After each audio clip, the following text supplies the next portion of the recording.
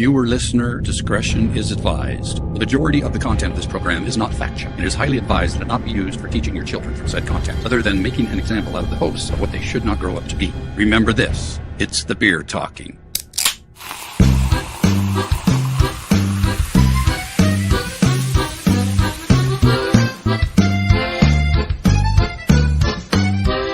Welcome to the truth about beer.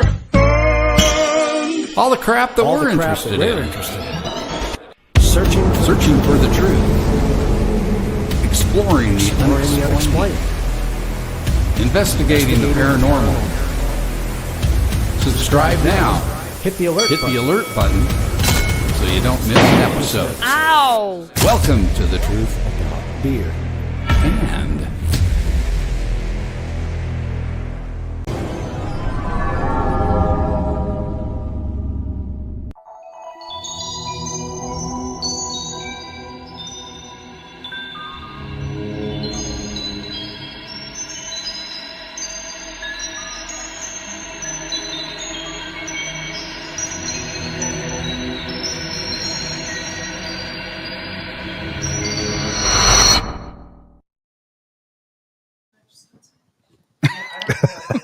hey, what are you doing on that side of me? I know, it's weird. We're backwards. Welcome, everybody. Yeah, welcome to Miami. We are live at the Arizona. Paranormal Day 2025, I guess it would be, right? Yeah. So At the Bullion Plaza, Miami. you can fix the camera. What do you want? You can adjust it any way you want. Yeah, I can tip it up a little bit. Tip it up. You almost could bring it lower, too, and tip it up. Actually, that's not bad. You like that? Okay. I Nice. Can see your shirts. So we're advertising? We are advertising. I like it. Yours is kind of cut off, though. But that's It all right. does. It's kind of weird. So, yes, we're going to be hanging out with you guys all day today from 10 a.m. to about 3 o'clock this afternoon. So, we got a huge lineup of speakers going to happen today. We got activities going on outside today. There's a lot of vendors outside. So, and It's going to be a fun-packed day. it is going to be a fun packed day. Except I've got to leave at noon, I know, unfortunately. I'm bummed. Really bummed. I got double booked today. That does happen. So, this is our first time here at this part of Miami. Miami. Yeah, so we are we're at the Bullion Plaza. Kind of a neat place. I think this was a school at one time, and I think it started out as a school, Yeah. perhaps, from what I remember. yeah, it's a pretty cool building. I haven't had a chance really to walk through other than to come to this room, but I'm sure we'll learn more about it as the day goes on. we will. Yeah, yeah. We're going to sit down with Vinny a little bit later on. I'm sure he'll talk about it in some detail. So should be exciting. So we got our first speakers coming up here at 10 o'clock. So they'll be on with us, and we'll be doing the little breaks between the speakers as the day goes on. So good lineup today. Should be a lot of fun. I'm looking forward to it. I'm excited about it. And we are streaming on multiple platforms, although Rumble did not go. So I think the link was broken. Oh, So we'll I have to hate put it when on. that happens. I know. We got any comments or anything? Not yet. Waiting for people to jump on. So, Of course, it wasn't advertised. I mean, you can hear there's a lot going on. yep. So, getting stuff set up right now. Like I said, our first speaker's coming on at 10 o'clock. So, hang out with us. Hey, Vinny, what's happening? Hey, Vinny. We're live on YouTube right now. So, yeah. I didn't even put the links out on my Facebook page. That's all right. We'll figure it out. Yeah, send me the code. It ain't working. Pop one down. Yeah, I tried to get Vinny on Vinny's YouTube yesterday. Remember what it did to us? Kept sending us the code, and we had trouble getting on initially. yeah. He was doing the same freaking That's thing weird. yesterday. So, yeah. But it will come before this text in. You were on the spit. And I look at it, and I open it, and then it goes. Then one time I put a number in, it went away. And it just, we did it That sounds like paranormal activity to me. like 8 times or something. Hmm. You have his PSA. What's that? Daryl's PSA, that 2-minute video. I got to upload it, but yeah, we can do it. Yeah. What are you streaming on? YouTube. A whole bunch of YouTube channels. Downtime, they're going to be 40 minutes. Okay. So we're on Ghost Squad of Scotland too. We aren't are, we? yeah. Yep. So Yep. it's in the afternoon there. Yep. Almost going into the evening. That's why I said, well, I guess we're doing it for YouTube. So I do have to record his video too and bring that over. So we got some people hanging on or jumping on, I should say. So Cool. Is that you, Lindsay? Going live? Are you hopping on? We got some people hopping on. So if you're just joining us, this is an all-day Paranormal Day event. We'll be here from 10 o'clock to 3 o'clock this afternoon. Quite the lineup of speakers today. We'll be broadcasting them live, and then kind of in between, we'll be chatting with you guys. Probably do some interviews. Might even see some Kathleen's really on. good evidence. Yeah, I'm excited. So this should be fun. So it's gonna be the longest stream we've ever done, other than Parapalooza. But even Parapalooza, we stopped in between, right? Yeah, we this did. This will be the longest stream. Hopefully, there's no limit, is there? Oh, I don't think so. Okay, we'll see. We'll find out. Because we're on the higher tier of StreamYard, aren't we? That's right, we are. So we'll see. All right, so we'll be hanging out with you all day today. It's gonna be a lot of fun. A lot of cool stuff coming up. First speaker's set here in about 8 minutes. So we'll be broadcasting that live, and it should be a lot of fun. I'm excited. Hey, and don't forget to join us on Tuesday night for our regular Truth About Beer show. Yes. I think we're going to be talking about income taxes or something like that. Joy. Everybody's favorite topic. Are we going to be drinking this week? We have to. I don't think we'll get through it. If we're going to talk about taxes, we got to drink. So definitely. Good times. Hopefully you've got your taxes done already. And, what? You don't have your taxes done yet? No. They'll be done tomorrow. So that's TurboTax is your friend. Yeah, it is. Anyway. I did mine. I did mine last Tuesday, didn't I? Before I came over. Yeah. You said you did. Yeah, Yeah. we got it done. Yeah. I love TurboTax. It's great. It's very friendly. It is. It's user friendly. And they have live help if you need help. Yeah. So that's I kind of didn't cool. use it. I paid for it. You pay for it, but don't use it. But I don't think, I think even once you file, after you file, you can still go back and get the live help after. I don't think it expires once you pay for it. So, So we should be getting a little stipend or whatever from TurboTax, shouldn't we? Shouldn't they be giving us a little advertising money right now? they should be. Yeah. Oh, They should be. We're promoting them. So,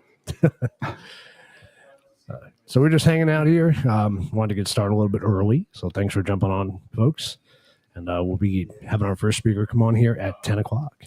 I guarantee you're going to enjoy it today. Yes. So if you're bored right now, just go get yourself a drink and Get kick set up. back. And just expect some really cool stuff. I do have to take a pause here for a minute, and I do have to bring that video over. So I'm going to do All that. right. I'm going to do that while we're waiting for our first speaker to come on. We ran out of time this morning, so I didn't have a chance to do that.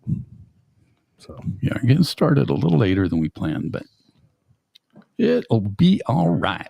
it's all right. Where is that video? I know Vinny sent it to me yesterday. And as usual, please forgive me for my gums.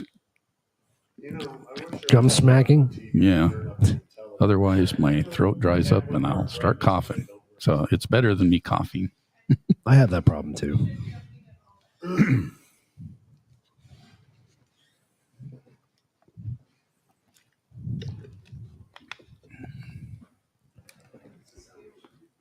Well, this is going to be exciting.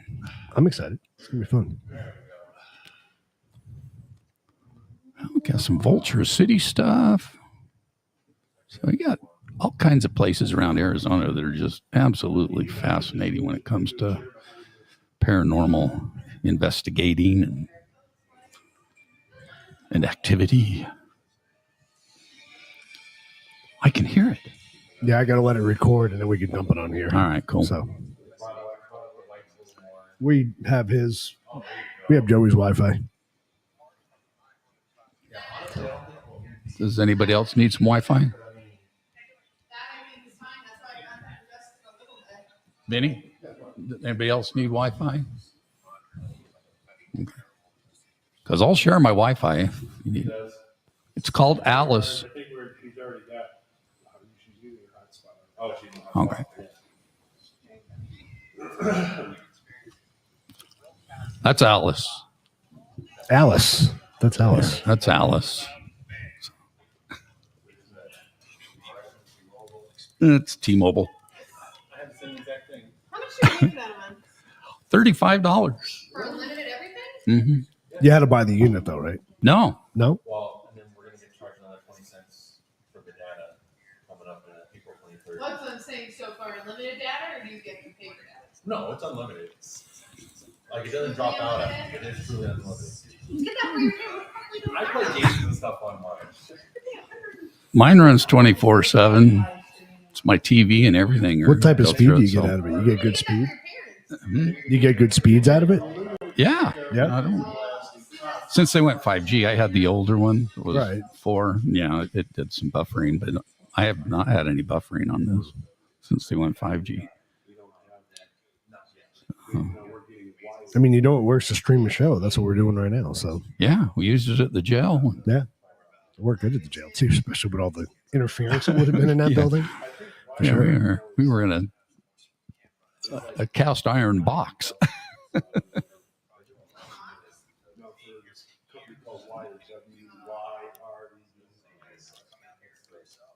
But yeah, Cox Unlimited costs us $170. Yes. Because we have to have the. We both work from home. Yeah, it's more like work from home. So I don't know if I closed out He's hardwired. Final Cut or not, but I'll have to dump this into that too, and then bring it over. I just watch. That's still open. Is it? Whoop. Okay. And that for his parents would be perfect because they just watch TV and. I'll send this to you. Return to sender. I guess It's 2 minutes you're not long. returning So it. It shouldn't take too long to upload. hopefully not. See if I make it past level 4. If you're just joining us, we are at Bullion Plaza in Miami, Arizona. Hanging out here, Paranormal Days 2025.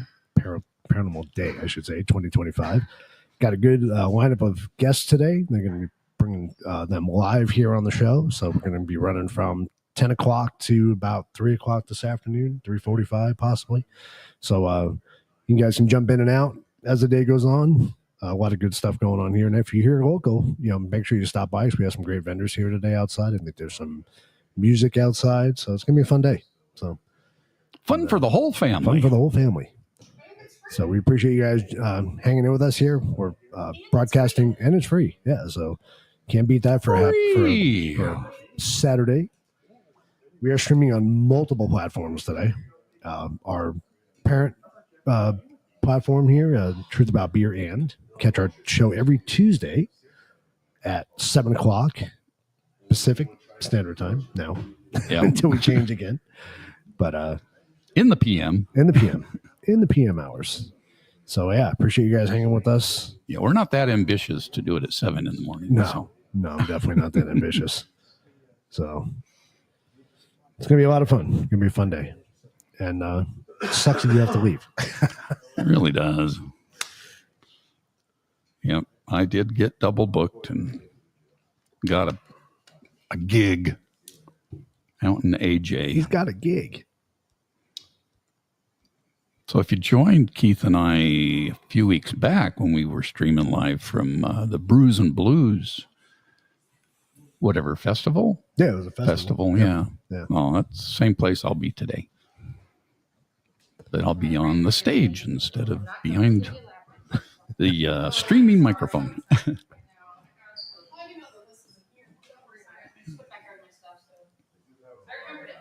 All right, Tracy, get you. It's lagging. Line back here. It's a lagger. I wonder if you airdropped it to it. I wonder if you could do that. So come on in, Sadie. Are they? Are they? Oh. I give out players a little game. Where's Sharon? What time do they start? just because it likes being present in front of her. Should be popping up. There it is. Yeah, they like to do it by themselves, which I know you prefer anyways. Except And they're good people. I'm just gonna go up there and give a shit. Downloads. There you go. There she is. Try to get up there. Oh, there you are. I just sent you a text saying, where are you?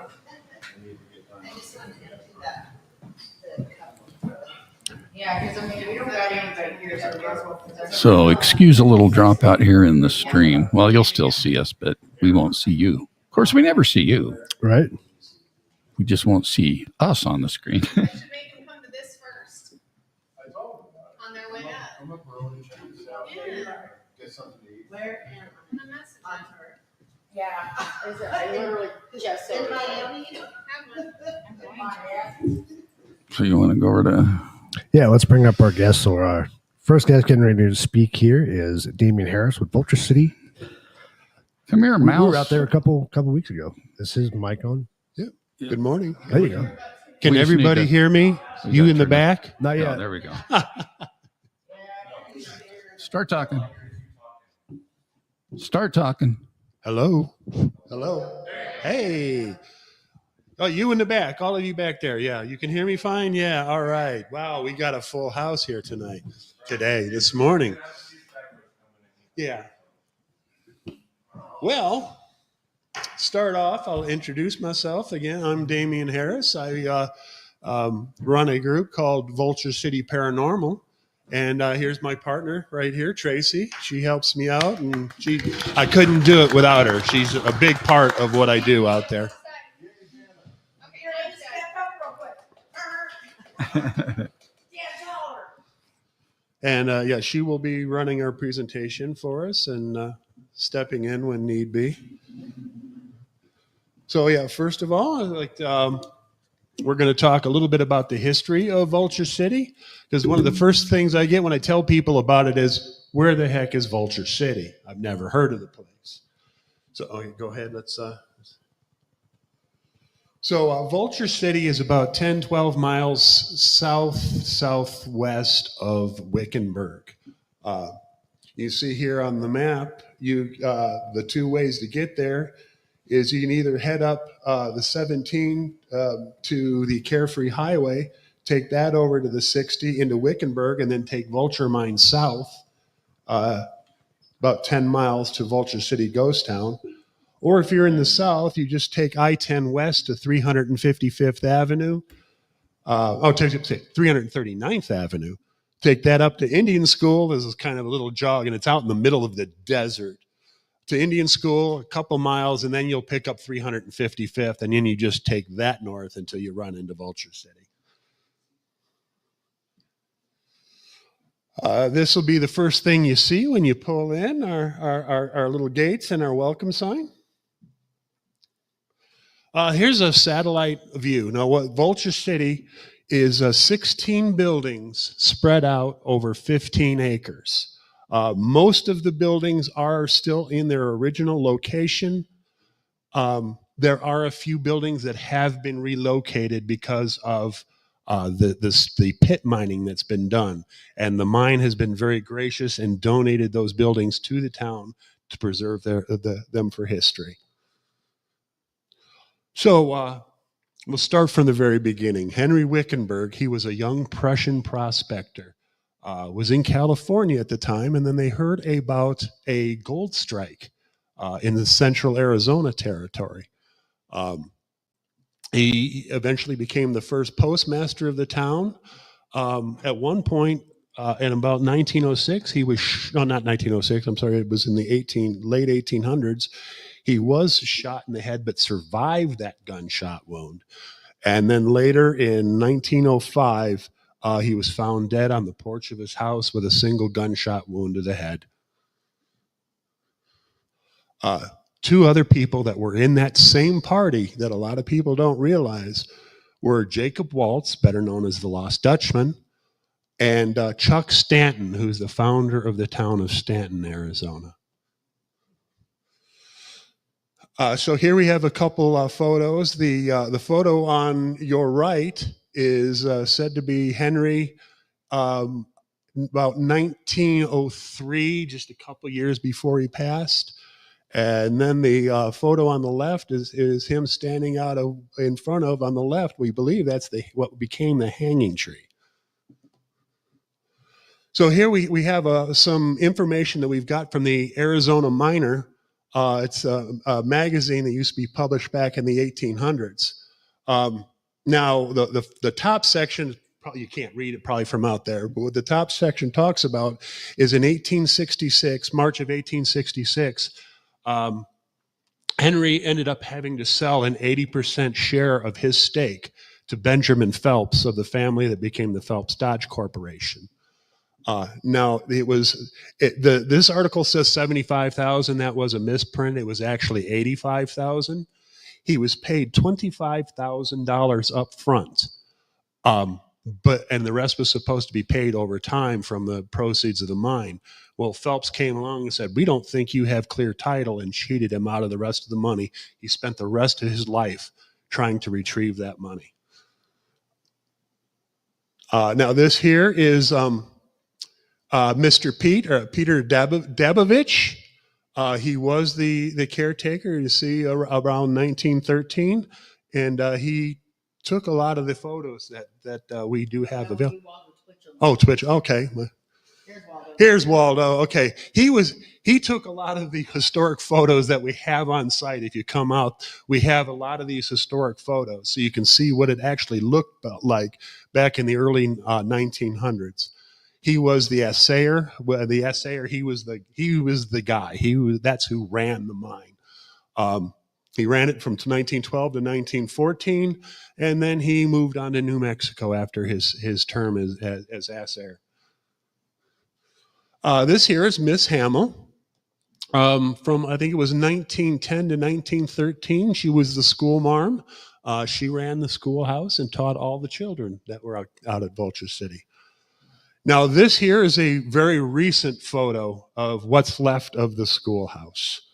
You see, it's in pretty bad shape. We're currently working on doing something to fix that. Here's a shot from inside. You can see it's fallen victim to a lot of vandalism and the weather. The remains of an old piano that's still on the site. This is the second school building. It's fared even worse than the main building.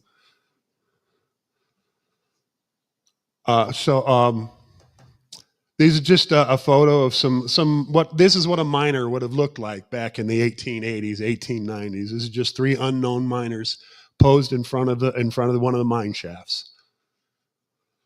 So James or Jimmy C. Davis is actually a big part of Vulture City.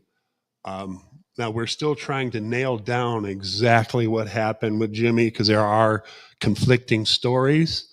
Now they say the Davis family, the whole family was very well loved, and especially young Jimmy. And he helped repair the equipment and such. And sometimes he would actually, work as a miner too. Well, unfortunately, in 1916, Jimmy was working on a piece of equipment and got his arm caught in the belt. It flew him around and then threw him straight down a 170-foot mine shaft. Now this here is a diesel generator that powered the town from 1939 until the town shut down in 1942. It was brought over piece by piece from San Francisco from the Union Diesel Company. Now this is you say it. Francisca. She was born 1875, passed away in 1881. We don't have an official cause of death. She is buried at the Verde Flat Cemetery, which was the cemetery for Vulture City. One of only two residents that actually we know who it is and has a headstone on the property. The rests are just crosses that were placed there to honor the fallen by the Historical Society. There's probably about 200 graves out there. Here's just another one of the assayers, probably one of the last, being 1940 to 1941, because the mine was shut down permanently in 1942 because of World War II. It was deemed by the U.S. government as a non-essential service, and so the government demanded it shut down. Now, they did try to reopen the mine several times, but basically all they did was rework the tailings. And it never did come back until 2017 when the current owners purchased the land. And since 2017, it has been working as a very successful gold mine. These are two more of the residents that, towards the tail end of the town, Ed and Bob Howell. And here you see in 1939, this is that same the generator engine or diesel engine we showed you. You say they've just placed it on site, and they're still building the building around it. It's just ultimate cuteness. On the left, we have Princess, the cat with 9,000 lives. They think that she's approximately about 13 years old. But she is a resident, and she will just find wherever she can go and sleep in any of those buildings, and she's a very good guard cat. If you are fortunate enough to come out for one of our tours, she will probably sneak up on you at some point and scare the tar out of you. Now the dog, his name is Bo. He belongs to the only resident that's there. He's got the dog has two other brothers, but this is the one that they take out most of the time, and his name is Bo. So this building here, this is the famous brothel. Now there has been some disagreement about whether this actually was a brothel. However, I have photos from pre-1900 showing this building on property. It did not have that porch around it back then. And I also have a court sale document listing the assay, the cookhouse, bunkhouse, and the hen house. So they didn't have a lot of chickens there. So I'm this here, the photo's kind of washed out, but this is Mexican Rita or Madam Rita.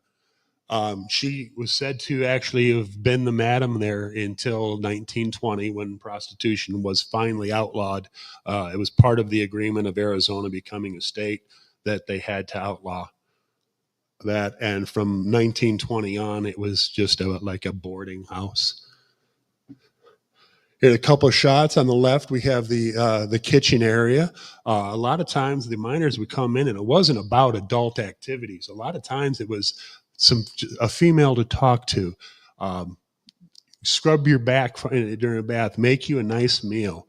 Now on the right, we have a photo of the, what's the word I want? The parlor area when you first step in. So the room on the left that you see, there's a doorway that, right in here. Yeah, that leads into the kitchen. Right here.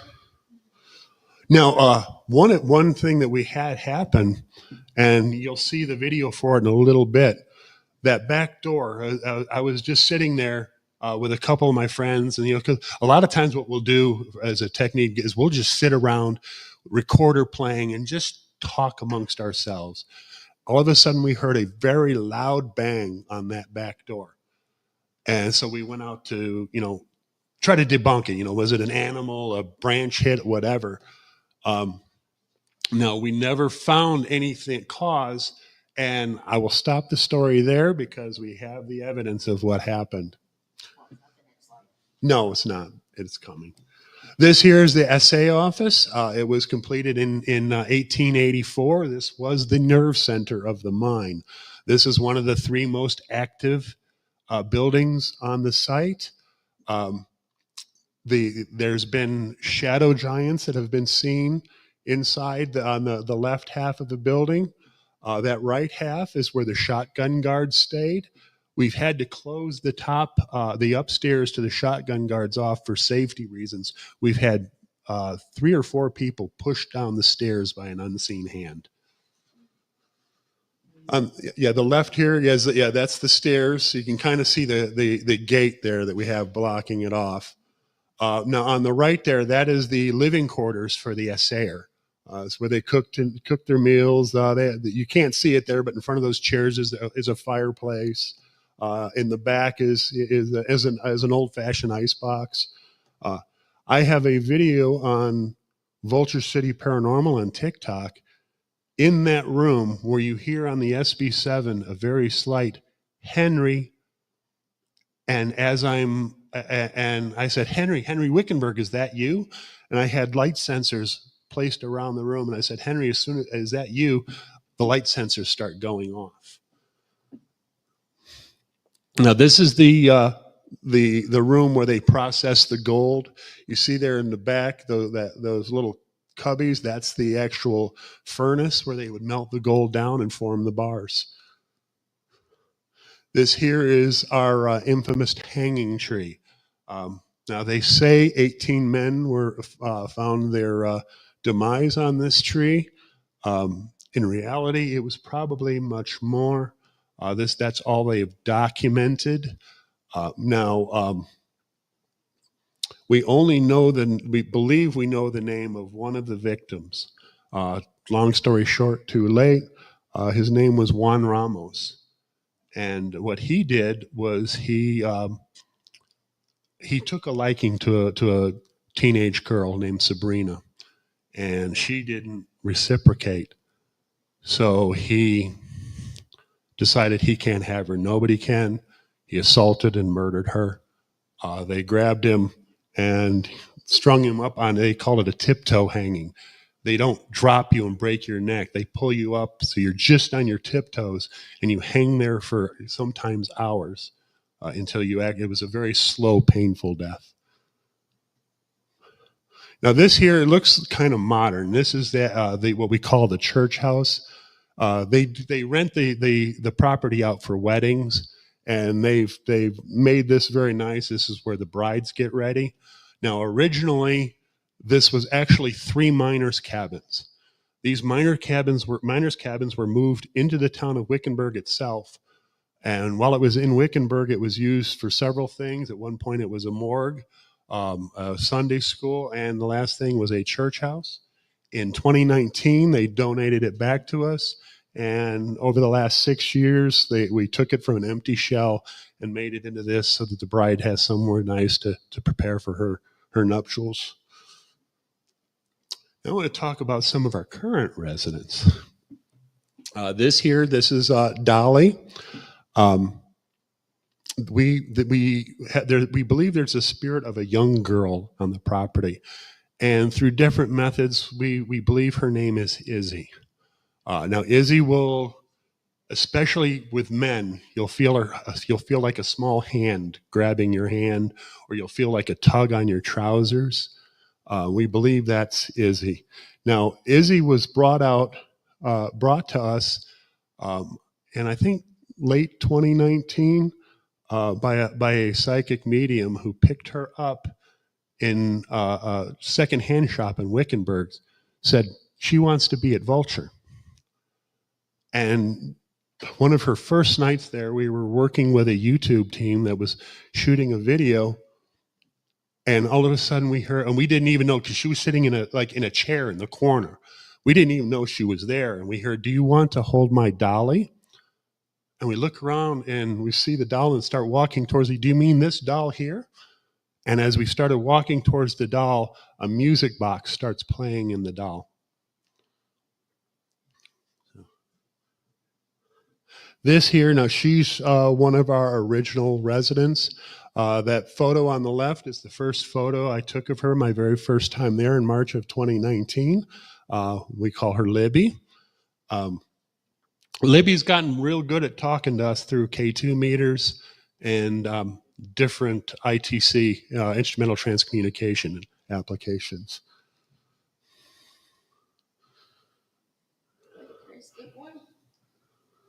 Look at that. There's no power in this building at all. This is Lily. She's an original resident here. Look at that K2 meter. She's really happy to see us. Aren't you, hon? Wow. All right. Thanks for letting us know you're here. All right, we're going to talk to you a little bit. All right. Bye-bye. Now, like I did say at the beginning, there is no power to that building at all. There's no reason that K2, other than we believe the presence of the spirit energy, to be going off like that. Now, that being said, this is our newest resident, but one of our most active. We know him as Billy. He came to us in March of 2023. He was originally at the Horseshoe Cafe in Wickenburg.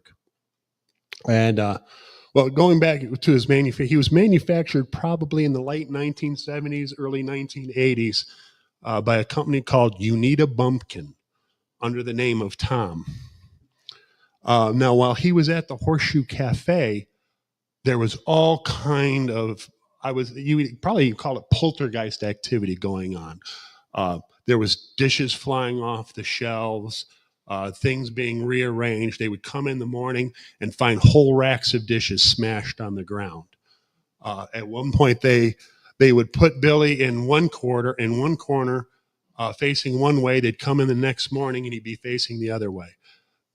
Yes, sir. Where do you have Billy housed at now? He's in the roost with the other girl, with the dolls. Yes. So here's our little family with Billy, Izzy or Dolly, and Libby, and their big sister here. She loves them very much. This is just some shots from the roost that you'll see. A lot of the artifacts. The roost is again one of the top 3 most active buildings, and we believe that's because of the presence of the dolls, some other haunted objects, and just all of the artifacts. And there's so much energy gathered in this building. Here's the main front room. You see a whole, some historic photos, and everything in there is stuff that was found on property. So, which one's this one? Okay, pause this one. So to continue, this is going back to the kitchen, the bang. Now, when I first reviewed everything, I thought, okay, I don't have anything, until I got to the last few seconds of the video, and you will hear a very clear Class A EVP on this.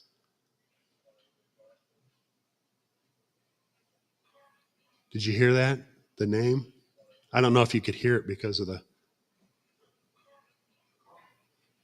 Yeah, there was no women with us. There was only 4 guys on the property, and a female voice calls out, Carl.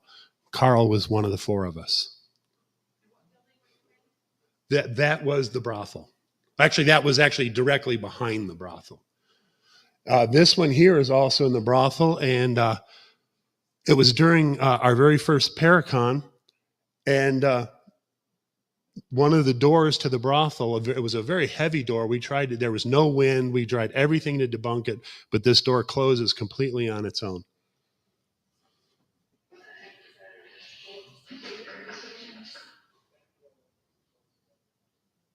Can you shut this door?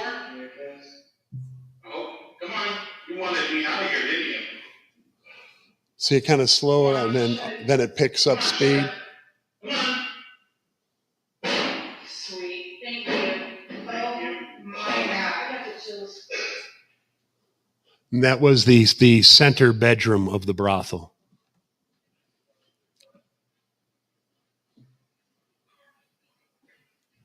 Just next. Okay, so this is actually one of our most famous photos now. If you want to see it close up, you can come ask me. I can show you better. But you can see in the window, there's the apparition looks like a naked woman. Now, we had no idea where this came from. But then we heard the story. On the left, you see the actual news article. Robert Gaines had planned the murder of his wife, Carrie, and his best friend and him had murdered her and thrown her naked body down the mine shaft that's less than 100 yards from this building. We found out about it from the detective that it was actually the one that went down the mine shaft to retrieve the body. And it was 2 weeks after he was there and told us that story that this photo appeared. What's this one here now?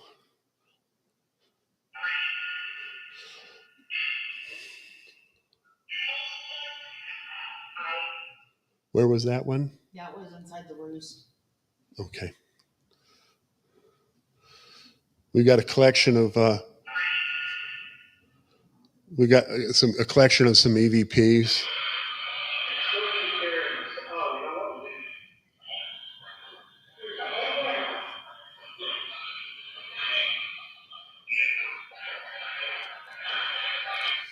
That was taken inside the generator building running an SB7 box on AM backward suite. Ian is an entity that appears, that makes his presence known to us quite often out there. And some have even said that Ian kind of watches over me.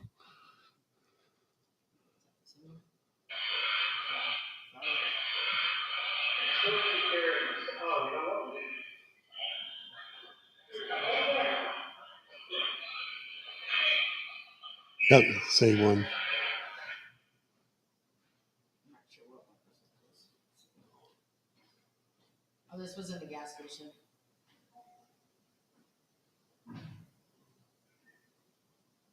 That was in January in the gas station. Yeah, that's very difficult to hear on here, but it clearly says, "I see," and then "I'm here."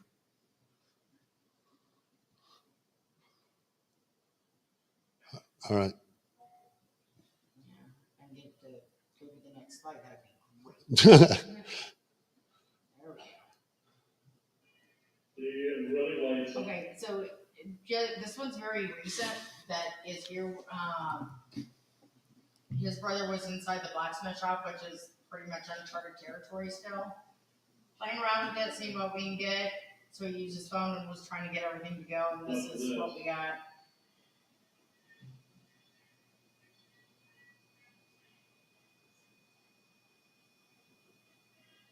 The music on his phone is very faint. It was like 1920s music trying to act as a trigger.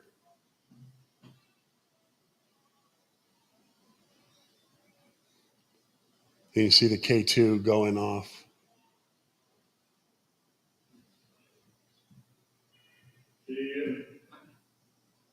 Stinking computers technology. Dr. Cupcakes, and you get to investigate on your own. That was, I'm not too sure what building that was. It was kind of a whisper, so it was very hard to hear in this situation. Dr. Cupcakes, and you get to investigate on your own. Plaza.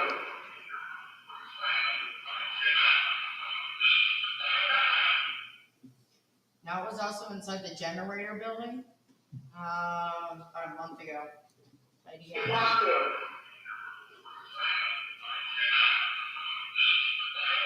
And that did not come over ITC. That came over the spirit box. The K2 that you're here, sweetheart. What did she The say? K2 that you're here, sweetheart. Shit? Is that what Sure. oh. Sure. I'm an old man. I got old man You hearing. never know when kids are present.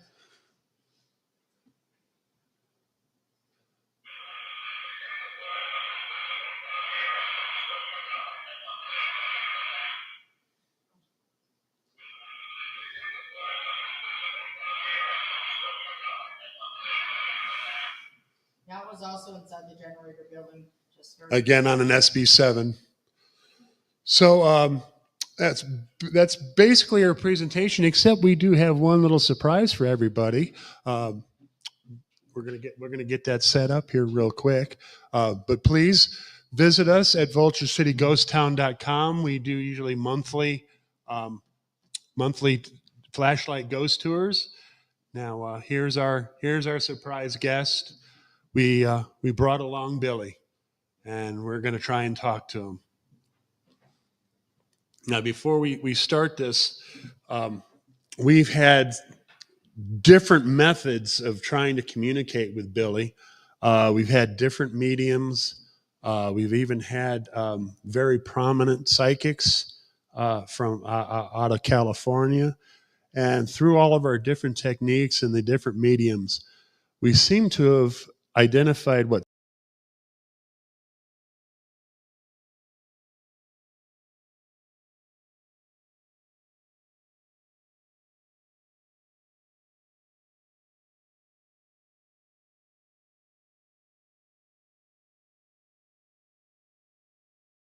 after and just kind of tagged in.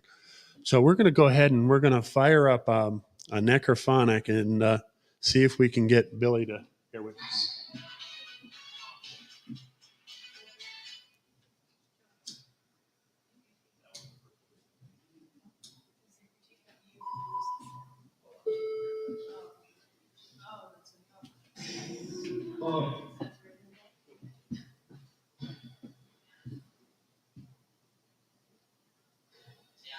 So usually Tracy has the best rapport with Billy, so I'm going to step back and let Tracy take over and see if she can get Billy to talk to us. He's been kind of shy lately, so we don't know what he's going to do. Did he just curse at us? Yes, sir. He's like that toddler that learns how to swear the first few years and then goes running down the hall.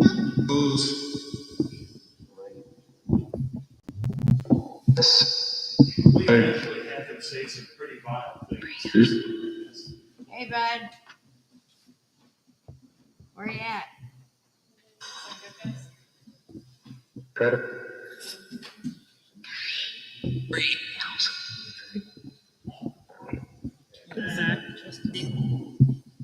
can't see where the line is. Okay.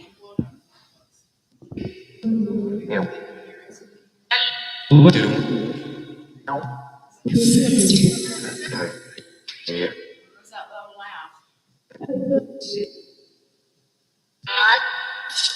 There you are. Can you bounce it over to everybody? No, we're trying to put you up in front of everybody.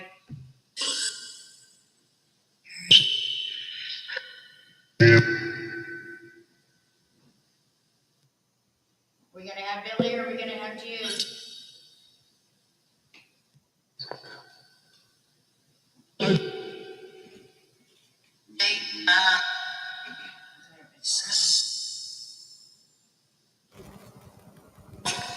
You got the whole building to run around in.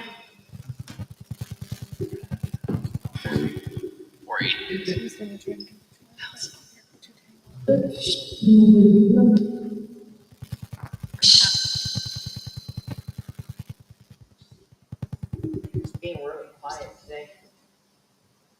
I wonder if he does it right. Yeah, Billy.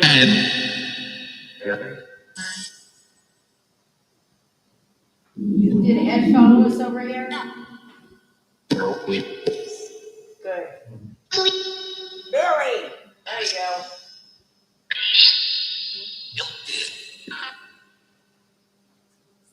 Can you tell us the name of anybody in the room? That was something really soft. Yeah. He's like right away. Oh, yeah.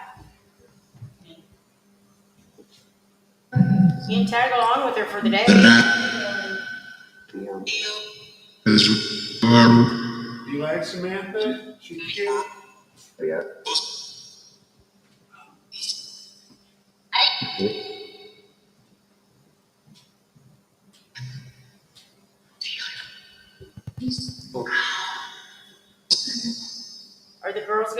birthday today, Billy?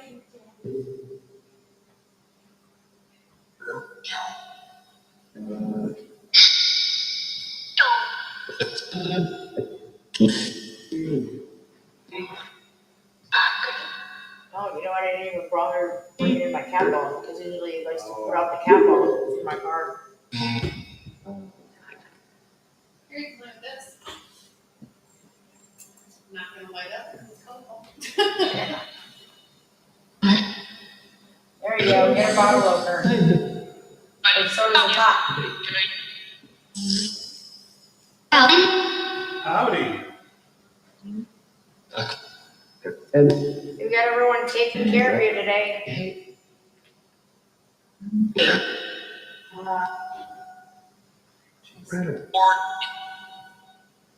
Oh.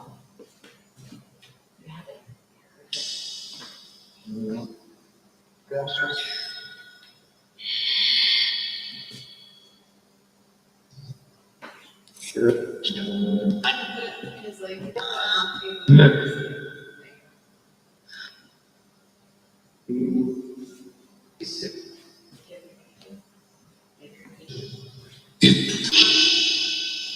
You like the blinky lights?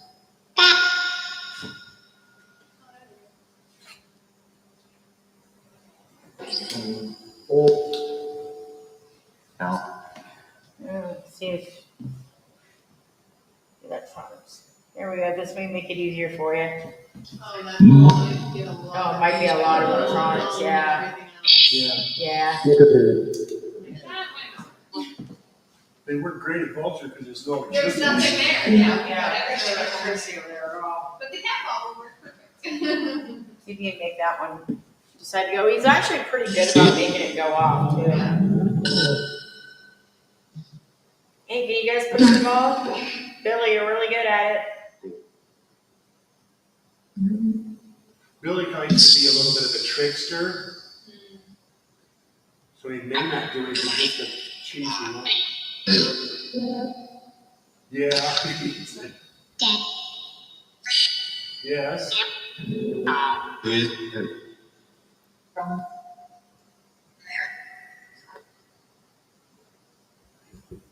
If anyone would like to try and ask Billy any questions, feel free.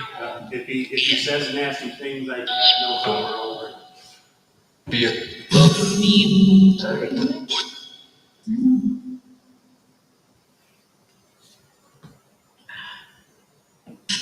He wants nothing to do with me today. Are you upset? Do you want to go home? He's been away from Vulture for over a week now.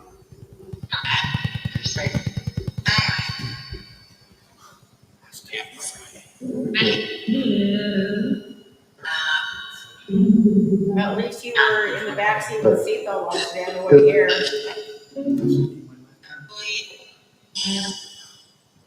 We gotta put in a booster seat we can.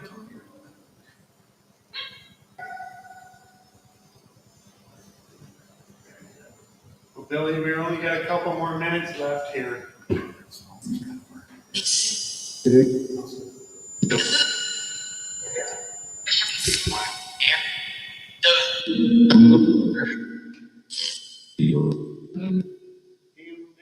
Ask Billy to talk to you. Tell him it's okay. No one's gonna hurt you. Yeah, a lot of whispers.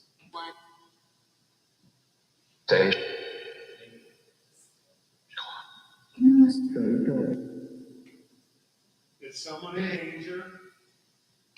Who's in danger?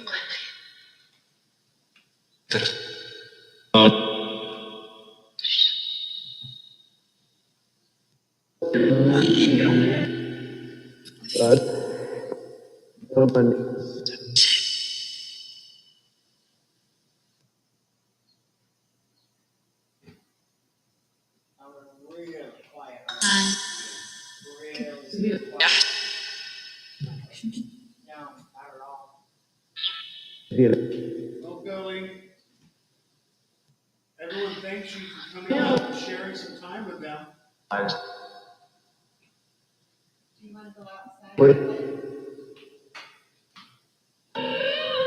Across the street.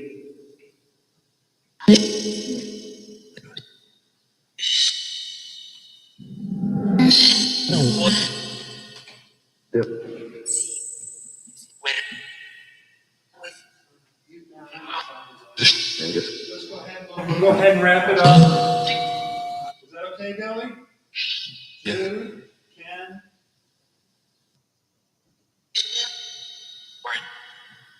All right, thank you so much. We're going to wrap this up so that we'll let you go.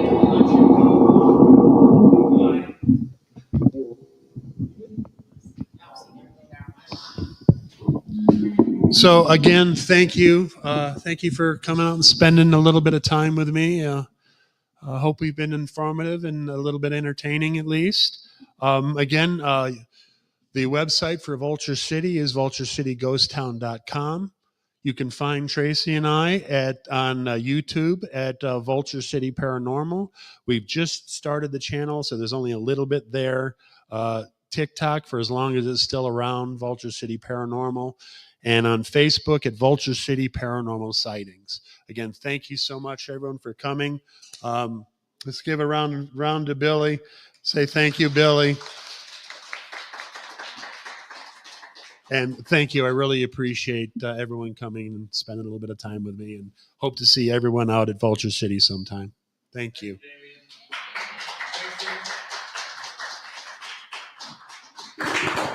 I'll put Billy over here for anyone that wants to kind of give him a look over. Still doing Does Billy have a favorite color? Like, we haven't actually figured it out for that. It's still doing Still it. doing that. That's weird. Huh. I'm gonna assume probably green and blue. Or green and gold, maybe? All right, that was very cool. That was fun. So it's Damian Harris. Yeah, I gotta hold this so it stops doing that. that's so bizarre that it's doing that. I don't know why it's doing that. Very weird.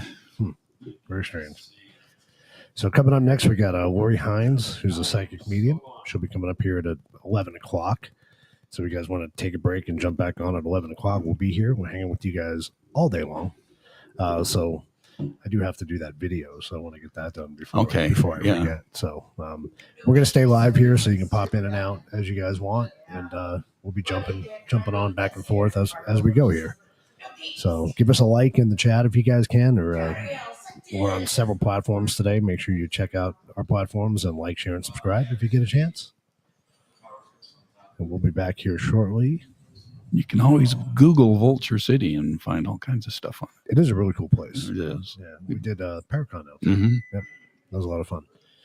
So cool stuff. All right, gotta do a couple of quick commercial breaks here, and then we'll be back.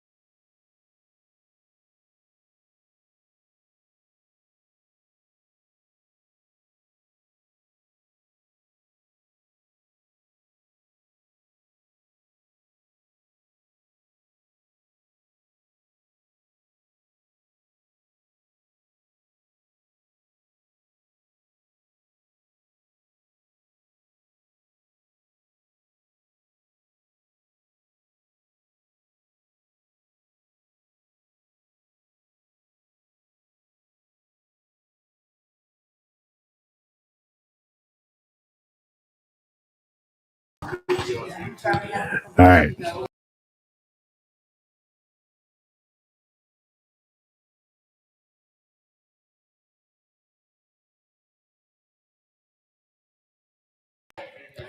All right. We're having all kinds of fun here. So, for some reason, the thing just went away. Yeah, I just got there. We go. We're back. We're figuring this out as we go here. We got multiple cameras and sound sources and trying to bring it all together. So it's on the fly. Yeah, we're doing it. I think we're doing this.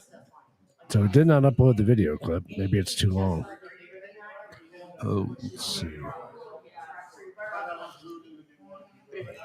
We'll try it again. What is the limit? I don't know. I thought it was. I think it's by size. I don't think it's by time.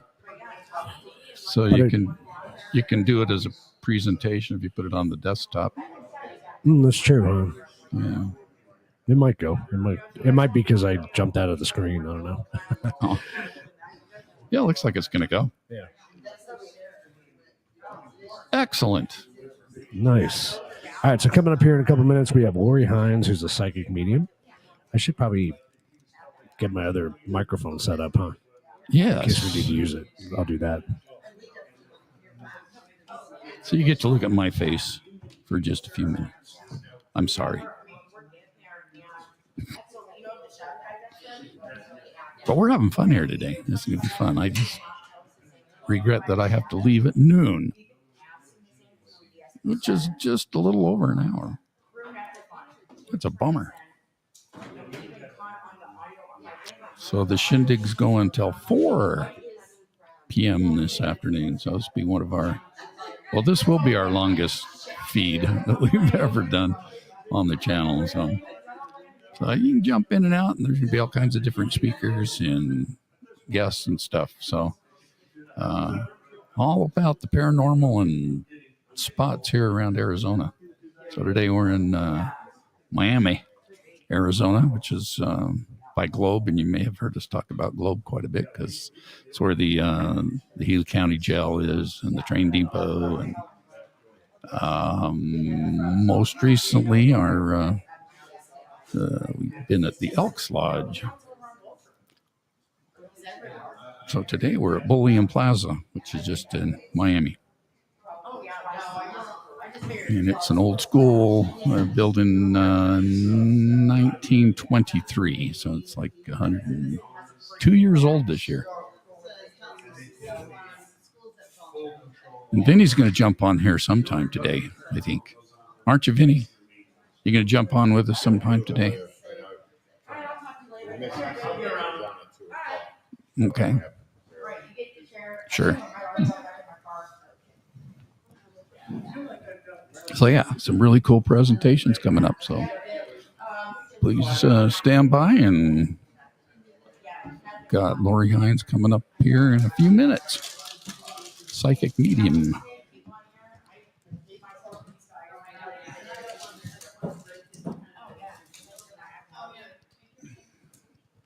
So Lori's an author, intuitive, and speaker who has done workshops and lectures on Arizona history, featuring locations from her novels, as well as workshops on spirit guide communication. She is a member and volunteer of a group of psychic mediums who use their intuition and expertise to help solve missing persons and cold cases.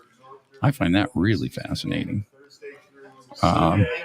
Her mysteries are inspired by experiences as a paranormal investigator, travel adventures through the Southwest, and her interest in archaeology and Native American history. So yeah, should be really good. Got several novels she'll be sharing that she's written, and I'm sure we'll hear how you can attain those if you're not here. Many of these authors, they have their books here that they're selling out at their displays. So it's very cool.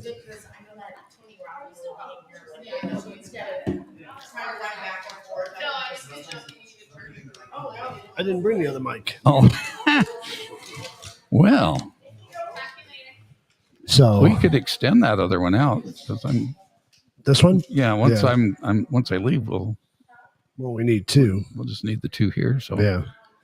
That's why I was gonna unwind this. So we can put that one on a stand out there if you want to do it. Yeah, we could do that. Can I Where there's a unplug will, this? there's a way. It's muted, so yeah. Yeah. Can I unplug this? Because if I can unplug this, that will make my buttons. I still hear the tit. I don't know why. Got so much power running around here. That... Oh, wait. I think I just got rid of it. Oh, good job.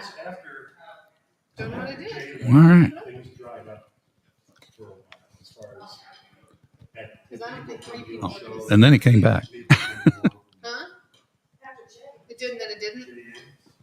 So it might be the. Oh, is that better? We use a long cord. Oh. Unplug that one. Yeah.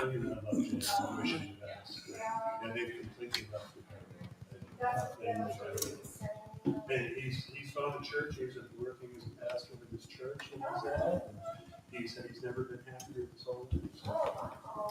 Yours, ours, where does this go? Water. I don't have any towels either. Lift this up That's how I got into Vulture. where it's under there. Hey, the toe went away. I'm sure it did. Vulture City Paranormal. Vulture City Paranormal is basically it's me, Tracy, I'm gonna sit that on the ground. and The That me. bathrooms have paper towels. Where are the bathrooms at? cat herder. Yours is closer before you get to the middle part. On the tourist, and all the stragglers that try to go off on the road, she herds them back with the group. That's really one of those, because if you kind of get into yourself, there's no getting on it. Well, I tried at the beginning of the tours, I warned people, I said, look, we're in the middle of the desert. There have been coyotes, bobcats, and even mountain lions sighted here in the town. Yeah, And if you're with the group, you're safe. I think outline has been cited at Ultra City too, right? Yeah, that's what I know, yeah, in the town itself, they've been caught on the security camera. Oh, that's nice. And that's why I say, with the group, you're fine. You get off by yourself, you start to look a lot like cat food. I was just gonna say, mountain lions, well, yeah, literally jump on that. Are you next on the? Water spill. So it's going to get paper towels. Not good. We're trying to get this out of my car. No, not so much. So I'm waiting. Yeah, but as soon as I get to the stairs and. You know what? Screw it. Laura, do you have any audio stuff or anything you can share? No, it's just, I just do stand presentation. Okay. Yep. No I'll PowerPoint. zone into you on the Okay. microphone then. Perfect, thank you very much. So I'll reach out to Daryl at 11:30, just tell him, get into the green room, Got it. make sure it's working, and then I guess you and I have to do an interview. Would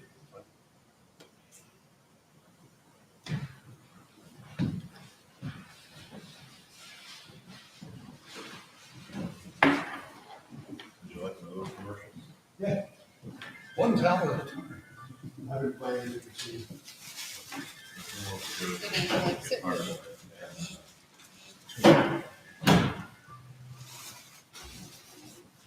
You're gonna say another mic for so you can love audio again.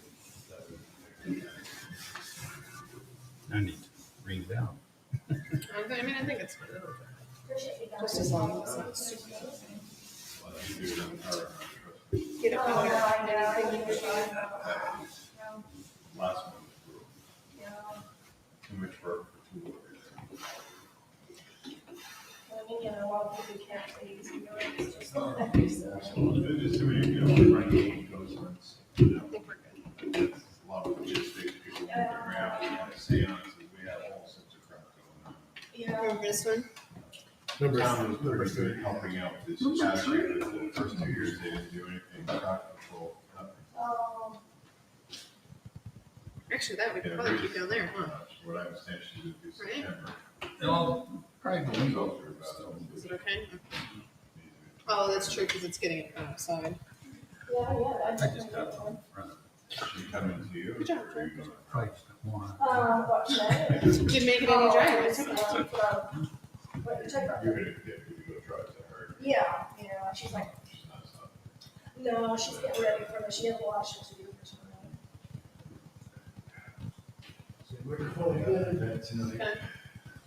You know what it's like to pack up equipment and recharge So stuff. that goes.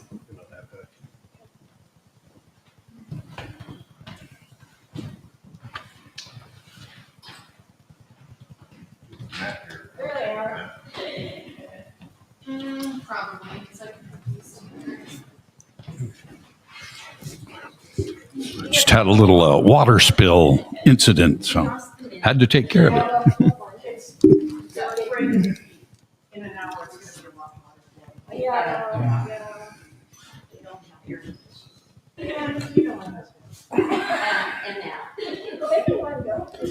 Let's get rid of that. Comes and goes. Yeah. I'm not sure what mic it's coming from because I mute them all and still hear it a little bit.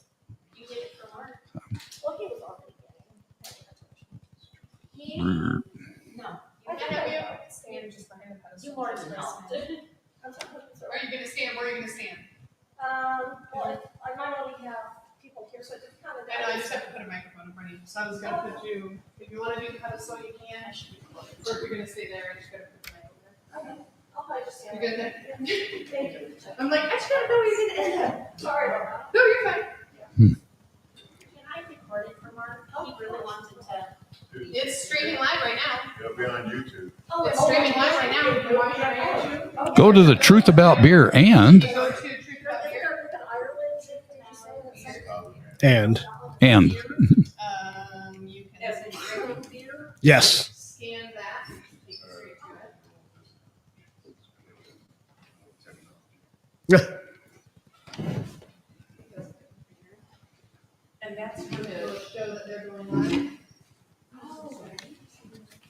And that's where they're going live. So you can now send him The link. uh,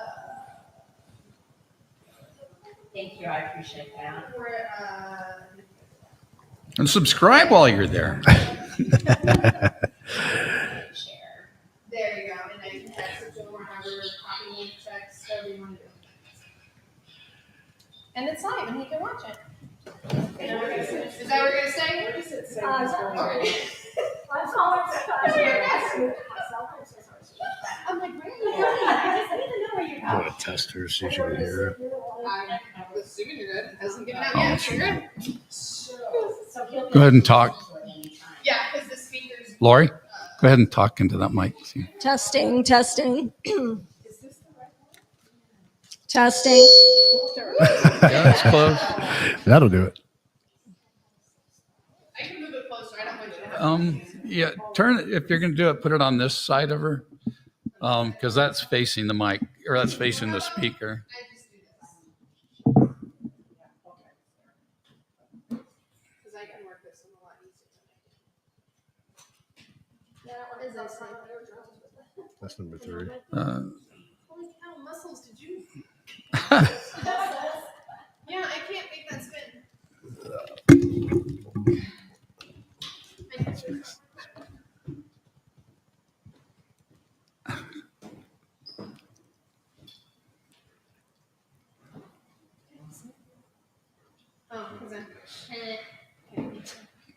All right, I'm gonna unmute it and bring it up. So try this. Is that better? Go ahead and talk. Testing. Sounds okay. Testing.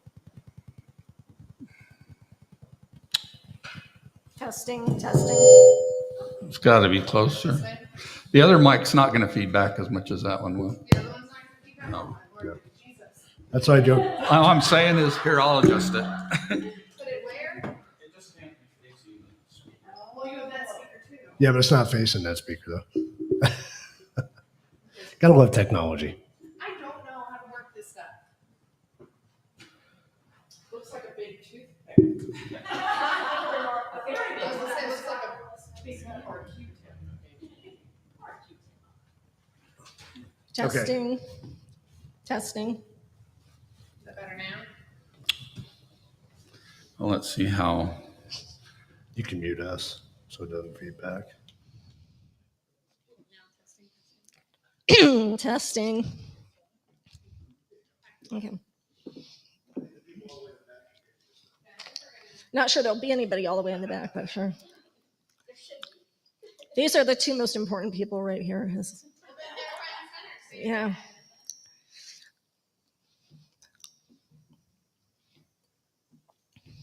Like, I don't want to make it too big on you so you don't feel like Hello.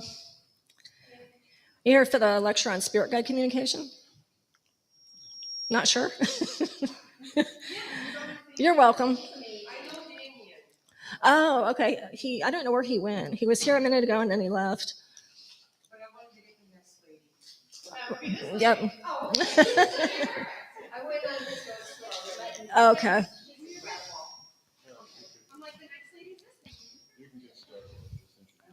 Okay. What'd you? I sent it, they're on your, but yeah, I can't get it, but.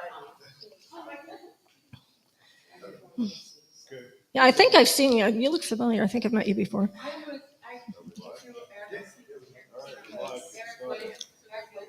Okay. Okay. I haven't seen him in a long time. Okay.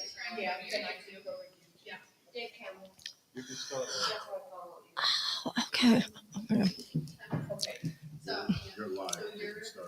Okay, so good afternoon, everybody. My name is Lori Hines, and getting a few technical things worked out here for a second. I'm the resident psychic medium for AZ Ghost Adventures. We're another paranormal group that features Miami history, Globe history. We do a lot of investigations in downtown Globe area in Oracle, Arizona. And I also work for a group, I'm the resident psychic medium for a group called Find Me Group. And a former CIA agent actually established that group to find, unfortunately, whether it's missing bodies or just missing people in general that are still alive. So there's like 100 psychic mediums that work together to help find people.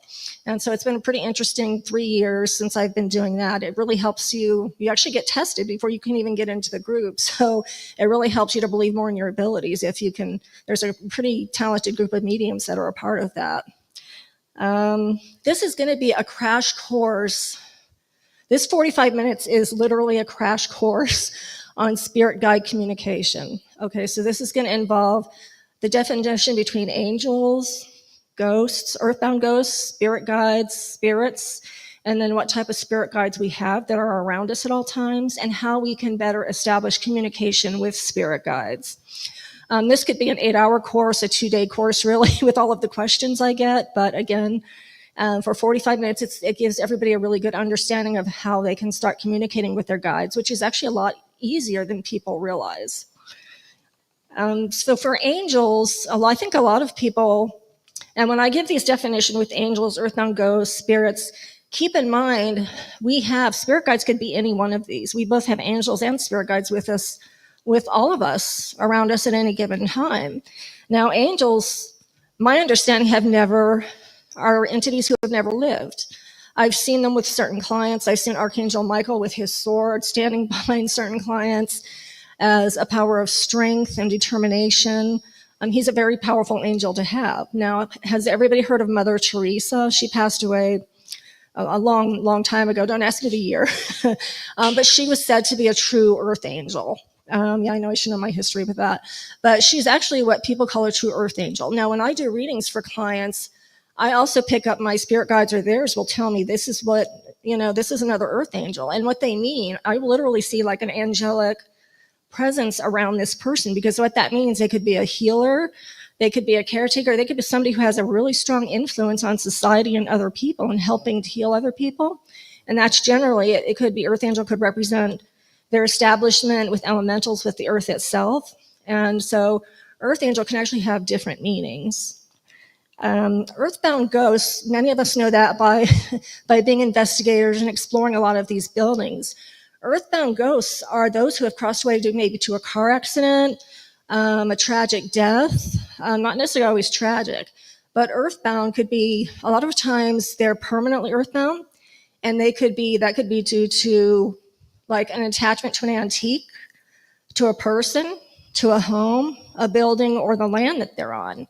A lot of times it is to a person or an antique. And like if somebody shows me an antique, I can usually tell them if there is an attachment to it. Like we have Gloria the doll that goes with us on all our investigations, and I actually developed like an hour backstory on her, the little girl that owned her. And that was very interesting because she's an antique. She's everyone's like, oh, she's such a creepy doll. But yet it was interesting. It gives me chills because that story, the little girl was blind, and she had went out to explore on a certain part of her property. And I guess she fell down a hill, and she had rested Gloria the doll on I guess it was like a rock. And then the girl tumbled down the hill somehow. She hit her head. She didn't pass out right away, but when her father found her, the doll was actually laying in her arms. Now keep in mind, she had put the doll at the top of the hill. And after the girl fell down the hill and hurt herself, the doll was right there with her. So yeah, and it makes me choke up almost because I got a visual of that as I was getting this past life story about her. That's kind of a form of remote viewing only into the past. So that was pretty interesting. And May is the little girl that talks to her. And so May, since I identified May, she comes through on all our investigations. And she's like, May. And then Rita kept forgetting who that was. I said, Rita, that's the girl that's attached to the doll. And she was like, oh my gosh. So it's really interesting when you can kind of pull forward stuff like that from antiques, because people don't realize what there is to learn from those kind of antiques. There is a real story behind pretty much everything. So earthbound ghosts, as I say, they can be attached to objects, people. We can actually have some of those as spirit guides too. And they can be, most of the times they're very benign. Like when I have a lot of clients come to me, I'll tell them, Doris, you have like a portal in your house, or I'm sensing a spirit, a male spirit, a female spirit, or both, but they're acting as spirit guides for you. And that's the definition I'll be giving in just a minute as well. So this doesn't go in certain, or it's not like somebody passes and then they're a ghost first and they become a spirit. It doesn't necessarily work that way. So when we talk about spirits, what would you say based on the definition of ghost, what a spirit is? Think of a higher level of kind of transcendence. So if there's an earthbound ghost that is ready to pass over, they come to terms with the tragedy. A lot of times they do pass over as what we call a spirit. And there could be a holding pattern with that. With an earthbound ghost, they're actually caught on the physical plane, or they could be caught between the physical and astral plane. There could be a holding pattern there. Whereas with a spirit, sometimes when people pass away right away, they can literally jump from ghost. They're not necessarily going to be a ghost, depending on their spiritual level when they're alive. A lot of people, I've talked to clients whose parents or loved ones have crossed over right from, when they passed over right to spirit level, or even better, in some rare instances, they immediately become a spirit guide. I have a good friend, his father is Native American. He passed right over to become a spirit guide. And I see that because I see wings behind them. And when I told them that, they started crying. They're like, yeah, we're not, because his father was amazing in the community and helping people. He was a very loving person. So he immediately became a spirit guide. So this doesn't go in any particular order. And the spirits, when they become a spirit, they're on the astral plane. And that's usually, I say usually, because there are rare instances, but that's usually where reincarnation takes place, if there is to be a reincarnation. From what I understand, it's not always, when a spirit becomes a spirit, they don't always necessarily become another reincarnation right away, if at all. Like a lot of my spirit guides, and I'm sure a lot of yours too, don't necessarily reincarnate. I think there's a couple of mine that do, and they've told me, they're like, yeah, I'm talking to you as who I was in this past life, but at the same time, I'm a 10-year-old child somewhere else, or an adult somewhere else. So it's really interesting to get that kind of detail. So that's the general difference between angels, ghosts, spirits, and then spirit guides, which is what we're here to talk about. But again, keep in mind, all of these could be guides. Angels are our spirit guides. Earthbound ghosts can be, as well as spirits. So does everybody understand what an incarnation is, or reincarnation? Like we could have come across from the Bering Strait Bridge thousands of years ago, and we could have like a prehistoric person that's here as a spirit guide for us. A lot of mine are Native American. I have Roman guides. We all have really interesting guides, as well as angels. So a spirit guide is generally, we could be traveling and we could adopt a spirit guide from our travels. That happens to pretty much everybody I talk to.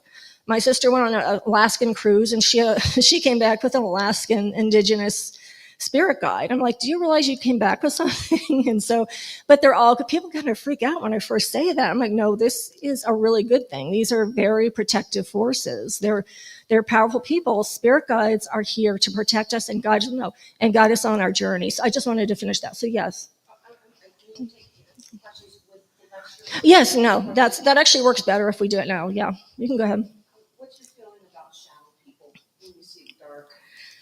Wow, that's a whole workshop in itself. No. I'm going to talk. That's a great question. Thank you for asking that. That's a really great question. Oh, okay. I might have to give you a reading of that. I might have to see if I can touch on that a little bit here, because I don't want to take too much time doing a reading shadow people, a lot of people seem to think they're all bad. I've had conversations with other people's spirit guides and my own and visuals, and they're not all bad. A lot of them, you have to understand, we all interpret energy. It's all about energy. So we interpret energy in different ways. So what I might see as an orb or a light that looks positive, you might see as a shadow person. Maybe that particular energy wants you to see it as a shadow person, usually not. For you, they're saying not in this case. So I don't know if that's the way you're interpreting it. I'm getting like a visual of a doorway being opened with the shadow person that you're talking about. But There's a feeling of that I couldn't breathe. Oh, okay. I was told sleep paralysis, but actually it was, I could wake up my husband at the time. Okay. I could see it all through the house. Okay. And that's one, I think there's a certain dimension those come through. That might be what I was seeing, kind of a doorway, because my guys are like, Lori, those are true. I don't know if evil is the word. Okay, they're saying yes. So no. Oh, no. These are like more like otherworldly. I would describe them as alien beings, kind of shadow beings. I'm hearing Men in Black for some reason, almost like that. But my guys are saying, no, those are probably some of the worst entities there are, especially with, like, the way you're describing being held down. Nothing good is going to do that.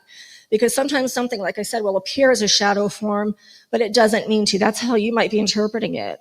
Or it could know that you're going to be comfortable with it. Sometimes I've heard clients say, Lori, I have a relative, but I'm seeing them as a shadow. But they're okay with it because they know it's their relative. So it's a different story for everybody. But yours, no, yeah, that was definitely a bad situation. So, but there is a certain doorway my guides are telling me they come through, a certain portal, so to speak.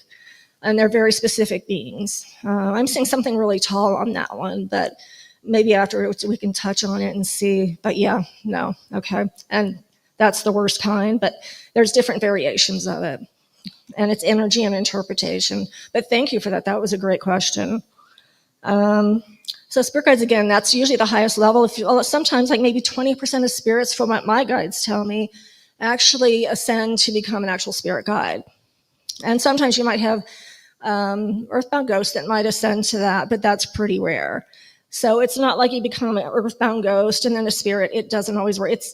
I can't hand a book to anybody and say this is how it works, and we all interpret things differently. But based on those definitions, does anybody have any questions just on these definitions before we move forward? Okay. I'm sure, are anybody in here paranormal investigators? I know you guys haven't, but you are? Okay. And that's when you guys, okay, I thought you were. So when you guys explore buildings like this, there are a lot of ghosts and things like that, all different kinds of things and energies in different buildings, especially in historic places like this. So, but there are spirits here as well. It's not just ghosts we're dealing with. So the types of spirit guides, so this will give you guys something to think about. Of course, what I always pick up on during readings is deceased relatives, deceased friends, acquaintances, people like that. That's a lot of who steps forward in the readings that I do for my clients. And I used to pick up on a lot of past life stuff, which I still do, but the more I've been doing this, the stronger a medium I've become, and the most of the people that step forward are deceased relatives. And obviously that's to give messages. It's to let this person know, hey, I'm still here. I love you. Please keep communicating with me. That's the important thing. Our guides want us to talk to them on a regular basis, especially the deceased relatives. That helps us grow and come to terms with death. Well, sometimes. I mean, you have a loved one that dies. That's not something that's ever. I have a friend who lost a 27-year-old son, and that's just to lose a child as a parent. Any death is brutal, but especially that is, that's pretty brutal. So, and of course, like I mentioned with spirit guides in general, the definition. So this could be guides that we've known from previous incarnations. So a Native American, a Cherokee person from 100 years ago, it could be, maybe a tree even. It could be, we could have been a male if we're sitting here as females, but we could have been a male 500 years before, 100 years before. You could be a tree, a rock. I mean, it sounds insane, but it's true. It's all about energy. And then, of course, how many know what an elemental is? Okay. Okay, so it's so what would you? I'm going to ask you, what would you consider it? It's not really Okay. a thing. It's more the kind of put together. Okay, and like when you're talking about Earth, and it does involve a different plane of existence. So we're talking about fairies, dragons, elves, hobbits. I love dragons. I've actually seen them with other people. I mean, it sounds insane, but elementals, like she was saying, are associated with the earth.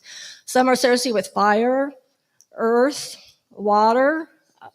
And so when clients come to see me, when I pick on sometimes past lives, I can pick up actually on certain elementals as well. Depending on what steps forward.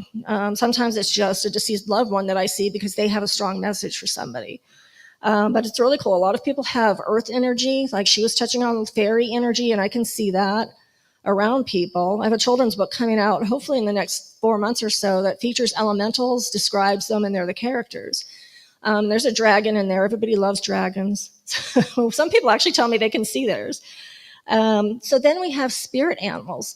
And I'm sure, does everybody in here have some animals that might have passed or crossed to the other side? I think we all do. So those are actually a form of spirit animal as well.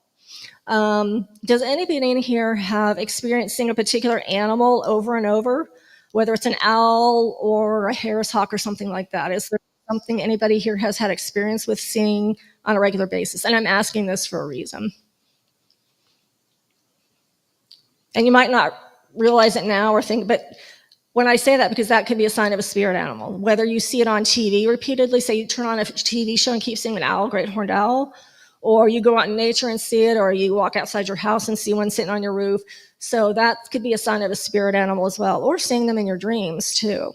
Owls seem to be if you're Native American, I don't know if it's necessarily a good thing to see an owl from what I've heard, but so it just depends. I get that a lot from clients that say, why am I seeing this? I'm like, well, that's your spirit animal. That's kind of part of what's guiding you right now. And then I tell people, look the meaning of that up, because there's something that you're supposed to internalize with that. There's a reason it's stepping forward. And then how many here believe in otherworldly beings? Don't be afraid, I do. More and more people are, because we're all seeing things, but I'm not necessarily I'm not talking about a sighting that you walk outside your house and see something in the sky. I'm talking about things that could be with you as spirit guides. And I say this because I've talked to clients who have been abducted, and I know that because my alien guides have told me that. I've been abducted. And I want to say abducted is maybe the wrong word. Taken. Abducted is in the maybe a more negative sense. Taken is maybe more positive, and this applies to your daughter. We know that whole story. So she's got some very strong spirit guides that are otherworldly. Those are most of her spirit guides. And so people don't realize you could actually have actual alien beings as guides, and they can show themselves as well in dreams. I was on a spaceship. This was I think a year or two ago, and it was a round spaceship, and there was a portal straight above. And I remember seeing this huge triangular spaceship right in the portal. It was like looking down on me. And straight across the room, there's an alien, a little gray guy watching me. And I thought it was a dream, and my guides never said anything. And they're like, we're going to tell you were taken. Now, when I say taken, because they do this, and this happens a lot more than people realize, some will take you to help you. Some people make you think, oh, aliens are all bad. They're just here to get our DNA and, take over the world. It's like, my opinion is no, not just no, heck no. I'm not saying some are not bad. There are, but I kind of feel like based on what my guides are saying, they're more controlled with the good ones, like kind of the Galactic Federation, so to speak. So when people are taken, it's not all for a bad reason. My heart was actually repaired, and her daughter's was too. So, and her daughter's very spiritual, and so I did a really strong reading for her and was picking up some pretty amazing things. She's amazing. So a lot of that happens more than people realize. So I wasn't even planning on talking about this aspect either. Just there's reason things come out of me. So maybe somebody in here needed to see that or hear that. And I can usually tell somebody if they have been abducted in a bad way, but if they ask, that's because they're ready to hear. And usually they'll say, yeah, I knew that. So that's kind of when I say otherworldly beings, I always expect people to laugh when I say that, but no one does. They're actually, it's like people are ready to hear it. And also, I touched on this earlier with your question, there can be other entities, whether ghosts or spirits, that live in our house with us, that come through portals, and that act as spirit guides for us. So what I want to ask for some reason, I'm seeing a light around the lovely lady in the blue shirt. Does anybody in here feel like they have something in their home that might be good? Maybe it's the reason you were drawn to your house? You do? Okay. All right. And I keep getting something around you for some reason. I'm not sure. Sometimes people... Oh, okay. That's what I was going to say. Okay. Okay, perfect. So So they were using you as an example. Okay. Okay. Yeah, I'm seeing at least 4 or 5. Okay. Both male and female. So that's pretty cool. And that's what I'm saying about spirit guides. They're at all levels. We can have them in our homes, and they're very protective. She has some, you have a band of Native American people walking through your house on a regular basis every afternoon. And I've talked to them. They're pretty interesting people. And it's not residual. So does everybody know like the difference between residual and intelligent? Okay. So residual, if you go, the energy is something that keeps replaying over and over, whether it's on land or in a house. It doesn't necessarily communicate or talk to somebody, whereas intelligent, it knows the second you walk through the door, okay, there's a person in my house. What are they doing here? Or they know you're trying to communicate with them, like on our investigations, and they'll react because they want the attention. Sometimes not necessarily in a good way, but with AZ Ghost Adventures, we've never had anything bad. I think as paranormal investigators, we all get those things that say demon. It's like, and then some of our guests start freaking out, and Rita's like, no, it's okay. This is something trying to show off. And I, as a medium, I will pick up on if there is something bad, but for a lot of us, I think a lot of paranormal investigators can actually pick up on that energy. You don't have to call yourself a psychic medium. I think a lot of investigators are truly intuitive or empathic, or we could have part medium in us. A lot of us are. I think that's kind of why we're drawn to this field. I feel like that's the case for a lot of people. And so there's a lot of different methods. Those are the main types of spirit guides. And there are different ways to establish communication with these spirit guides. It depends on, again, there's no manual I can hand out to everybody in here and say, you do this, this is how. It depends on the person. Good timing. That was a good song. Okay. Did we get that in Scotland? Okay. So does everybody know the difference between like clairvoyance, clairsentience, and clairaudience? Those are the main 3 as a medium. And again, you don't have to be a medium to have these abilities. So does anybody? Okay. They're saying somebody just said she's more than that. Okay. So clairsentience is, of course, sensing. A lot of people just have strong intuition. They don't need a spirit guide whispering in their ear to tell them something. You just know. And then there's clairaudience, which is hearing, being able to hear spirits. I think we all have that ability. It's just kind of being able to hone it. And the clairaudience is, of course, or clairvoyance is the seeing, visual seeing. Some mediums can actually see things as clearly solid as I'm looking at everybody in here. For me and for most that I've talked to, it's actually through our third eye. So I'll see a shape, I'll see a vision, I'll see a description through my third eye when I'm doing a reading on a client. And then I'll describe them like, yeah, that was my husband, that was my daughter, such and such. So that's kind of how it works for most mediums. It could actually be a little bit scary if you do see something as clearly, because think about it, if they're in a tragic accident, they've been in a fire, and you're looking at this person after they've had that tragedy, that, that can be pretty scary. And a lot of kids, that's something they have to come to terms with. when they first start dealing with it. A lot, like with me, it started after I started writing my paranormal murder mysteries.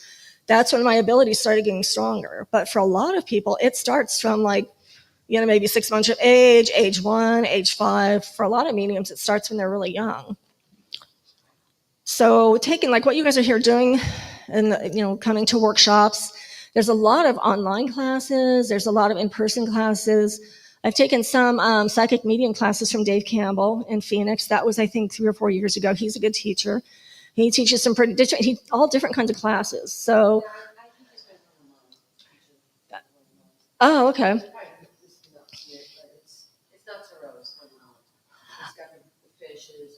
Oh. Oh, okay. Okay. Oh, okay. Yeah. We said, okay. Yeah. I haven't done one of those. He had, I think, 3 or 4 classes that I took, and he does them like every few months, I think. So if you want to open yourself up, just do research too. You don't usually have to take classes. Some people, you might like one psychic, you might kind of attend one class and go, I'm not sure about this guy's energy. I don't like the way he teaches. Just do some research and see, because there's a lot of very talented people out there. A lot of people are getting into astrology as well. That's another way to get in touch with spirit guides and energies. Has anybody here been certified in Reiki or has taken Reiki classes? Or some people, that's okay if you haven't. That's one way. That's actually a major way. A lot of people that take Reiki and start healing people and using their energy to help people, that's how they develop psychic medium abilities. It gets really strong once they start doing that. Whether you lay hands on or you're just kind of using your energy to heal like this, just above their body, that's how a lot of people really develop those abilities. And using pendulums, does anybody here have a handy pendulum? Okay, yeah. Those are a good way as well. That's how I actually started communicating with mine. It was like 20 years ago. And I would use it, you set your intent. Okay, you ask the universe, or you can send the intent yourself. Say, what's no? And it might either do this or this or this. It's different for everybody, again, based on energy and the other side. And then you set the intent for yes and maybe. And I started doing that with my spirit guides for like 3 or 4 months. And I got to the point where I was actually able to start hearing them and seeing them. I mean, I saw a tribe of Apache coming down my stairs in Goodyear. I'm like, whoa. And that was after I brought a painting home. But I knew they were protective. I saw them in their attire from like whether it was 100 years ago. And that was really cool. So what I tell people is that's possible for everybody. You just have to trust. And one of the main ways, there are other ways too, but what I tell all my clients, because they say, I want to be able to talk to my father, my sister, they just passed over, or they've been deceased 2 years, and they never talk to me. And I just smile and look at them and go, well, they're behind you right now saying they've been trying to talk to you. So what I tell people is where it's telepathically, you don't have to talk out loud, but a lot of people do. If you have some quiet time, just sit there and say, hi, Mom. It's not like, how are you doing? But it's just, it could be any conversation you want. Most people say, hi, Mom, I miss you. Are you okay? That's the main question. People want to know, are you okay? Especially if it was a tragic death. Are you okay? Are you stuck somewhere? That's what a lot of people are concerned about. So it can take a while to trust, but a lot of people get visuals. You might hear. It's going to be different for every person.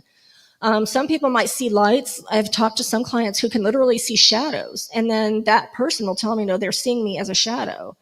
And so that happens more often than I would even think. So we all interpret energy different ways. So just trust. If you have somebody that's passed away, talk to them. You're going to be able to feel them. You might smell. A lot of people might be able to smell a certain cologne. They might feel a breeze walk by. They might see lights, that kind of thing. Or they'll just know, like you said, with intuition. They just have really strong intuition, and they know that that person's there. So that's probably some of the strongest advice I can give, is just talk to the other side. And if it's not a deceased relative, talk to a spirit guide. If it's somebody, a lot of people I've talked to know they've been to mediums or haven't had other readings, past life readings, and they're like, well, I used to be a goddess in an Egyptian past life. I was Mayan in a past life. I was from Lemuria. Ask those spirit guides to step forward when you meditate, or just talk to them and see if they show themselves, because we all have interesting history, pretty fascinating reincarnations. Some guides, some clients that I've done readings for have an Atlantis past life, Lemurian.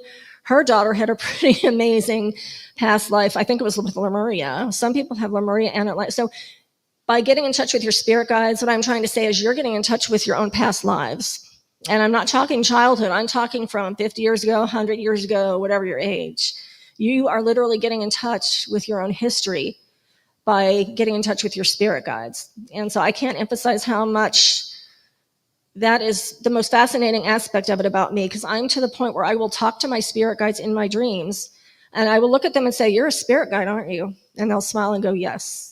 Now, it can take some years to get to that point where you're talking to spirit guides, and it doesn't happen every night, but overall, it's good to be able to connect with your guides, because these are people who, they're very powerful protectors for you, some more than others. If it's a more recent past life, you might have those individuals stepping forward. Some spirit guides are with you all the time. Some might come and go between people. Same with angels. I'm seeing Archangel Michael right in the middle of this aisle for some reason, right in the back. So I don't know if it's, he's right between the lovely lady in the blue shirt and then the people towards the back. That's interesting. Okay. There's somebody that's being strongly protected back there. So, and then meditation. How many people in here meditate? I don't. I haven't been. So I'm like, and that, again, it's the time. And what I tell people, because it's hard to concentrate with meditation. I mean, we've got life, we've got kids, we've got families. You can't just sit down at times with kids running around and, get into that meditation state. But what I tell people, start with guided. Go out and get some tapes, get on YouTube, just do a guided meditation. I have to listen to music. I can't just sit there. Yeah, I have to listen to native music or new age music. I can't just get into it without that. So, and the guided meditations have music and visuals as well. So those are very powerful tools. That's actually one of the most powerful tools to connect with the other side is meditation. And then dreams. How many people have very vivid dreams? And yeah, you do too? Okay. There's a male that when I asked that and you raised your hand, he's stepping forward. He's right behind you. Whoop, sorry. Like he's got dark hair, I think tall. He stepped forward when you raised your hand. So in dreams, we talk to spirit guides all the time. We just might not recognize that that's who that is. We don't recognize it as a spirit guide. We just think, okay, that's with my subconscious. That's a result of the day's activities. This, that's not a real person. But keep in mind when you guys have your next dream, whether tonight or whatever, and you can actually have crystals that will help you dream and remember those dreams. Most of the time when we dream, we are talking to spirit guides. We do have spirit guides around us at all times in our dreams. We need that protection. Sometimes you might be talking to people that might not be guides. When I wake up, sometimes I'll be like I'll be like, who's that scary person I was just talking to? And they'll be like, oh, that was somebody that wasn't so good.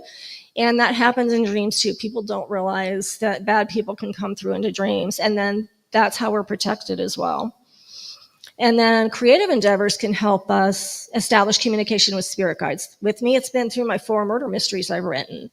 And my communication with my guides has gotten stronger through those endeavors with writing. A lot of people are artists, make jewelry. So all of that actually helps you become more in tune with your guides. And I want to make sure, am I running out of time, Vinny? I think I am. Okay, all right, so we're going to wrap this up. We're done. So using crystals or rocks, a lot of people love crystals and rocks. Yes, there's a very powerful, yeah. You've got like clear quartz or something for you. Yeah, a lot of people. Okay, yeah, I'm getting one right above your head, a big one. So those can help a lot. I love picking up rocks and going into streams, and those are very powerful. Pebbles could be very powerful tools to heal too. So I think we've only got a few more minutes, but I just wanted to let you guys know I forgot to bring them in, but I have some cards and postcards advertising my new children's book, which talks about elementals and all of the things we touched on today. That children's book touches on all of these topics in a much stronger manner. And it's going to be really good for kids with spirituality. It teaches kids about spirituality and all of the things we've touched on today. If you like Bigfoot, cryptids, it's got elementals, fairies, dragons, a Native American healer, because I love Native American history. So it has a lot of interesting components to it. And that's the same with my books. I love Southwest history. So I'm not just talking about my books when I say this, but a lot of people think fiction books, you can't learn anything from fiction. Wrong. There's a lot of very talented fiction writers out there who are into spirituality and the metaphysical They have a lot to teach and a lot to say, and you can learn a lot through fiction as well. It doesn't have to be nonfiction. I have a lot of people have read my books and have learned a lot from it. Just everything we've talked about here are in my fiction books. Same with a lot of other very talented mediums out there as well. And then I have a booth just on the other side of the stairs, and I've got all my books available for sale. And I do have a sign-up sheet if anybody, you don't have to sign up to do a reading today, but if you just want to put your name on there, and then I can contact you if you're interested in a reading. If you want to have me answer more questions about it, just put your name and I'll give you a call at a later date. And we can talk about it or maybe schedule something. Or if you want to go ahead and schedule a reading, then we can do that today too, if whatever works for you guys. I think that's it. That's a lot to cover in 45 minutes. I wanted to thank Vinny and these people for inviting me here to speak. I really appreciate that. It's always fun to get yourself out and meet new people. Absolutely. No, you're right. Where have you had experience of doing ghost hunts or anything with dark angels? That's a really good question. I've never, if I have, it's been a while. Somebody's back behind me saying, yes, you have, but I'm not remembering. There's dark spirits. There are shadow people that we've seen or that I've seen. I think a lot of people can see those. You don't have to be a medium to necessarily see shadows. We've had guests see shadow people on certain investigations, but they're not usually bad. I don't want to try not to make Like dark angels. But you know, the stories that there's the good side and then there's the dark side. And I'm just saying, some people believe in the religious community that some of the stuff is just dark angels trying to play with us. It could be. I'm not getting much of an answer on that. It could be. It's usually, like, from what I interpret from my experience, a different medium could have a whole different story. With me, my guides will say, no, you are picking up something dark. Usually it's elementals. It could be, I've seen thunderbirds, I've seen dark elementals, I've seen dark angels. I've never really heard that term. I'm hearing the word fallen angel. Okay, so yeah, okay, so that's a really good question. Usually it's just energy, it's the spirit, it might be a ghost itself that might have a dark presence. It doesn't necessarily mean it's evil, because it could be because it's earthbound and I'm feeling that strong energy. Again, we get through a lot of our equipment, there'll be things coming through saying demon. We just, Rita laughs because it's like, it's something that's trying to either make us leave, or it's just trying to show its power, or make us think it has the power. Because when I hear that, I start to laugh. Now my guides are like, oh my God, this person's just showing off. And they'll literally tell me who it is. They'll be like, it's this person, and they'll name them and say it's this person trying to show off. And so that's why it's nice to be with a group of investigators, because, just to let people know they're safe and things like that. So these buildings, there's nothing I've ever heard of that has harmed anybody, or, but no, that's a really good question. So yeah, when you said dark angel, I heard fallen, but yeah, I don't think I've ever come across anything like that in investigations. And somebody's behind me going, no, and you wouldn't. So I think that's kind of a whole different entity is kind of what I'm getting. So no, I appreciate you asking those great questions. That's awesome. Did I forget anything? Does anybody else have any questions? This was kind of a lot of material in a short amount of time.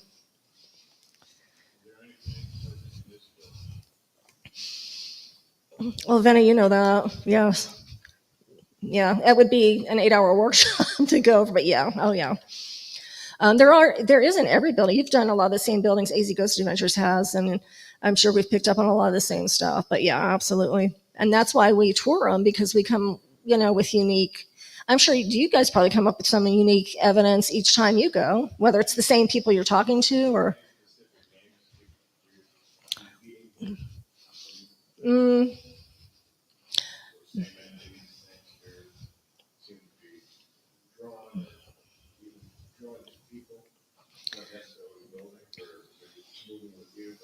Here.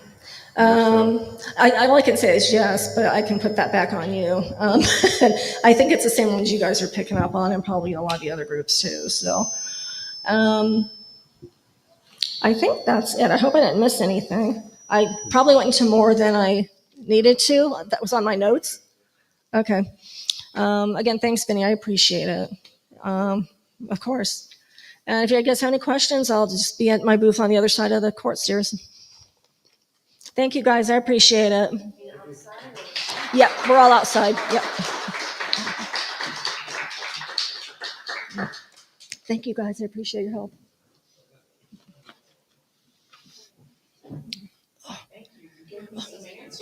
Oh, I did. I thought you got them all in your reading window. Just kidding. There's a lot to know. I hope I'm not destroying your equipment.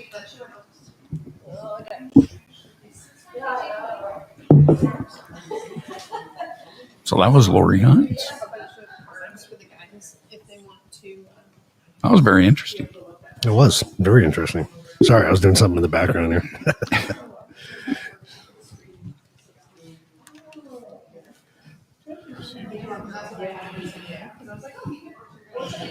All right, up next we're gonna have Daryl Marston from A&E Ghost Hunters. So that's I'm really excited about this one. Cool. Vinny's gonna jump up here and talk to Daryl. I know you have to take off, don't you, soon? Yeah. So He'll take my place. Vinny will jump in and kind of take over from there. So if you guys are tuning in, we are here at Paranormal Day in Miami, or Miami if you want to say, Arizona. It's been a fun day so far. We got a lot of great speakers lined up today and a lot of vendors outside. So if you're in the area, stop by. It's free to get in. That's a lot of fun. Come check out some of the areas that we've investigated before. They got a lot of great stuff up here in the Miami Globe area. So we've been to the jail. We've been to the train depot. We've never done this building yet, and I'm a little disappointed about it because it's very cool. So we're at the Bullion Plaza. I believe it was an old school. I'll have to talk to Vinny about that a little bit later, but I think it was an old school back in the day. Very cool building. We've done the Elks Lodge up in here. We've gotten a lot of great evidence. Joey and I have done that in the past. So it's been a lot of fun. So make sure you guys stick around. We got Daryl coming up in just about 15 minutes. So we're going to be checking in and out with you guys. And look forward to joining back up with you.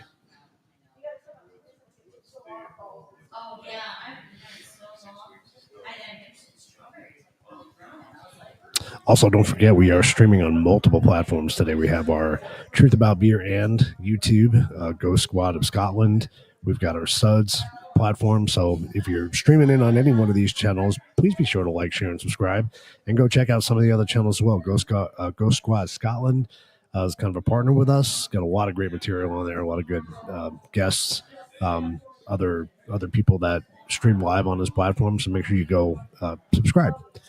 And, of course, the Truth About Beer End, we come to you guys every Tuesday with a new episode.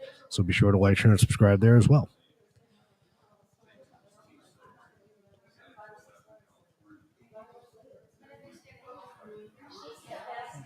And I'm going to step away for 1 minute. And like I said, we got 10 minutes, about 10 minutes, a little more than 10 minutes. We got Daryl coming up. And we'll be back at you.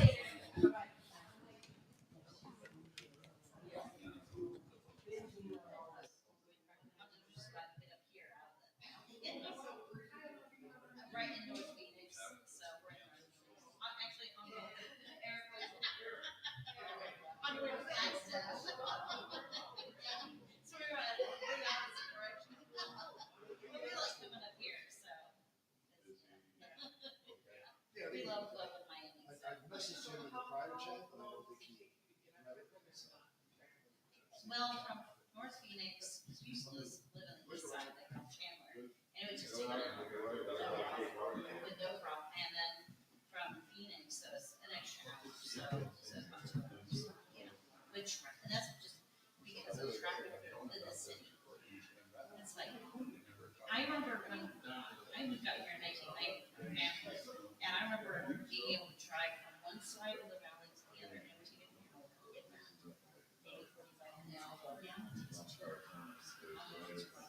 From Pink Creek all the way to like it's in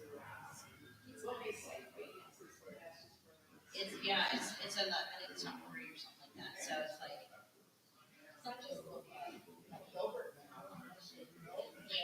it's crazy. Yeah. It's small. They have this all farmland. So sad. Yeah, they're just building up on Santian Valley and Queen Creek.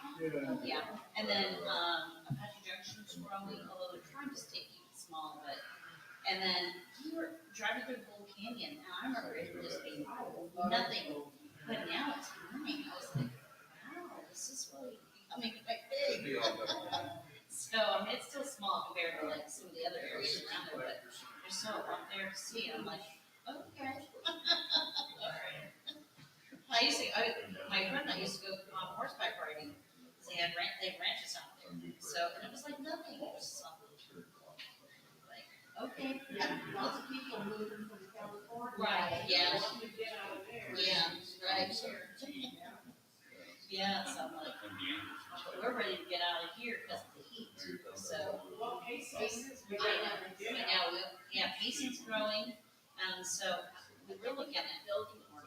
We have friends in the world that build up too. But cottonwood's now starting to build up too, starting to grow up. We have friends in college. Yeah, we do, and it's just, we said, California, like, it's not good prices, and I was like, because you can't buy anything in Prescott now. That's in Prescott, it's like sky high prices have gone up too. Yeah. Yeah, everything's gone up. No, well, not now. Not now. It's because it's too big. It's too big now. It went maybe in the 90s. Yeah, beautiful. It was small, still small. It was still small. Now it's like, because Prescott Valley and it was Prescott. Now it's all blends in. What blends in? Like, where does this start and stop? So I don't know. And then Dewey and then started to pick up now. Like Dewey, yeah, that's a little. I know it's just a little town that's starting to grow. All these little towns starting to grow up because everybody's trying to either get out of Phoenix or they're trying to go to California. Small. I know Flagstaff wants to keep it small, but they just can't. Oh, yeah, because it's just, right? It's like, yeah, and their roads are not meant for so much traffic. Like, Queen Creek is the same way. Queen Creek was just a tiny little town, and now it's just boom. Yeah, one way. Yes, right. I remember when Chandler Gilbert was up. I used to go to Chandler Gilbert Community College, and it was like nothing. It was like pitch dark. I mean, I was living in, my family and I were living in the Phoenix area, and on the 10, and I was going to Chandler Gilbert Community College, and it was like dark. So I took a night class, dark, and no city lights, nothing. And the only way you knew you were coming close to it was smell the dairy farm. Dairy farm right across the dairy farms. Yeah, everyone was saying, right at my daughter's house, and I feel like, yeah. She's like, the running joke was, you'll smell it before you see it. So, but I grew up in Ohio, so I was like, I would see. Pad was cold, but it was reversed. What the hell's wrong with Joey? Jesus.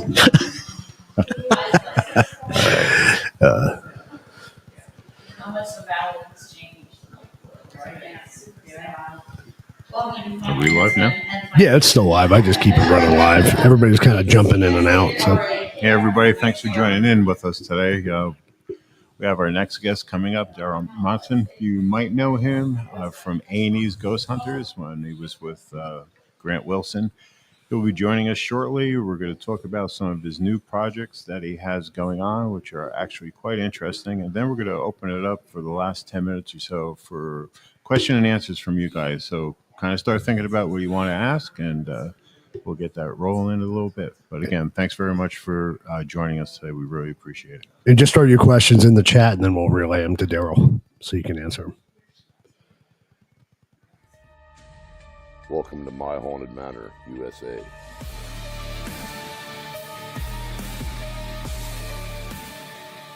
Do you want to investigate My Haunted Manor, USA? Part of the My Haunted Project, filmed right here in the Samuel Miller Mansion in Columbia, PA. Hey, George, move.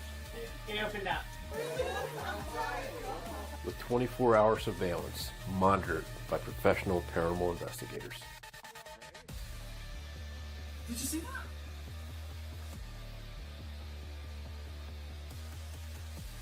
What do you see, Spooky? You experience it. We'll capture it live.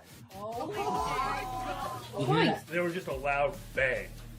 What was that? Real people with real experiences. Out of the corner of my eye, I just saw a shadow really quick.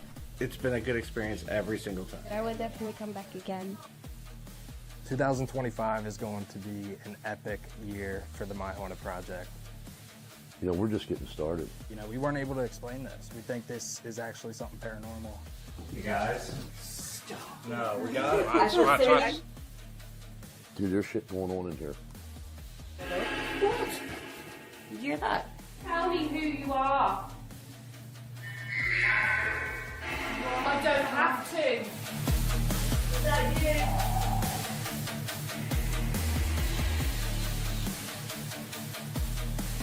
Look at that, man. Dude, that goes just like that. We got an amazing season for you guys coming up. Dive way more into the history here. We're going to find out more about what's in the basement, who these kids are running around, get spooky out and about more in the manor, have some more spooky cam running. This is what a paranormal project is really about. Being here for years and getting the people involved. Hopefully you guys come out here for yourselves and experience this place firsthand, because it's unlike any other place. This is My Haunted Manor, USA.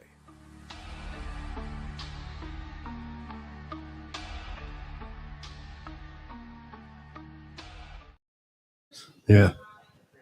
That's good. All right. Well, I think everybody heard that out there.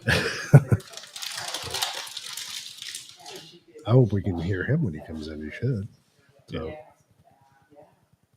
If not, you better learn how to sign real quick. Pretty quick.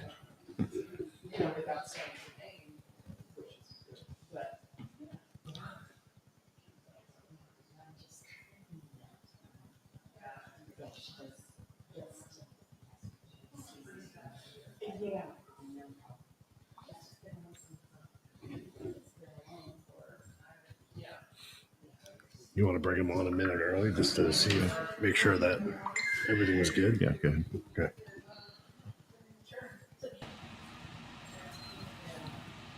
Hey, Daryl. Hey, what's up? You hear me? No, can't hear your audio. Do an audio test, Daryl. Testing, 1, 2, 3. Can you hear me? Nothing. Let me go out and come back in. Yeah, we should definitely be able to hear it because we can hear.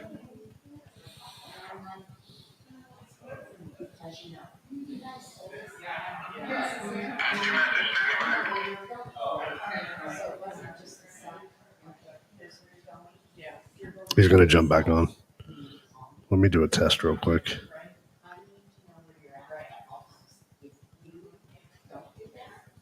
Pam says she hears him. She's watching, so they can hear. We can't. We can't hear him. That doesn't do us any good. Why can't we hear him? Oh, we're going to have to open up YouTube and listen to it.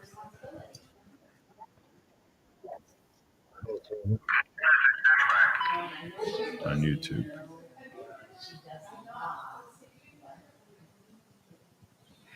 Well, that doesn't have. Well, that's us. Never mind.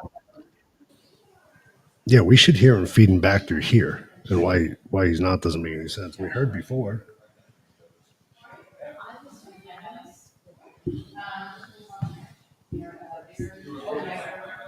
Didn't come back? No, not yet.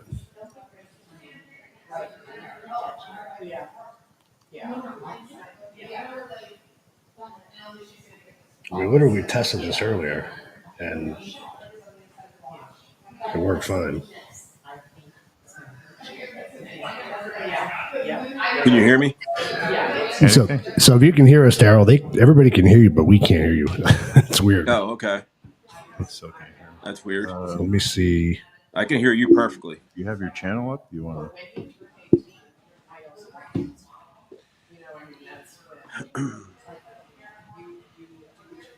All right, folks, we're having a little difficulty. You guys can hear everything. We can't hear him, so it's going to be a little difficult to ask questions and not understand what he's saying. So give us a few moments. Is there a lag with YouTube if we pull it up on our phone? No, there'd be a little bit of a lag, not a big lag. But it just makes no sense why we can't hear him. It's absolutely no sense.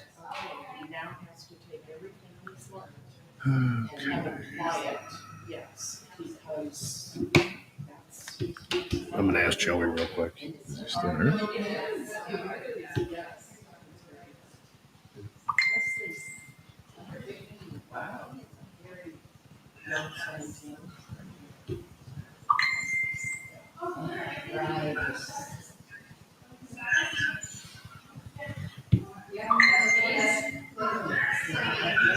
Hey, how come we can't hear any? We can't hear any talk back in the system? Remember what happened before? It's just fine. Okay. All right. Joey's gonna come back out. Well, we got a lot of feedback with this, but I have the audio. What is it all feedbacking from? I don't know what is feedback from. And it's also like a 3-second delay. Give us a sec, Daryl. You're good.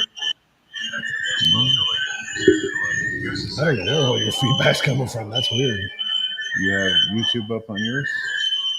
Maybe we can just get the audio from it.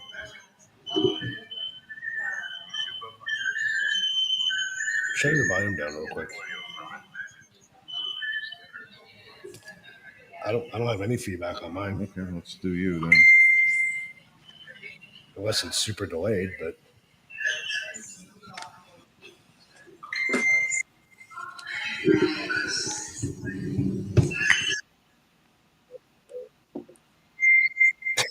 Okay, we're gonna run with this. Daryl, thank you very much for joining us today. We really appreciate it. Everyone, if you're not familiar with this good-looking man here, Daryl Monson, lead investigator from the 80s series Ghost Hunters. You all remember him from that. We're going to talk today about some of his projects he's got coming on. There's some exciting things this man and some people that he's working with are doing, and we're going to share that with you today. What's up, Daryl? Hi, how you doing, guys? Can you hear him?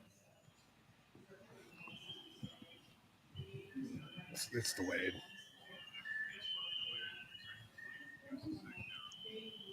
Just tell him to go ahead and I talk. don't need this at all, then. I would just have him start talking. Okay, tell us about some of the things they have going on, Daryl. Oh, wow. It's been a crazy couple of years for me. My book came out, The Horrors of the House of Wills. I started a new film project called My Haunted Manor USA here in, well, it's not here where I live, but it's in Columbia, Pennsylvania. We go there and we film a show. We're on season 2 already, which is pretty exciting. We're actually ending the season. We still don't know how we can't get you, Daryl, so just keep at it. Let them know what's going on. Okay. When you want to do your PSA, just put your hand up so we'll run that for you. No worries. I've been filming a show for going on almost 2 years now, My Haunted Manor USA, for about a year and a half, I should say, where it's the only film project or a paranormal show where the actual public who are fans of the show can come out and be a part of the show. They can come there, they can book an event there, they can hang out with us while we're filming the episodes and be a part of the episode. Which is, it's pretty interesting. It's never, I don't think it's ever we got a been bit done. of almost a 2-minute delay on audio on our end. We're using a phone listening to YouTube, so we're just going to deal with it.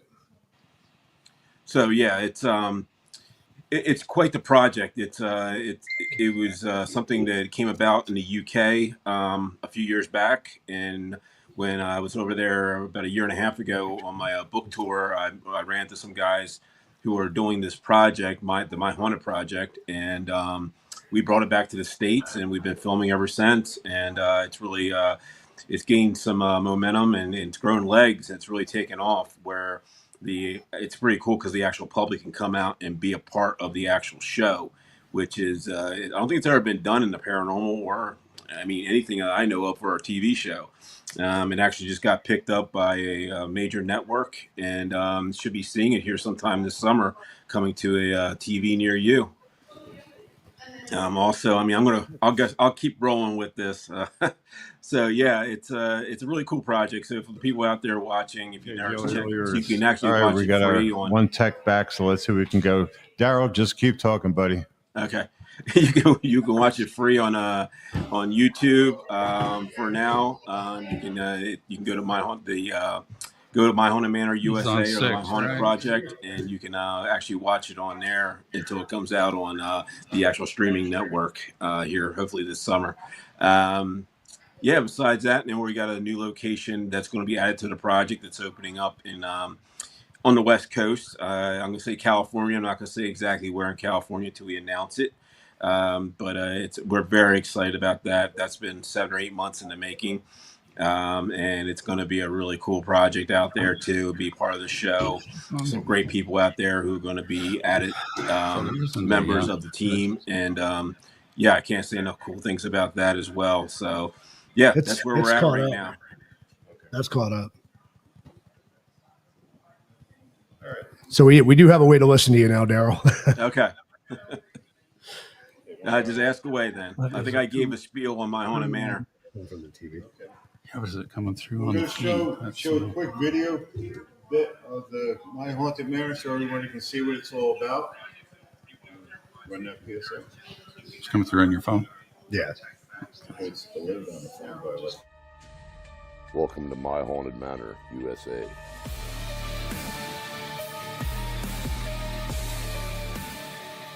Do you want to investigate My Haunted Manor, USA? Part of the My Haunted Project, filmed right here in the Samuel Miller Mansion in Columbia, PA. That door just moved. It opened up. With 24-hour surveillance monitored by professional paranormal investigators. Did you see that?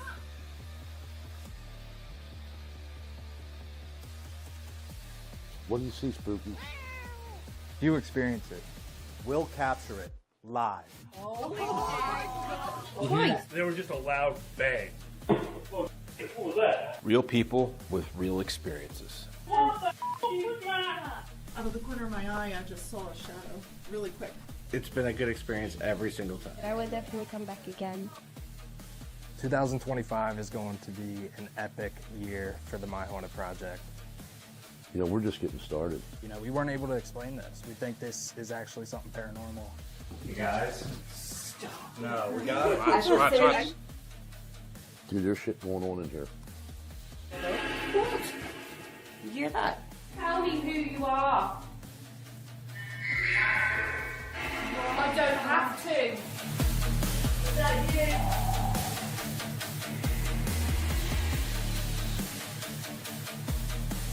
Look at that, man. Dude, that goes just like that. We got an amazing season for you guys coming up. Dive way more into the history here. We're going to find out more about what's in the basement, who these kids are running around, get spooky out and about more in the manor, have some more spooky cam running.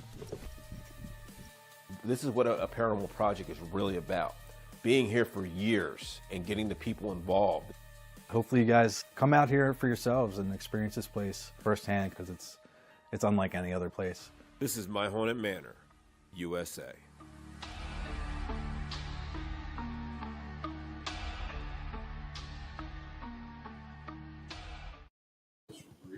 All right. Wow.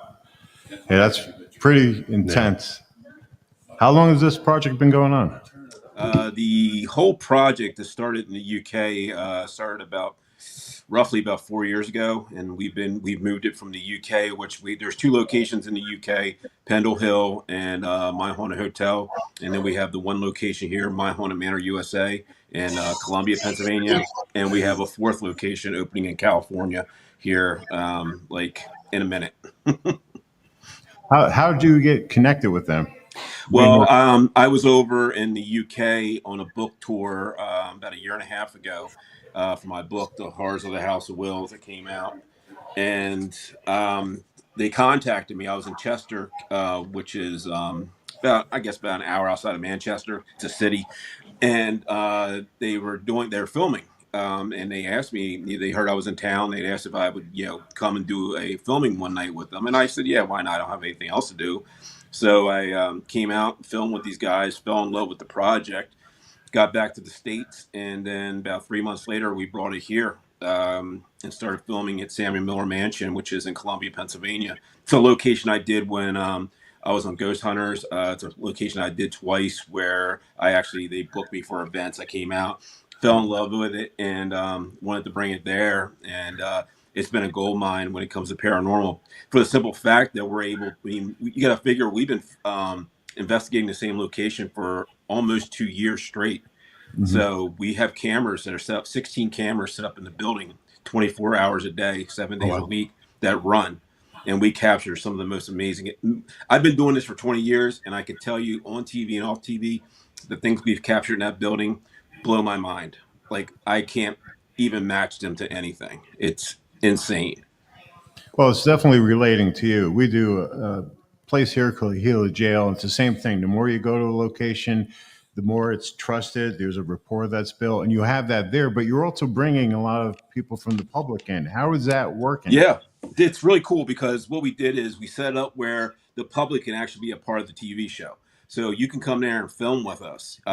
You book online through our website. You come there, you stay, you can spend a night. You can do a VIP event where you spend a night, or you can come out and just be a part of the filming when we're there. And whatever if you're getting evidence, you're going to be a part of the show. We're going to give you interviews. We're going to put all your evidence in the show and build the narrative around what you're capturing and what the direction of the show is going on in that moment. It's really cool for the public to be a part of that, because really, I mean, a lot of TV shows, you can't be a part of it. You get to watch it on TV, and you may be able to go pay a lot of money to go visit it after the fact because it's become popular because it's on a show. But you could be there in real time with us, hanging out with us while we're filming and seeing how we film it and be a part of the whole experience, which is, I've never heard of that or never seen that ever before.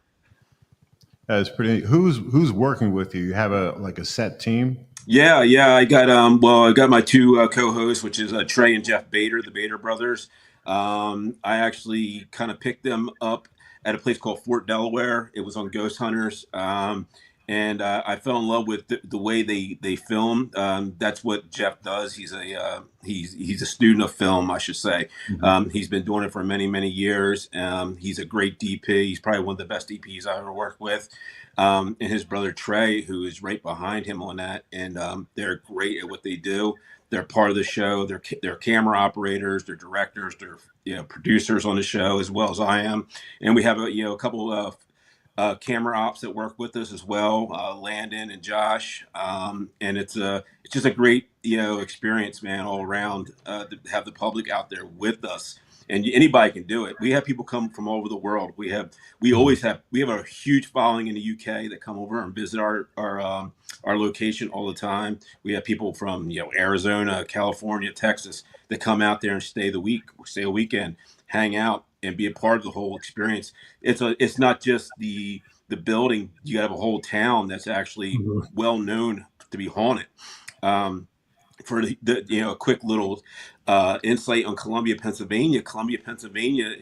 If it wasn't for the Samuel Miller Mansion we're in, the Battle of Gettysburg would have never happened. Right before the Battle of Gettysburg, the Confederate Army was trying to cross the river there. And there was a small Union detachment that actually was stopping them. So what there was a huge wooden bridge that went across the river, and the Banks and Bridge Company and the Union Army decided to burn the bridge down to stop the Confederates from crossing into Columbia, because they would have taken Harrisburg, which is not far from Columbia. So they burned it down, and what that did is directed them to Gettysburg, where the Union Army actually met them.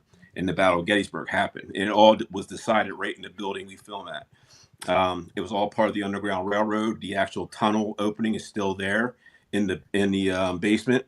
We've actually captured full body shadow apparitions coming through the tunnel. We have that on film. It's a pretty wild location. And about 5 months ago, I was actually out in Sacramento, California, and doing a Paracon. And I actually purchased a haunted doll and brought it back to see do an experiment on the building to see how it react. Yes. Since bringing the doll into the building, things have been happening. If you go watch some of our last 3 or 4 episodes, you'll see the things we've been capturing. All of a sudden, we're the guest and some of us have been seeing. I have personally haven't seen it, but we captured on film what looks like a crouching woman crawling around the building, and people have captured that. This is all since the doll has come into the building. So there's a lot of things going on, which and we're always doing crazy experiments to try to change the activity in the building to see how it reacts to it, and to further our investigation into the paranormal. We have some great historians that work behind the scenes with us. A local historian there in Columbia and one out of Philadelphia that actually delve into the historical history and find the truth behind the hauntings there and the true names and the real people who actually lived there and died there. So we're adding that to it as well. Now, are you guys there with them all the time? Like, do you leave them alone for a couple hours and leave the actual location? Yeah, we so what we do is we'll open it up. We'll do the investigation with them, meet and greet Q&A. We'll film with them. We will sit in the control room and watch on our camera system. Everything is going on. We see something happening. We go out and we film what's going on. And then if you do a VIP, you can spend the night there by yourself. And it's all captured on film. We can sit at the comfort of our own home and watch on our cameras what's going on in the building while we're not in the building, and we can take notes and say, okay, we're going to touch base on this, and we start filming, on Saturday or whenever we're back. And it's such a cool way of doing it because you don't have to be there 24/7, but we pretty much are there 24/7. But other than you guys, you got to have an army reviewing that evidence 24/7, 365. I mean, nuts just doing an investigation with 8 cameras. I can see with 16 all the time. Yeah, we have some great people behind the scenes besides Jeff and Trey. But tell you the truth, most of it is done through Jeff and Trey reviewing the evidence. God bless you, man. Yeah, we have it set up in our camera system. We have a pretty high tech camera system that tells us when things are happening. So it'll show us when we're scrubbing through the footage, it'll show us hot spots where activity's happening on the camera, and we can go look at that hot spot. Oh, okay, this is what's happening. This is what happened in that time. Someone walked through the room, or actually you had evidence, a door open or closed. We have doors opening, closing all the time. We capture that all the time. We hear children, audible children in the building. Disembodied when no one's in the building, running around. It's pretty crazy, man. To be honest with you, it's a lot. And when we first started the project, it was very hectic for the first 6 months to a year, trying to figure it all out and try to get your hands around it. And we're to the point, a year and a half into it, where we're actually able to nail it down, and it's getting tighter and tighter and tighter in a better production where we're able to figure it all out behind, being remote or being there in real time. Do you notice any more evidence when you're not there versus when you're there? I think it's pretty even, but I tell you what we really get when we're not there is the children. Like, they come out. We don't know who these children are because there's no documented deaths of children in the building that we know of yet. It's something our historians are looking into. But you hear these children, loud as day, running around the building, giggling and laughing, responding to certain things we leave in the building for them. You'll hear them running up and down the steps. You'll hear, and it's all in real time. It's not EVP. Yeah, we do capture EVPs, but this is all in real time. And there's no kids there. So it's pretty interesting to see that, especially when we leave the building, that type of stuff's happening when we're not there. Yeah. How isolated is the mansion from the rest of the town? Is it in the center of the town? Is it off on one end? Do you have a lot of contamination from the area? No, it's on one end of the. It's right next to the river and the railroad tracks. So we get a lot of when you hear the train come or go, the activity actually spikes in the building. Yes, that's something we've really documented. And we always get a lot of crazy activity between 10 and 11 o'clock at night. That 10:30 mark is when you start hearing the children when you're there. So it's all stuff that we've been able to document and correlate and write it all down, the times when things are happening, and just keep track of it. And we just keep getting more and more and more added to the plate. But that's part of the project. That's part of being in an investigation for almost 2 years now, the same location is documentation of everything, so you can prove paranormal. Instead of going somewhere like, when I was on Ghost Hunters, you'd be there for a week or two filming. Okay, that's great. You might capture some really cool stuff you can show on TV and excites people, but you're not really delving into what's causing the haunting, why these people are there, who are these people, and it's kind of mind blowing to see the people that we found who lived there that were never in the history books. They were part of it. The building's called the Samuel Miller Mansion, but Samuel Miller he only lived there for about 2 years, 2.5 years. There was a gentleman named Samuel Schock that lived there for 30 some years and died and had his funeral in the building. So stuff like that, where we're able to actually find the true history of the location is very exciting, and to bring those names forward and actually visit the cemetery, which is about 3 blocks down, and actually see the graves of the people who lived there or died there, which is, it's very exciting. It's all part of the town, the town, I can't say enough great things about them. They really came out for this project, for the show. They've actually made us members of the Chamber of Commerce, everything. So, and the mayor, the chief of police, everyone's on board. It's been such a great project. The owners of the building, who are Rowdy and Amy, and and also there's a print shop there that runs. So there's a print shop attached to the building, which is part of the building. You can actually investigate it too. That runs Monday through Friday, and that's owned by Rowdy, that's what he does. He has a print shop there, so it's pretty cool to be a part of that. We have cameras in the print shop as well. What has the building been over the years? Has it always been a private residence? Did it change? I know it's a print shop now. Yeah, it was a private residence. It's been a toy factory. The paddle ball. The rubber paddle balls, they were made there. We find those rubber balls all around the building all the time. There's a bunch of toys that were made there back in the turn of the century, all the way up to the 1970s. It was a horse stable in the back at one point with a tavern. It's been a mill. So down in the basement, there's actually a location we have kind of blocked off. We're going to try to get it where the public can actually go there, because it's not really that safe. But it was part of the mill.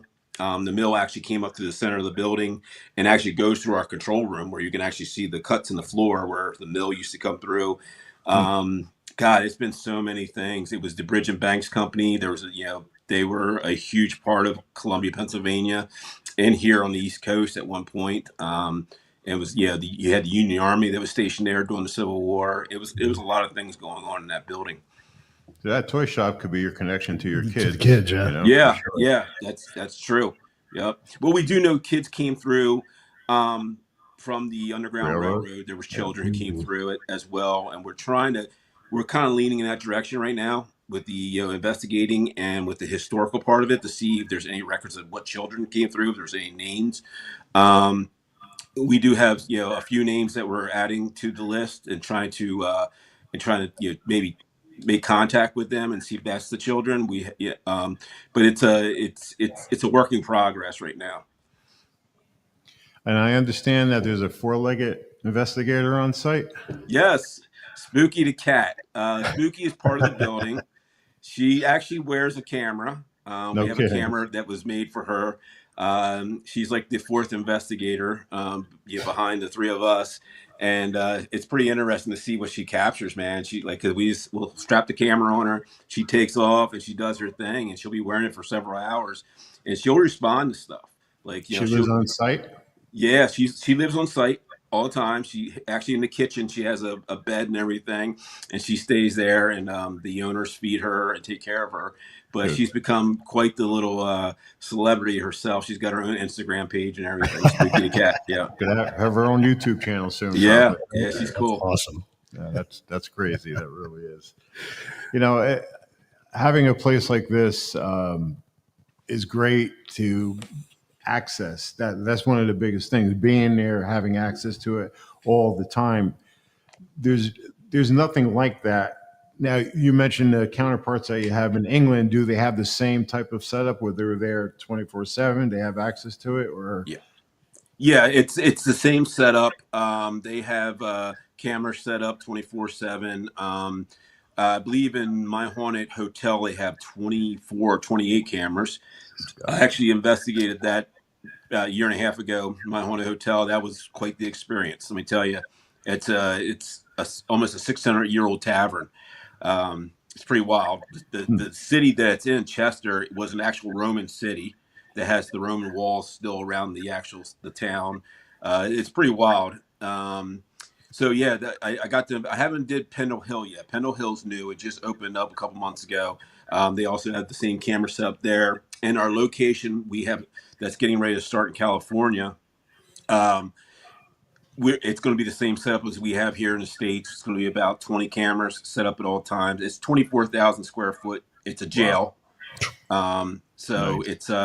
It's going to be, it's been 8 months in the making, getting everything lined up, and getting it ready to go, getting cameras installed.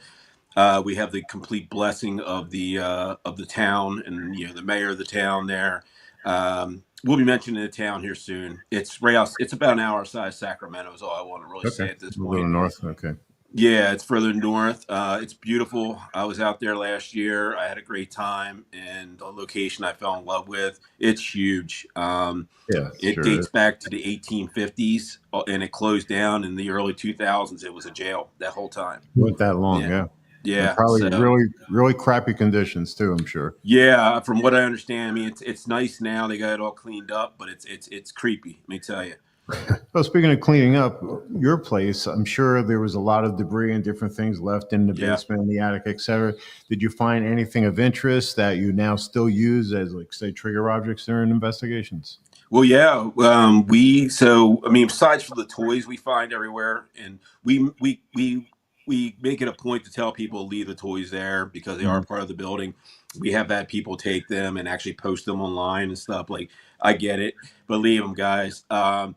We found Native American artifacts. So what happened was there's rumors of a woman who was murdered in the basement. Now, these were rumors. Rumors, yeah. It was rumors in the town for the last 100 years. So what we did when we came in, we brought in GPR, ground penetrating radar, in the basement, and they actually hit on 2 locations. There could have been bodies. Now, this guy has actually discovered other bodies with GPR, so he knows what he's looking at. He said, look, man, I'm not saying this is bodies, but it's the same description as what I usually get when I find a body with GPR. So what we did is we brought in a dig team, and they're still digging to this day. They've been digging since October. It's a big basement. And our next step is cadaver dogs, but they went down up to 600 years. So the ground levels. This is what the archaeologist was telling us. We found Native American artifacts, found bone fragments and things of that nature, but we also found what looks to be like a Native American, maybe a hatchet or something they used to kind of break up grain, a bunch of pottery, things of that nature that we have in the building right now that's in the basement still until we're done to dig. Some of that could be some of the reason we're getting the activity we're getting right now too, with this crouching woman. This is the new thing to us. This crouching woman. This was actually witnessed the first night I brought the doll to the building, by Trey, the other, my other guy on the show, and there was 3 girls from the UK that were there with him, filming, and they all saw it they all saw it in different times of the night, put it that way. And we actually captured on film with one of our cameras what looked like this crouching woman coming around a corner. So since then, this is October of last year, this woman has been seen multiple times by people in the building. I have personally not seen it yet, but the interesting thing is not the original owners, but the previous owners that sold the building in 2017, we found out, and they don't want to be on film, so we couldn't interview them, but we know people who know them, so we interviewed them. They have eyewitness reports of seeing this crouching woman as well before that. Now, we didn't know anything about this, and all of a sudden this woman shows up again. We're not sure if something has sparked the energy and made her reappear. We're not sure, but they were seeing this woman back in the mid-2000s when they bought the building, especially the wife. She was seeing her. And these are not paranormal people. These are not investigators. They own the building. They used it for a print shop. They owned a print shop as well before that on the other side of the building. And so they were seeing the crouching woman, which that's all new to us in the last 4 or 5 months. And now we're seeing it again. So this is something that people are really like going crazy about, the doll being there and the crouching woman and things of that nature. So it's a pretty interesting thing. And I'm kind of, I don't know if I want to see her, to be honest with you. I'm not gonna lie. Yes, you do. Yes, you do. I've Yes, seen you some do. creepy stuff before, man, but I don't know if I want to see this crouching woman running around the building. Yes, you do. Well, this is taking up a lot of your time, but you also wrote the book. Was that before the manor, during the manor? Oh yeah, no, How it was did that come before. about? How Yeah, did no, that I come wrote about? the book is from an investigation I did 10 years ago in Cleveland, Ohio, called the House of Wills. It's a location that was a funeral home in Cleveland, Ohio. And I did an investigation there back in 2015, and it was the one location I always tell people that it almost made me quit investigating altogether. What was there followed me home, played havoc on my life for about 5 or 6 weeks, and it's something I never want to experience again. It really did a number on me, where I actually took a good break from paranormal. But over the years, when I was doing podcasts and and radio shows, people would always send me that softball question: "What's the scariest place you ever been?" And it was always the House of Wills. So it got to the point where people say, "You need to write a book about this place," because I would There tell you them go. stories of what happened. So during COVID, I actually sat down. I had a few months where I was doing nothing and wrote the book, and it got picked up by a publishing company, and they ran with it. It came out about a year and a half ago.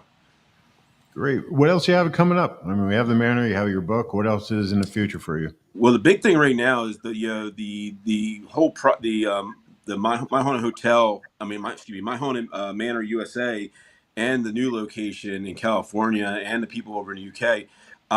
The actual show has gotten picked up by a network, and should be airing here sometime, hopefully over the summer, where you can actually watch it on your local streaming services or whatever. Which is exciting to us. We're just in the midst of working on that right now. We've been doing meetings with the people, and we actually signed on for the project probably August of last year. We signed our contracts and just waiting for it all to happen. And besides that is getting the place in California off the ground 100% and to the public, so they can come visit and do the same things we're doing in England and over here in Pennsylvania. No, it's outstanding work you guys are doing. Really appreciate it. Thank you. So we're going to open it up for questions. Anybody want to ask Daryl? And then we're going to let this gentleman go. Sir?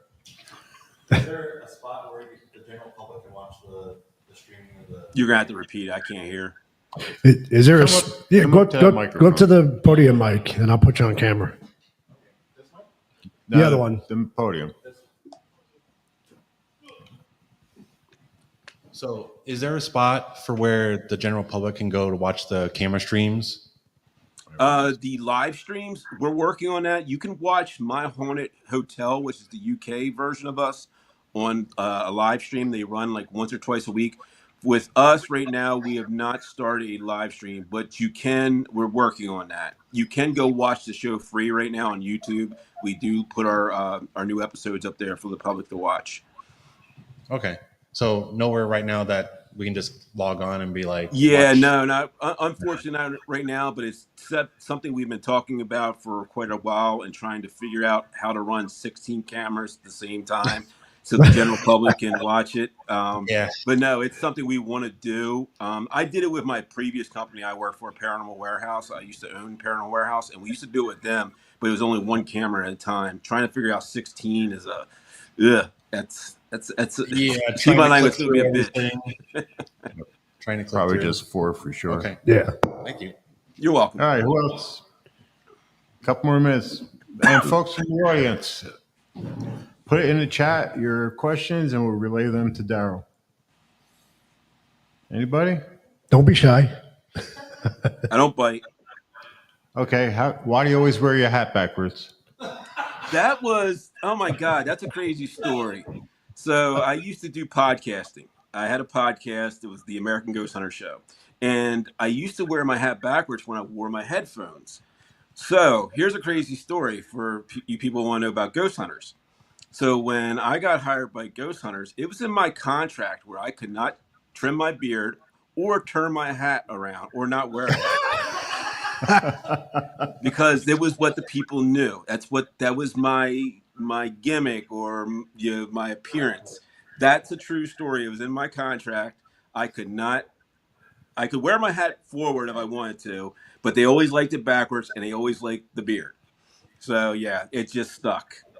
That works for me. Anybody else? I don't want to sound stupid because I came in that. You got to pop over on the mic, please. See, she's got her hat backwards. She must be under contract with 90. I got my hat backwards. Because I came in towards when you're like in the middle of talking. Where exactly located is this manor that you've been working on with the Crouching Woman and Gettysburg and all the history behind that? So we're about an hour outside of Gettysburg. We're in a place called Columbia, Pennsylvania. Actually, Columbia, Pennsylvania was supposed to be the capital of the United States one time. It missed by one vote. Interesting. So, yeah, because someone didn't get invited to a dinner party, and it missed by one vote. A very famous politician at the time.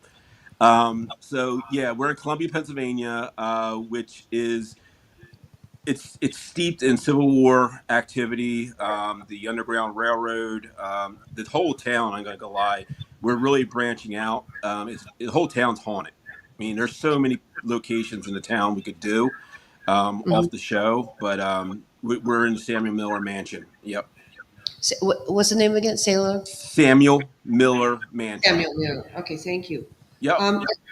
For the people that are in the public that really are not ghost hunters, can they do a ghost tour or some type of tour of everything? Is that available through? Yeah, what we do is we offer tours. If you go on our website, we have different things you can do. We have VIP, which you can spend a night with your family or friends and hang out. We have cots in the building, or you can do one of our events where we are actually there filming the show and be a part of that. Or you can come and just do your own thing. Yes. Okay. I appreciate it. Thank you so much, sir. You're welcome. Anything from the chats? So what's your favorite piece of equipment when doing investigations from Christine? Oh, man, I'm not a huge equipment guy or tech guy, but I do love the EDI. I use an EDI, or my big thing is a body cam. I'll clip a body cam on, because if you watch my one episode in Alaska on Ghost Hunters this is something like I'm very religious about now, is I captured a full body apparition twice and didn't even know it at the time on my body cam. I heard it, I saw it with my own eyes, but I completely forgot I'd had this body cam on, and thank God I did, because it captured this apparition. So I'm a big person when it comes to audio and video equipment. So I always, when I'm doing investigations, I'll have the body cam on and I'll go back and try to review the footage, because you might capture something and not know it. And it works really good. The audio, especially the audio on body cams, and the IR on them are great, because they're used by first responders and police, so they have to be good. And I've captured some really great EVPs and stuff on that camera. Yep. Yeah, we have an investigator that comes out here. We host private groups when they come out to Arizona, and this one investigator also wears a body cam on his back. Yeah, I've done that. And it's been amazing. He says the stuff that it catches. Yeah, sure. I used to clip it to if I was wearing a jacket or something, I would clip it to the back of my jacket. Yeah. All right, my wife from back home wants to know, how did Spooky become the house cat? She was actually a stray that was found as a kitten in the back parking lot of the building, and they brought her in, and I think she's about 5 years old now, and she's the most loving cat. I'm not and I hope I don't offend anybody. I'm not a cat person. I'm a dog person. But that's the one cat I'm cool with. She's such a great cat. People love her. People come from all over just to meet Spooky. They're like, screw Daryl Marston, screw Jeff and Trey Bader. They want to meet Spooky. It's funny as hell. They love that damn cat. Sounds like a T-shirt in the making. Yep, we have a T-shirt with her on it. There you go. Okay. That's funny. Any other questions? Roger's got another one. Any other chats? Are there any states that you have not investigated in? Hawaii, North and South Dakota. They're the three I Really? have not. I So you- love. And by the way, guys, just saying, I love Arizona. I was just going to ask. I love my Arizona. Hey, watch it on Ghost Hunters. We did Clifton, Arizona. We were there for I saw it. 16 days. Yeah. I was just in Phoenix back in September. I love Arizona, man. I always tell people, everyone asks me, like, what's your favorite states? And it's either Arizona, Texas, or New Mexico. They're my favorite ones. I love California too. California is beautiful, but Arizona, Hey. there's nothing like it. Let me know when you're back out. We'll show you some of the places that we Yeah, utilize. definitely. I'd All love right. to. Yeah. Any other questions? And we'll let this man get back to reviewing evidence. Anybody else? Anybody from the guests, our audience? Christine. You're going to Bel Air House in Ohio. I have not. I've been invited to Bel Air House several times. I've never gotten out there. And the crazy part is I've done a lot in Ohio, a lot of investigations. Sedamsville, the House of Wills, Madison, Mansfield Reformatory, to name a few. And I've not actually had the time to go to the Bel Air House. No, I would love to. All right. Well, I guess that's going to wrap us up. Daryl, I thank you very much for donating all this time with us. Thank you. Appreciate it. Thank you. Thank you for having me, guys. And please rely on us. If you need anything, please feel free to ask. And I will. Thanks very much. And we'll get out there and we'll check out this place. Yeah, check it out, guys. We're coming out to the California location. Yep. Have a good one, guys. Thanks so much. Thanks, Daryl. You too. Stay well. Bye-bye. All right. All right. That was good. Yeah. That was good. Took a little technical issues, but hey, Hey, we got it worked out. We got it worked out. Hope you guys enjoyed that. That was kind of special. I'm glad he spent time with us. I know he's busy. Yeah, that was awesome. So we have a couple other people coming up, another 20 minutes or so. In the meantime, anybody that has any questions on anything we have here out in Arizona, any of the locations that we utilize, this one place that we're in now is Bullion Plaza up in Miami, Arizona. Very haunted location. Tonight we're going to be running an investigation here after this event is over. We'll probably not have anything as far as recorded for an audience to see, but we do have different videos on our sites that you can end up taking a look at. Anybody else have anything going on? Questions, anything? All right, I'm going to leave this to these guys. Thank you again for checking out Daryl and his My Haunted Manor, USA. Thank you. You guys roughnecks, right? You just do that. You need anything.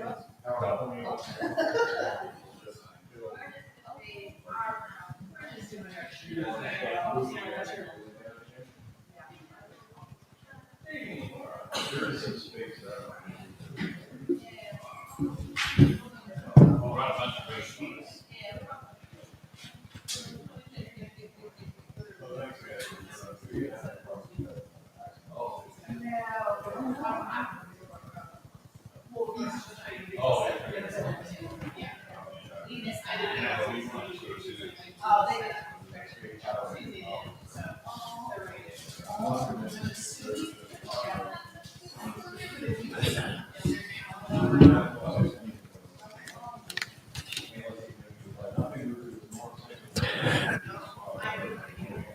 All right, everybody. So we're back here at the Paranormal Days in Miami, Arizona. So I want to thank you guys for joining us live here on YouTube. Don't forget we are streaming on several channels today. So we're on the Truth About Beer and we're on Ghost Squad Scotland. We're on Suds Paranormal. So be sure to jump on to whatever platform you're watching us on. Please be sure to like, share, and subscribe. Don't forget you can check out the Truth About Beer and every Tuesday night at 7 o'clock Pacific Standard Time for now until we change time again. But yeah, definitely come give us a shout out and come watch our shows. We do some paranormal shows on the Truth About Beer, and then we do a lot of other topics as well. So it's been a fun day so far. We're going to go to about 3 o'clock today, and when Tony and Cherie come on, and so we got some other good guests lined up. We got Deb Brandon coming up next at 1 o'clock. I was going to talk about dowsing rods. So be sure to stick around. I'm going to take a short break here, so go get yourself a drink, go grab something to eat, and I'm going to keep the live stream going. That way I don't have to create another one, but feel free to jump in and out as you wish. And don't forget, if you have any questions for any of the speakers today, go ahead and put them in the chat, and we'll relay them to the speakers and hopefully get answers to your questions. So definitely check us out. We appreciate it. And give us a thumbs up on this, guys, if you're liking this. This is, kind of a once-a-year thing we get to do, and it's a lot of fun. It's a lot of fun. We meet a lot of cool people, meet a lot of good investigators, and we get to explore these different areas in the town here. So it's definitely a lot of fun. Appreciate you guys spending your afternoon with us. Like I said, I'm going to jump off here for a couple of minutes while we get our next guest set up, and we'll see you back here shortly. So stick around, go get something to drink, something to eat, and I'll be right back.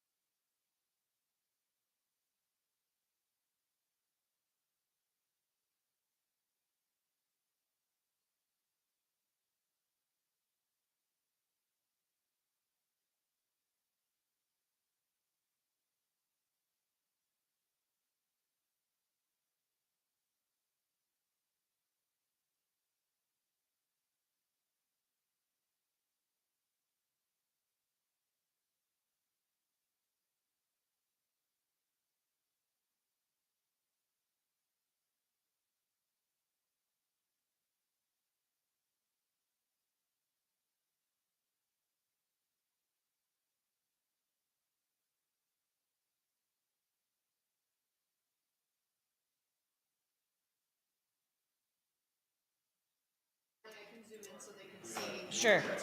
Sure. So do you want a chair in the front? Yeah, I'll do a chair in the front. Yeah, Yeah. that would be good. Just right here. Yeah. Because if you're not talking, and then I don't either. No, just Be like, just a vessel. I'm just a vessel. I'll just do a brief like, hi, I'm Colleen. This is what I'm going to do, and then that's it. But you want me to ask questions? No, we're going to ask them to ask questions.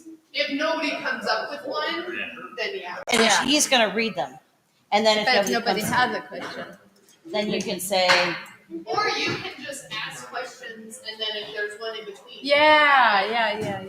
So, They might like, jump in questions, or if there's any questions in the audience. I don't know. There's nobody watching? There's some, but there's not much going on in Not chat. Well, not yet. We haven't started. Well, I was watching chat. It didn't really move very much while other people were. Have faith. Have faith. I shall summon them. Summon them. Do you want the link and you can share it on your Facebook thing or whatever, so people can know? I don't have Facebook.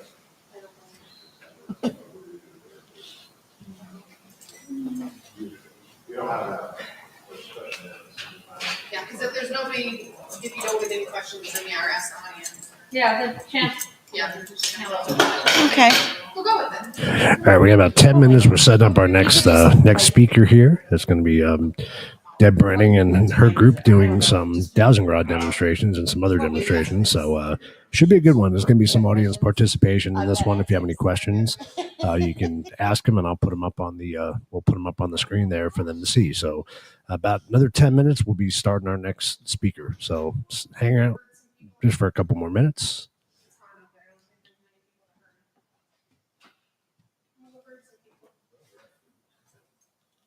There is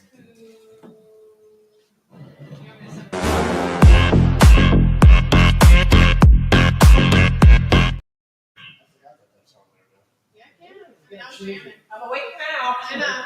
It's like Gave her a heart attack. it's a little cur- Please don't. Heart patient as it is. Please don't. I don't feel like doing CPR today. I don't feel like it either.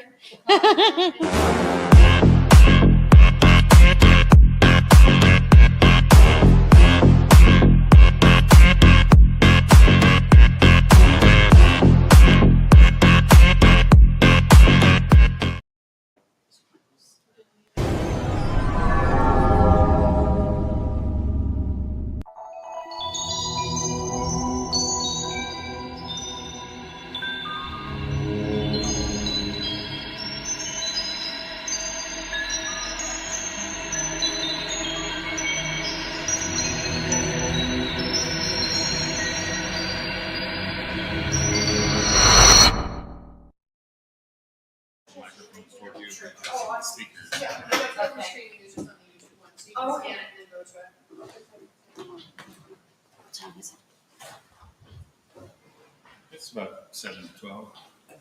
We need one. Go on. We got some time. You got a few minutes. You're good. Oops. These things are so sensitive. Oh, that's what she said. We're not live, are we? Yeah, we're live. That's okay though. That was Caroline. It's okay. I'm known for that. People are just cracking up in the audience. Don't worry. For my next trick.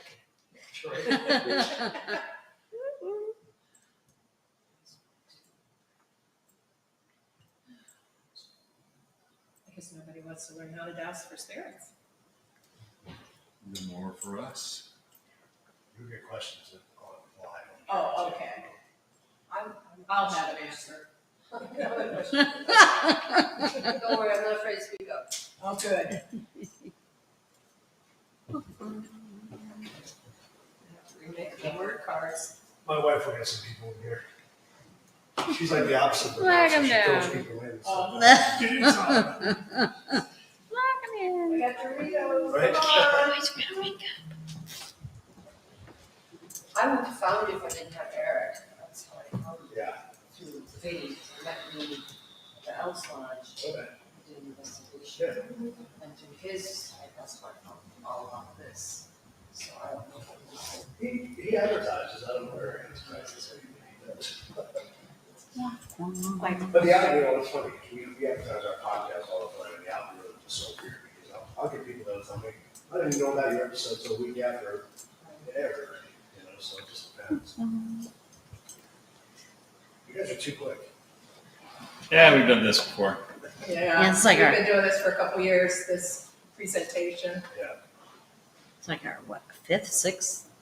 Something like that. I think last year we did it at Phoenix Fan Fusion. Yeah, and then we did it at To like 300 people. 400. 400, Almost yes, 400 people. They always give us the double room because we draw close to 400 people. In fact, we had more the year before because they had to remove standers. Yeah. Because of the fire law. Oh, right. So that was really That was- amazing. that was- 400 people come to see us. It was pretty freaking cool. It wasn't because they wanted to douse for gold. No, that was our Route 66. Yeah, that time we did was Route haunted 66. 66. Yeah. What Oh, we okay. did. And with the PowerPoint. And that was That was a lot of fun. a lot of fun. This year we're doing the top 10 haunted places in Arizona. That we have done, that have been researched through archives. So this isn't just like reality TV folklore, this is the real stories of the people who lived. So it's kind of how we operate. If someone says, oh, I heard this story, we go, okay, hang on. Let's check it out. And then Let's see Debbie what does really her happened. research stuff, and she'll come back and she'll go, well, no, not quite. He didn't kill himself here. He died in Colorado. Yeah. Exactly. Yeah. He might haunt this building, but he didn't die here. No. We're waiting for us to be healthy enough to start our next book adventure. Yep. We're doing the Harvey houses Oh, okay. That would be cool. of the Southwest. That'd be neat. Yeah. We've already,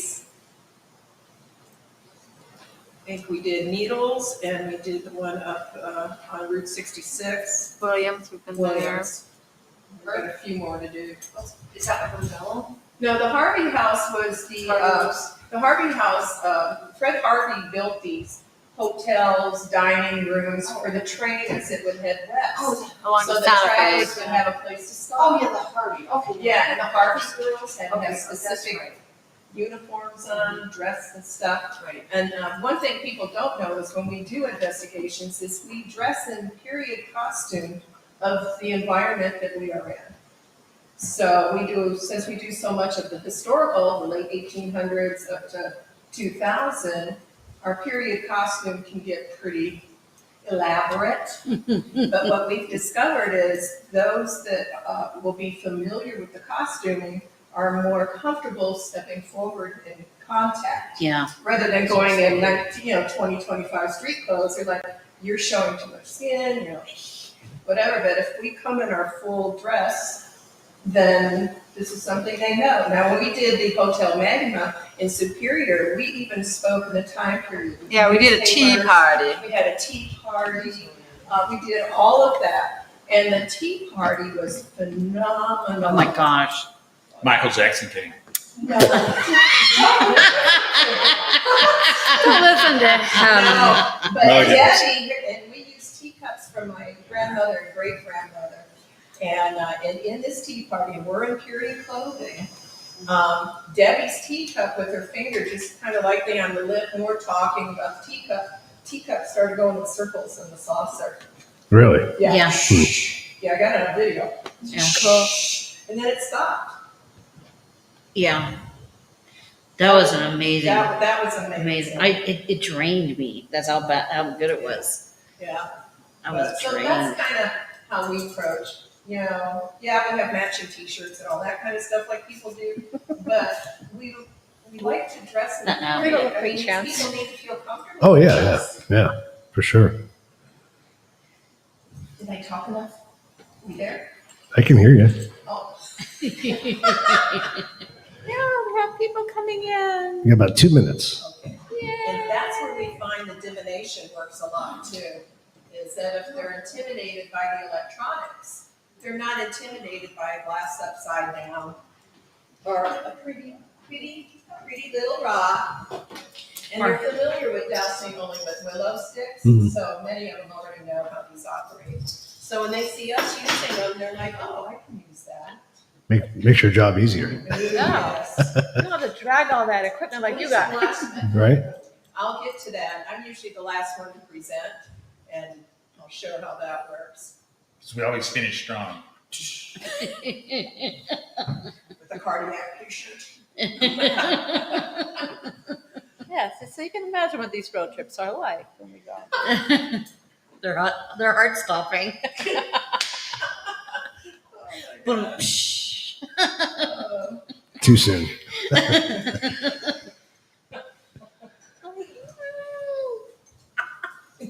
This is our trip all the time. All the time. Sometimes I think the ghosts tell us to shut up. Can you please shut up? We're trying to sleep. Sorry. What was that one? Where was the place where we were at and they had it set up for their seance room and they had mirrors all over, so we start moving all the mirrors around? Because remember, the mirrors are bouncing off each other. I'm not owning up to that. Oh, you weren't there. It was Good. Devin was with us. Remember? Oh, it was when we were at Virginia City. No, we were in where's the one where the Clown Motel is? Oh, Tonopah. Tonopah. Yeah. So we were staying at the hotel there, and we went. Oh, this room's like really. Oh, it was one of their little conference rooms. Yeah, a little conference room. This room's like really, really haunted. And we We're were not allowed to go back. and we went in there by ourselves, and we're looking around. There's a mirror there. A mirror there. The door was open. There was no mirror sign there. that said you couldn't go in. So we started moving. We moved all the mirrors so that it would break up the mojo. All right, you guys are ready to go when you want. You're all set.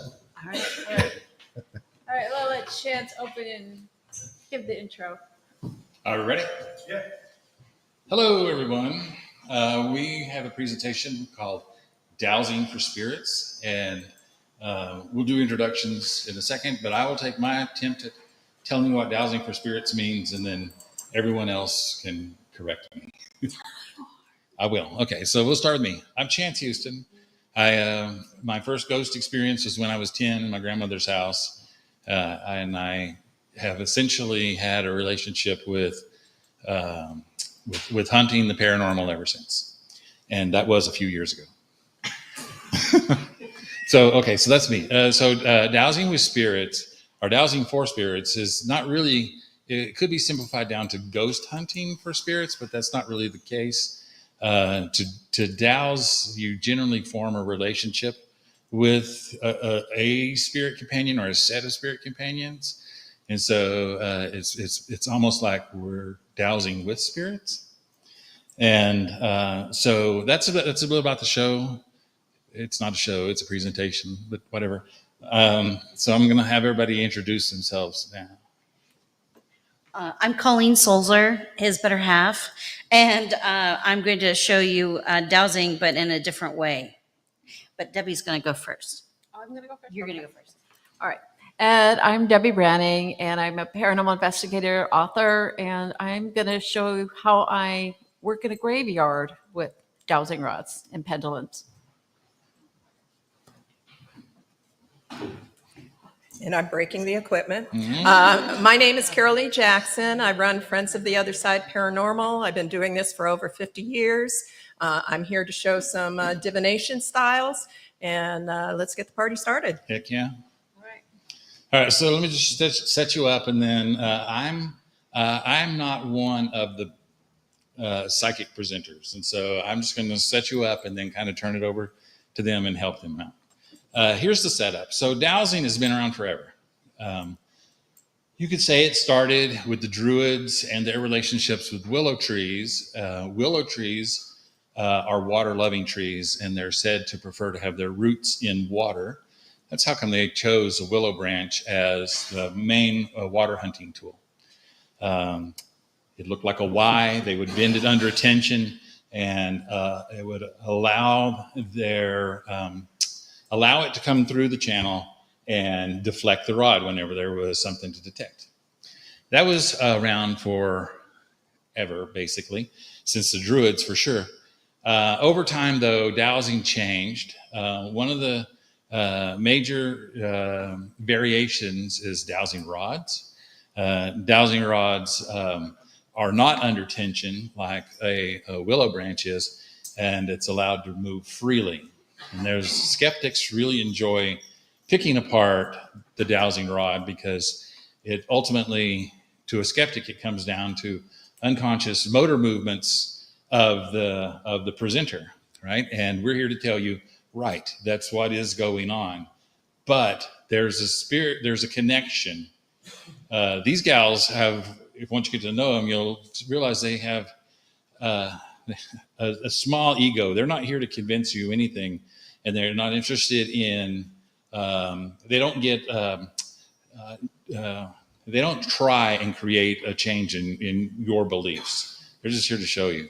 And so because of that, they're not invested when the rods are being asked a question or you're dowsing, because Carol Lee's going to douse a lot of different ways.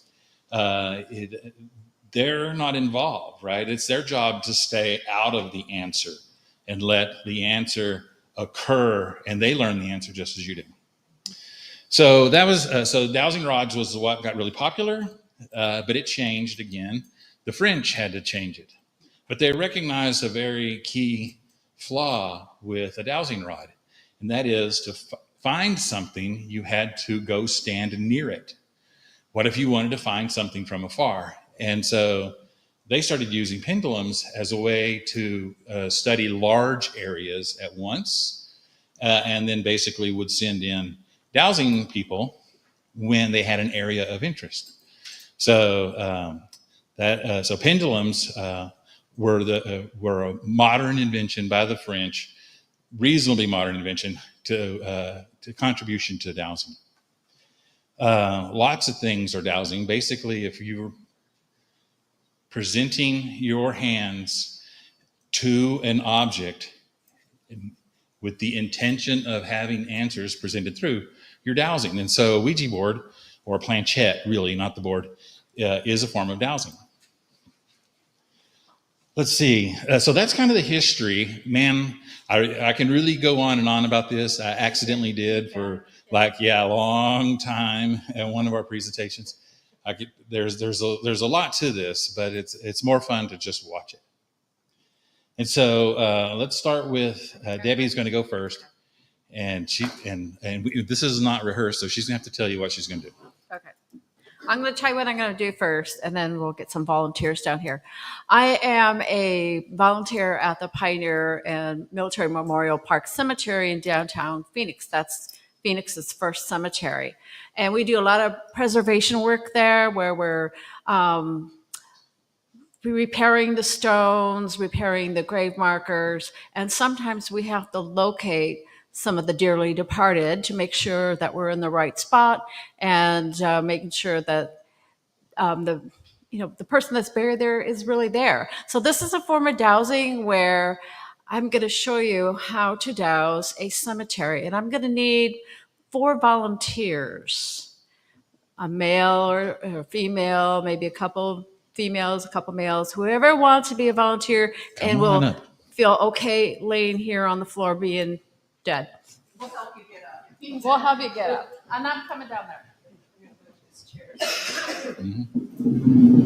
Basically, what I want you to do I'm going to go through it, though. is all lay I'm going to go through it. with all of your heads facing this way. I need, do I have a gentleman? I got even right there. At least one guy, because I need this will one show guy. you how you can determine male or Four female. pairs. So we need one male. All right, so just lay in a row like this way. Yeah, you can put your all your heads back up.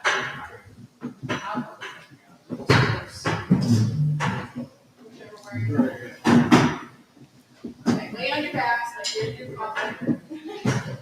You look now, you can see what it's going to be like. All right, I'm doing the wrong way. Okay, that happens too. Okay, so you're all there. So say you're going to your family cemetery. You want to really find Aunt Marge. You know Aunt Marge is buried in Evergreen Cemetery, and but you don't know where for sure. You just know she's in one row that is soon to be family plot, and there's only one grave marker there, and all it says is green on it, so you know it's the Green family. So what I want to do then is kind of mark out the cemetery to find out the plots, because all you guys are under a lump of dirt right now. Okay?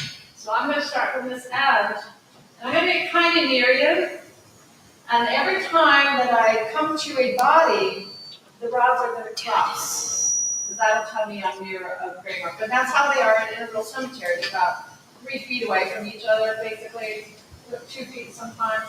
So as I'm walking, I get to a body, it'll cross. When I leave the body, it'll pop back out. As I get to a body, it'll cross.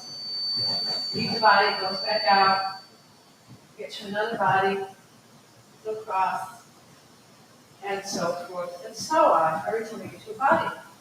So that's how I know, okay, well, you know, the Green family's all along here, okay. So now I'm going to go, I know that there's, you know, grandpa and grandma, my aunt, and everybody's there. But I know there's only one male in the group, family group. So what we do then, to measure out whether it's male or female, the rods will know. So as I go over, okay, you see it pointing up this way, towards our head. I'm going to come up this one. Same thing here, so I know it's another female. You'll notice she's using just one rod too. And I'm just using one rod. This is easier. I use one rod most of the time. So as I'm coming up to a male,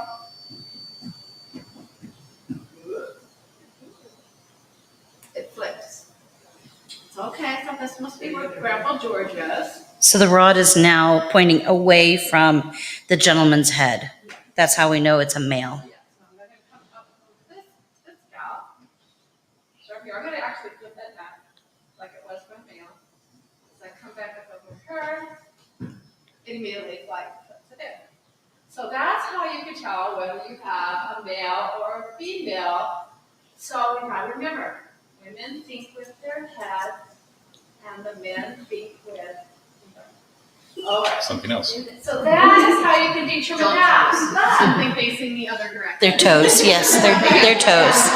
They think with their toes. So that's something that it's something in the genetics. I don't know. I learned it down to a little Cajun woman from Missouri. She came to Arizona, and she took me on a little journey where she said, "Oh, we're going to go up to a cemetery, and I'm going to teach you how to down." I had no clue. I had no clue. She was bring some coat painters.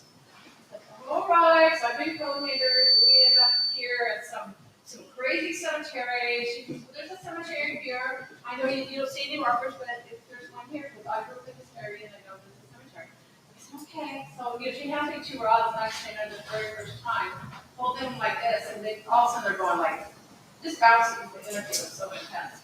And then she told me the story about how, to tell a male, I have another problem.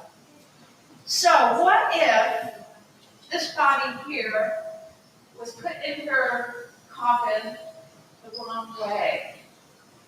And so she's buried in here, then I'm going to have you flip over. But her coffin was put in the wrong way, okay? So now, when I go over her, still pointing to the head, right? Still that same kind of energy. I'm going to kind of review. Up here, over the gentleman. Let's use the other one. It's been very good. I'm over the gentleman. Right away, well, back over our lady again. He's got strong toes. Okay. So then we determined, okay, so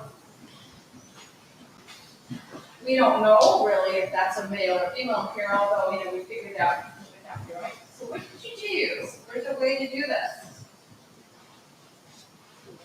How many, especially the women, have gone to like a baby shower or someplace, and you have done the thing where the woman's going to have a baby, you get the wedding ring, and you put it on a string, and you put it over the belly, and then you can determine, it's a male or female. So if it's a male, it's going to go, I'm doing it myself right now. It's going to go clockwise. If it's a female, it's going to go counterclockwise. So what you can do then, if you're really not sure, like you think, Well, I know that must be Grandma George, and I know that Grandma George was, supposed to be here, but I'm getting too, going that direction now. So if you hold it over like that, and you wait, it'll start spinning the counterclockwise, which indicates it's a woman. So I'm going to come over one of these other ladies here. It's buried the correct way in the cemetery. And if I hold it over her, again, it's going counterclockwise. If I come over the gentleman, it's going clockwise. So that's how you can determine by using that. The same thing if you had a pendulum out. It's going clockwise. If I go over a woman, it's going counterclockwise. New way of gender reveal. New way to reveal the gender. Yeah, I revealed all your genders. And so that's basically how you can use dowsing rods for contacting one of your relatives in the cemetery. So you guys can sit up, and for helping me out today, you get a free cheerleading party gift. Give her a hand. Yeah. Thank you guys. Oh, don't forget your gifts. You have your key to the dowsing world. And you can use this as a virtual pendulum. Thank you.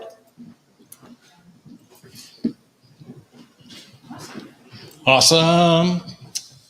So that's Debbie Branning. Did we mention she's an author? She has books out there. Yeah, there's books out there. There might be some stories about dowsing in the cemetery.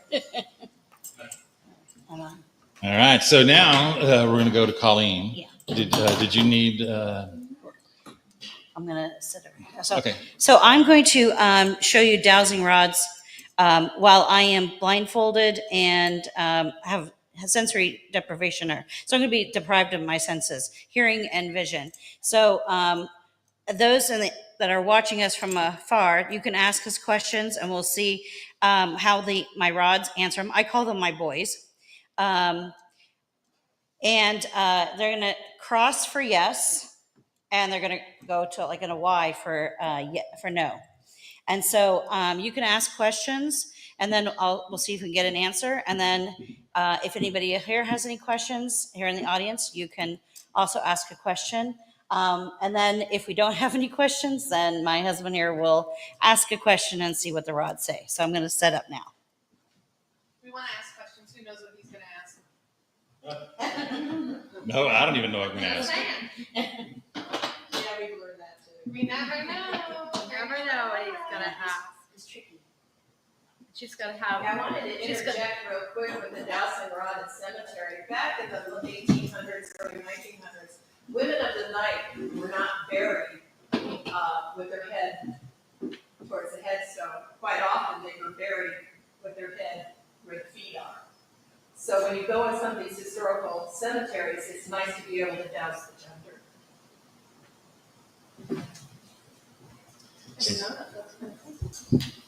So she's blindfolded. The headphones are noise canceling.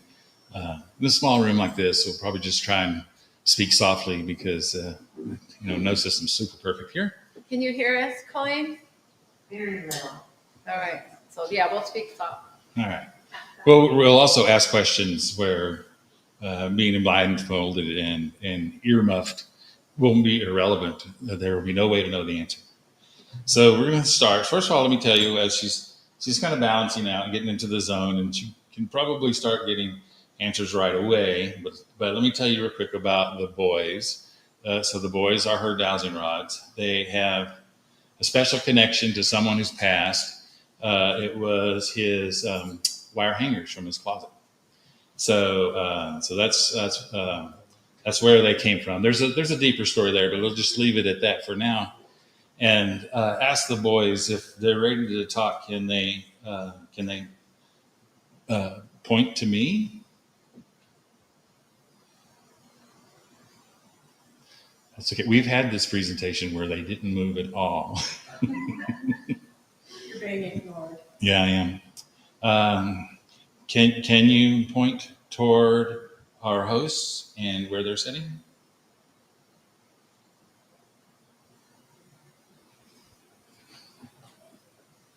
Okay, very good. All righty.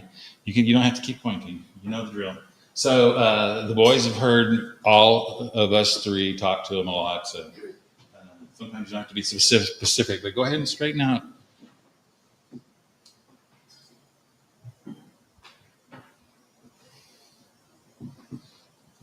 All the more reason why you can tell we're not trying to trick you. Oh, the fan may be interfering a little bit. Do you want to scoot her more forward? Because I can zoom in on her more forward, that's fine. I don't want to scare her. So Yeah, let's bring her up and have her just move forward. Since Yeah, I'm like, I don't want to scare her. Can you come out for a second? In case she punches. All of your clothes suddenly burning on fire. What? No, you don't know the fan. You don't know the fan is fan. iron.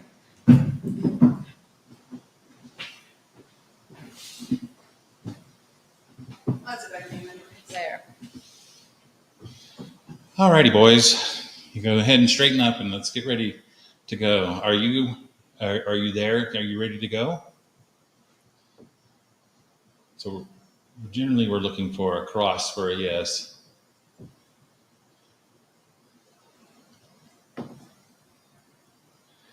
Boys, are there any ghosts in this building?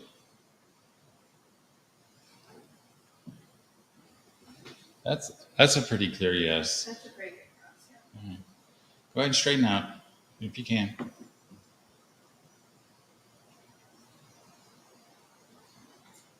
Boys, will Debbie sell 100 books this year?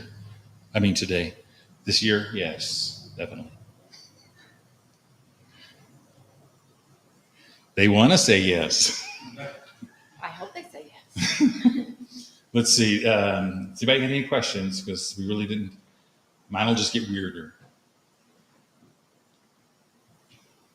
Boys, can you point to the gentleman in the medium blue shirt?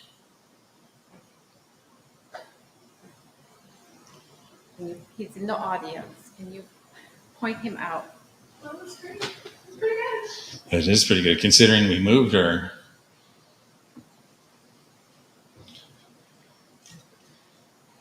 Carolee, do you have a question? I'm just coming up with weird stuff. Well, I'd expect nothing less of you. I know. Go ahead and straighten out, boys. Anybody in the audience have any questions?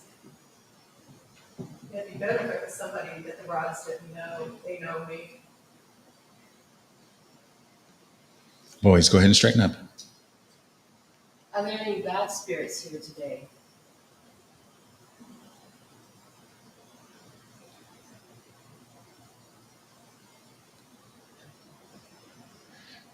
I'm gonna take that as a no. It certainly wasn't a strong answer. No. Yeah.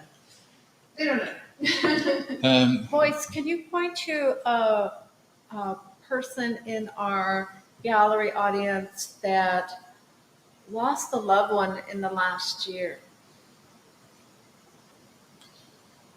Perhaps their relative or loved one has a message. Can you point to someone who lost someone?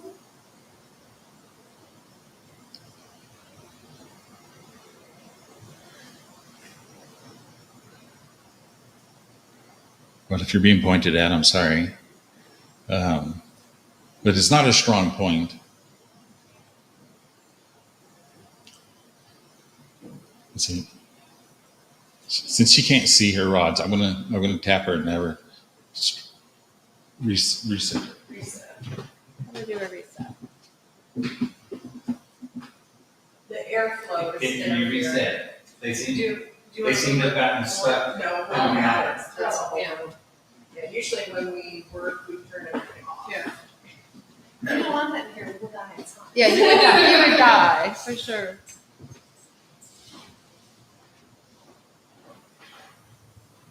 There she goes.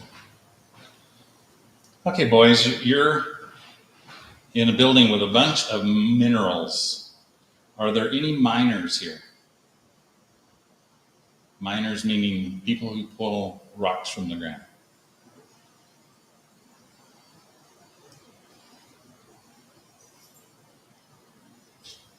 This is always a tough one because when it works, you're like, oh my gosh. But we're totally not here to fake anything, so this is subtle.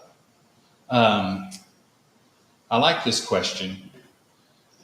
Boys, do books have souls?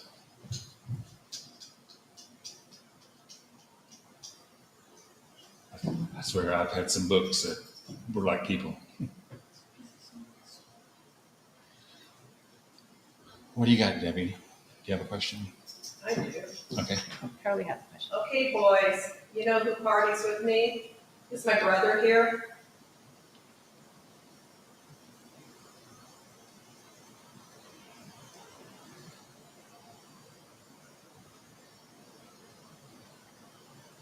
They're just not They're just, cooperating yeah. today because. Okay, let's do 2 more. Is there somebody blocking you?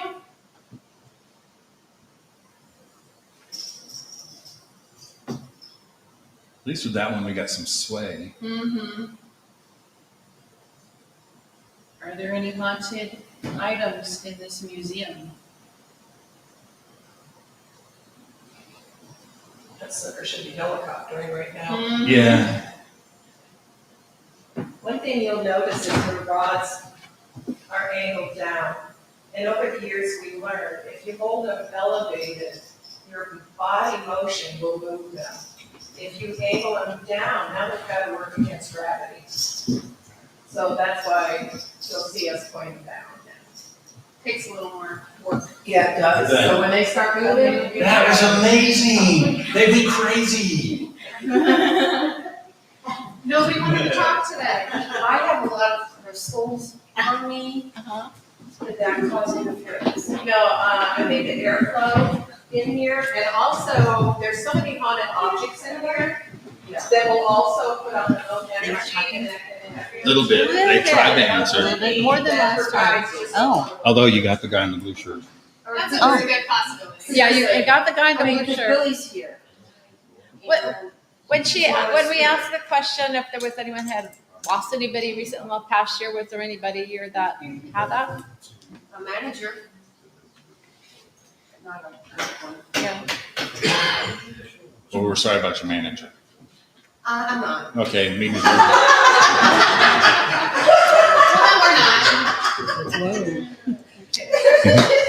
So we have one more presenter.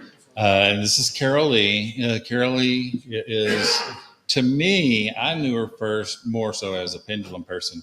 As it turns out, she can do them all. And she's going to show you some, I won't call it alternate because this isn't alternative. This is just different ways of utilizing the same thing that's going on. So take it away, Carol. Although Carol, I yeah. work with the rods and the pendulum, spirit board, and different graphs, one thing I've learned in the last couple of years is that you don't need all these gizmos. You can use a glass tumbler from your kitchen and then put some words on a card, piece of paper. I use rephrase the question, yes, no, and maybe, which are quite popular on spirit boards. The idea is usually this works best with 4 people. You take 2 fingers, and each of you put it on the rim of the glass. And you start going in circles, clockwise. And the more you do it, the faster it goes, it builds up energy, which is encased inside this glass tumbler. Do not take your fingers off. If you take them off, you have to start all over. Or the glass might go flying across the room and break all over the place. Yeah. And what we do is we ask our questions and we go, and I'm pretty good at knowing when we have enough energy. I'll say, okay, we're good. And then we ask our questions. And someone will say, is my Aunt Jenny here? They'll move to yes. Aunt Jenny, is Grandpa here? No. Is my dog with Grandpa? Maybe. Where's the dog at? Rephrase that question. And this glass will do in response to your questions. It will blow your mind. Do you want me to do it once with you to show how it works table- with two people, or We then you can try. call somebody up? This table has ridges. I tend to work on solid wood that I've polished, because then this glass here will smoothly move. I mean, just like on glass. But we just go.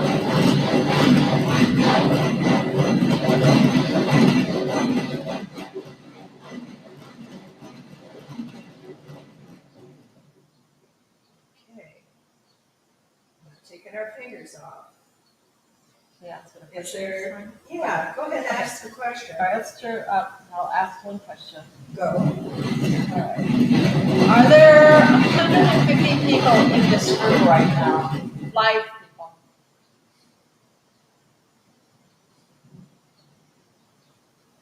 New. Recenter. All right, we'll ask one more, then we'll have a I'll- volunteer. I have a You want to? question. Okay, come on. Is Tony still here? Oh, that's what you're doing. Sorry. Is Tony still here? Holy crap, that went straight to yes. Okay.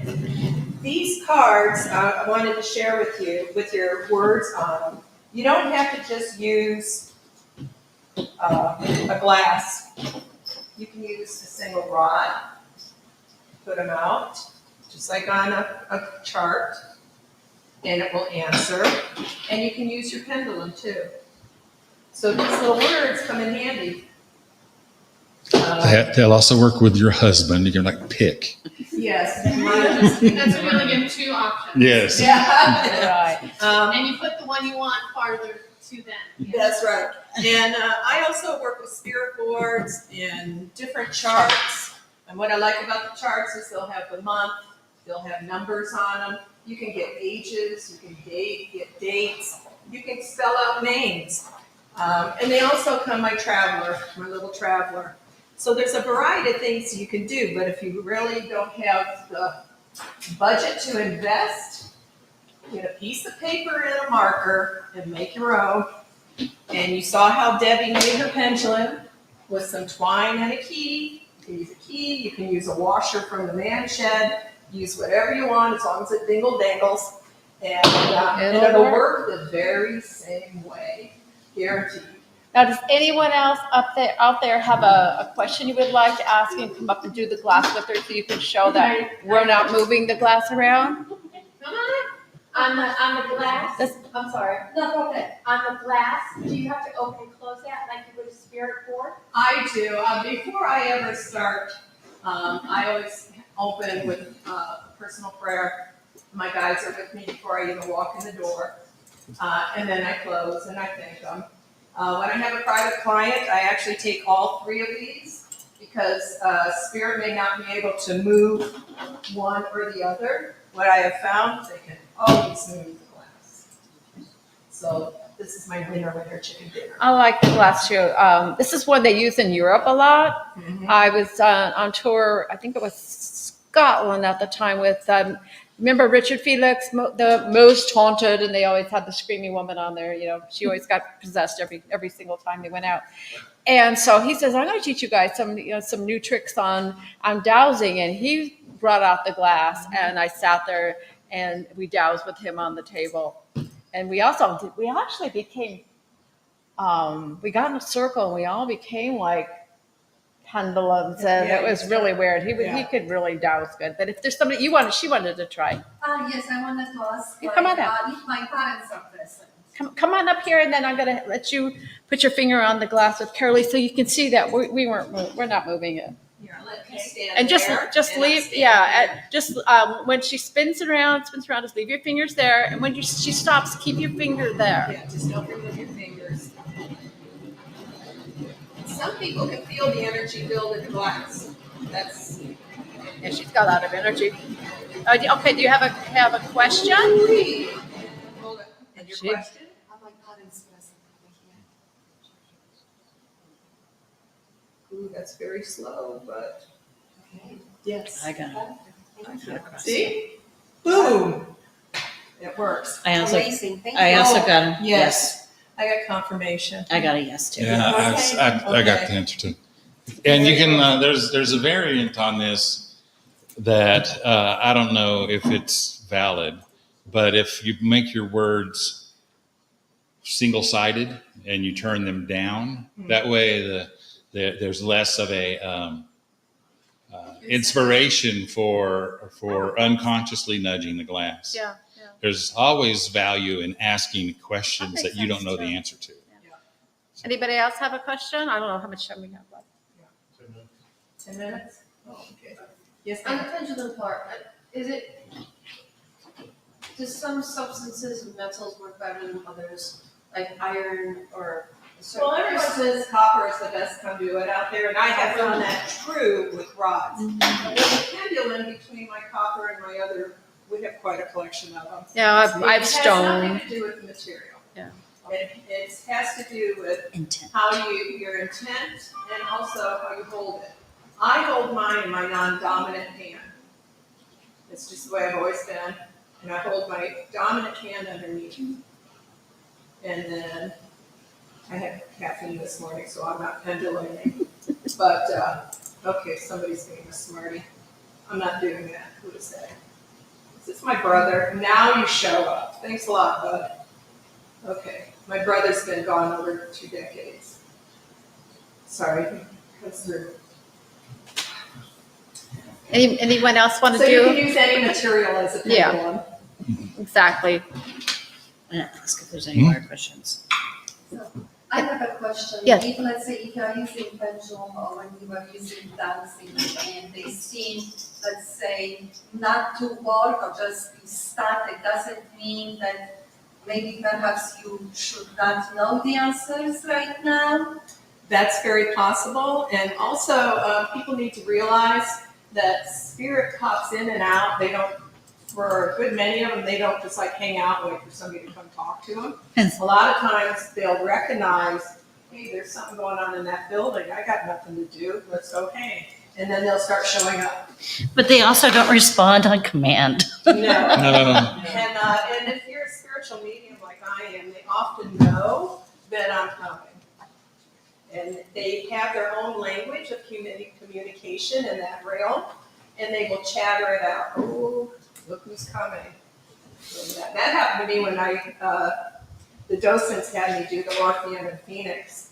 And I got to do a reading on the building before they started ghost tours. And they knew I was coming and greeted me at the front door.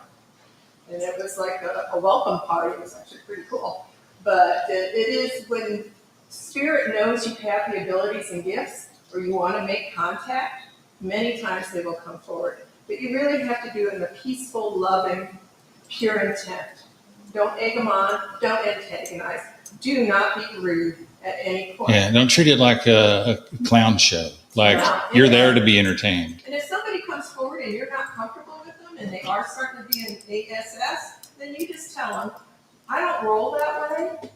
Back off. Go back where you came from, and they will back off. And to make your dowsing stronger, one thing I've always found too is make your rods your own. Like I would say, Colleen, can I use your rods or anything?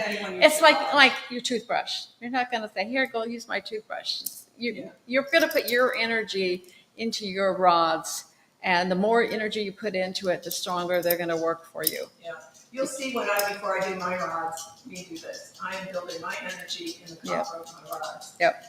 Now they're ready to roll. Probably shouldn't do that.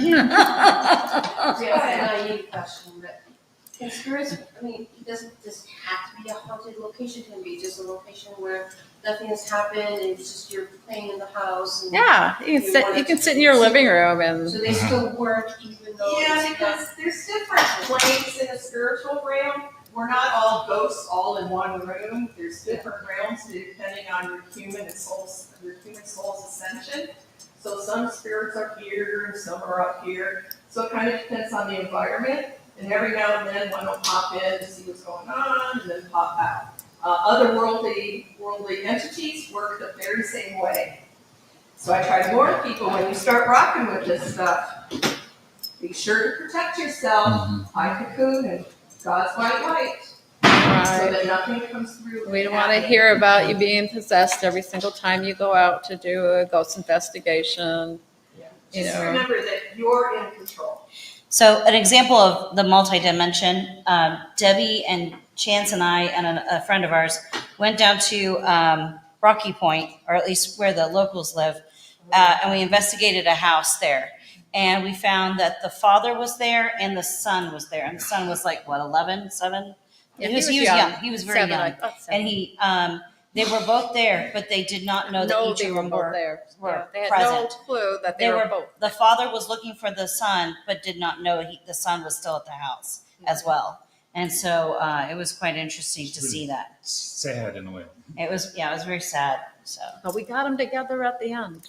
Yeah, we were able to send them both off into the light. It was really weird because we knew the father was hit by a car on a bicycle, and as we're driving all around doing our other things before we were going to actually do our investigation, we kept seeing this man on a bicycle everywhere we would go. It was just really eerie. It was like, really eerie.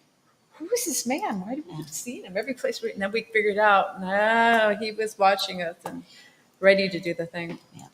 Unfortunately, he wasn't just hit by a car. A large vehicle tipped over on him. And his energy that he presented to us, and the evidence that we received from him was very different than the boy. Yeah. The boy was the father was very staticky and low level energy, whereas the boy was like higher level and just looking for his mother and trying to find out what happened to him. Tugging on her shirt while we were eating our pizza because he wanted pizza. And we found out later that he would tug at his mom's shirt to say, "I'm hungry," because she was starving the children. Yeah. Nice. Anyways. Yeah. So I think we have come to the end of our dowsing presentation. Yeah.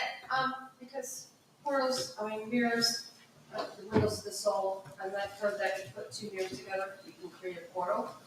Have you experienced that in your investigations? Or I kind of, at myself, with the pendulum, I kind of would move it all and put it in front of the mirror and it would start moving. Is there a correlation between mirrors, spirit? Yeah, I use mirrors and water and fire for scrying, if you know what scrying is. And that's a matter of meditating into it and allowing the information to come forward. That's a whole nother presentation. And that's kind of like when we were talking about that conference room we were in that hotel. They had the mirrors. They were creating a portal. So then when because they were all reflecting into each other. Yeah. So they were doing their investing there. They had a portal going on, and we're like, okay, well, let's just kind of mess up this portal.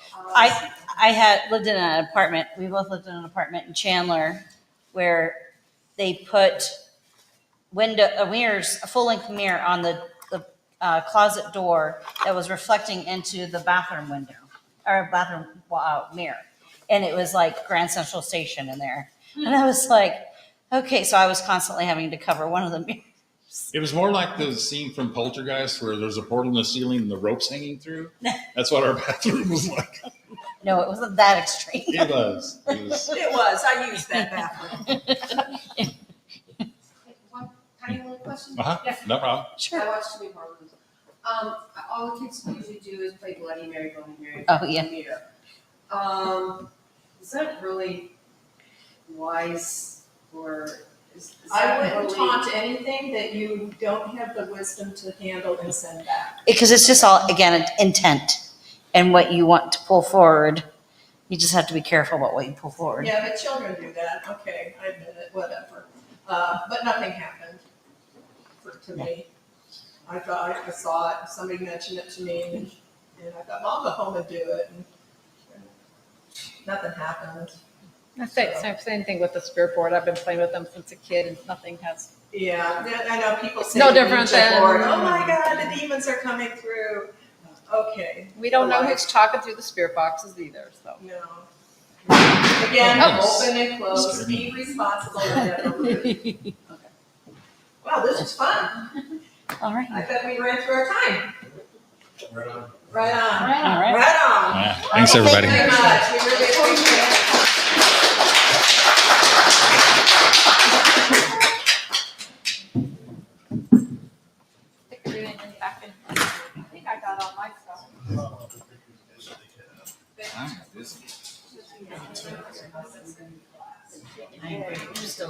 Yeah, I'm still doing it. All right, I'm gonna get rid of that. Tripping over all the wires. And knocking everything back.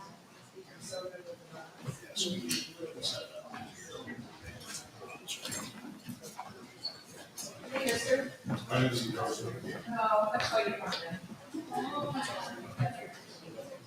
Your voice didn't want to talk today. I was like, even stopping him, and he was like, maybe. I was feeling so lucky. All right, everybody. Thank you for that. That was Deb Branning and her special guest doing some dowsing rods for you. Coming up, we have PAPS coming up, Phoenix, Arizona Paranormal Society. They're going to be up here at 2 o'clock. Don't forget, if you're watching, depending on what platform you're watching on, please don't forget to like, share, and subscribe. Also, don't forget to check out The Truth About Beer. And every Tuesday night at 7 o'clock Mountain Standard, Pacific Standard Time now until we change back and go over to Mountain Standard Time again.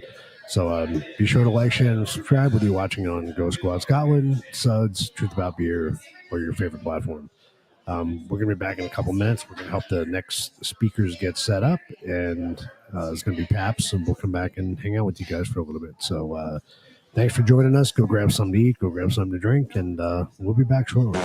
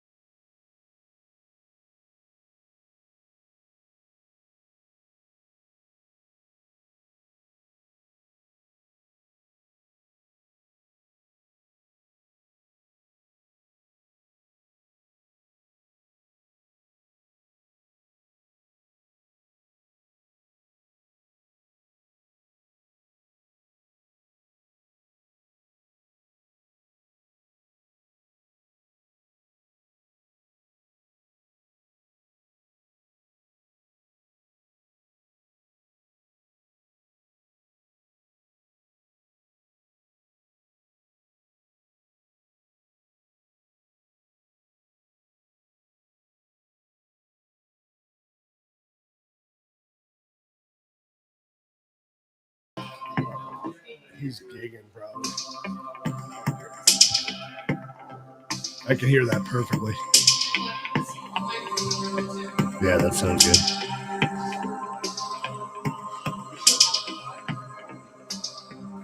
What's that? No, that's good.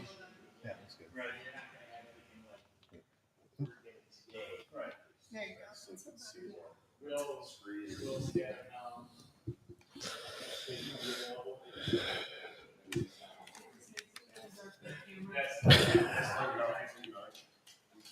All right, we got about 8 minutes, and then Paps is going to be on with us. So hang out, grab a drink, grab something to eat if you guys have to, and we'll be back live here in a couple minutes.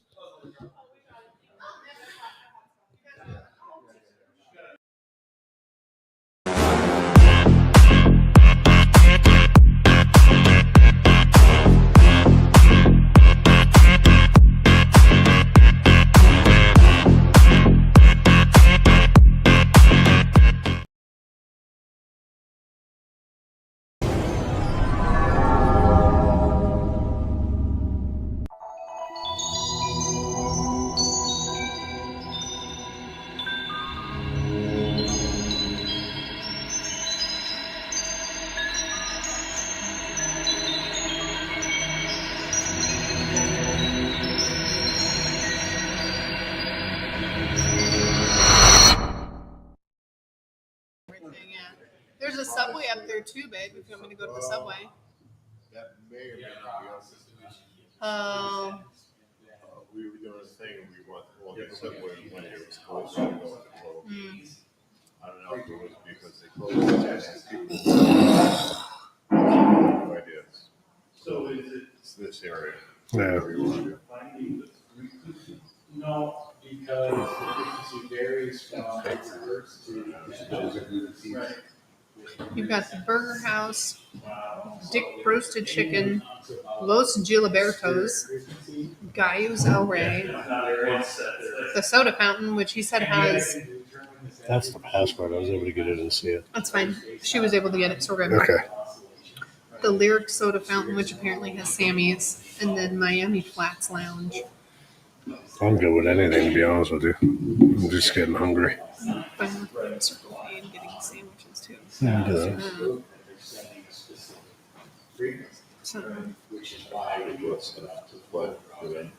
What's that? I should have brought like stuff for them to listen to. Oh. I figured we were going to have interviews and stuff. Nobody on Instagram, yeah. It's all right. Everybody's hanging out. Everybody's peeing right now. You Yeah. good? Everybody's getting up in between. Peeing and getting snacks. Okay. Pull that camera up. Do you think that's good? And if so, I'll just leave it. Because that shows their presentation. Yeah. Okay. That's good. Exactly. Yeah. And I will go find food. Okay. Do you want anything else to drink? No, I'm good with water. Okay. Love you. Bye. Love you. Yeah, that's Appreciate it. I'll take my phone. Okay. Thank God Daryl was a talker while we were figuring out that. We got to figure it out. Thanks for doing this for me. Appreciate No problem. Oh, yeah, that's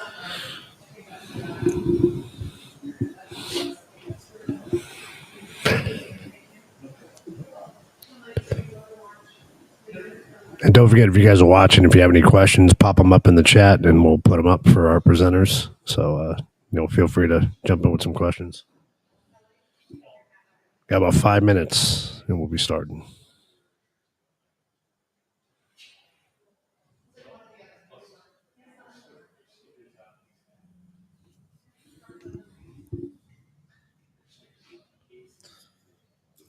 Where T-Mobile was. Mm-hmm. Yeah. I might look at one for Verizon because it's pretty cool.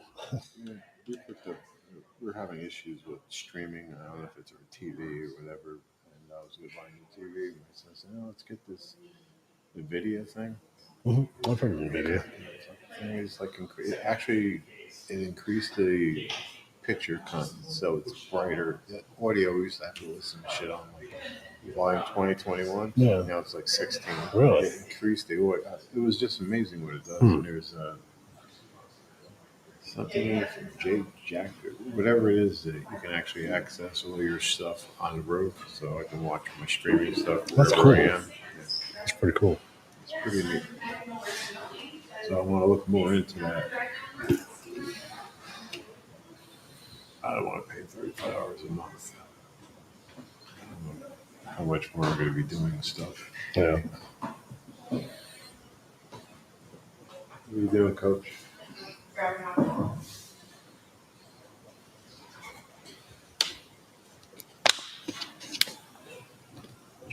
Get a front row seat.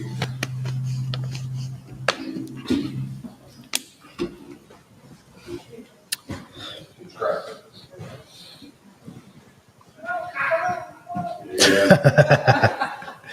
The guys in the back are really rowdy. So. Well, you guys you're live on YouTube, so it's running constantly, but your segment will be on YouTube. So There's 4 different YouTube that's going on. yeah, So 4 people will be watching. there's people over in Scotland watching too. So What time is it over? You know? I don't. I don't know what the time difference is. Pretty sure it's tomorrow. Yeah, I think it is. Yeah.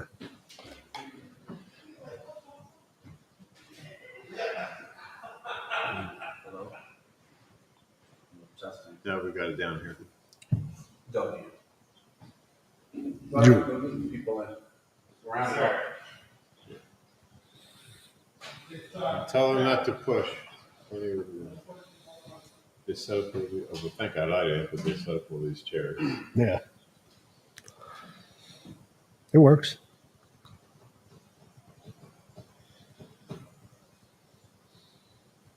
Thanks for doing this again, guys. Yeah. Sure.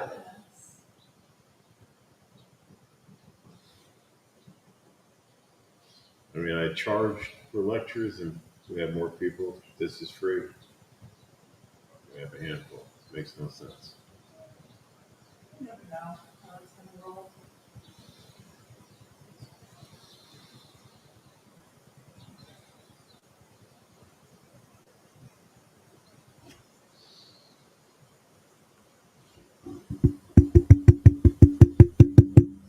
I want to try to do one of these down in Oracle. Acadia. I can't figure out how to do vendors. Oh. There's a community center, but they're not like connected to each other. Right. The entities. So if they have to rent that, it's not worth it. So I might just do talking lectures and investigation. Mm-hmm. Acadia.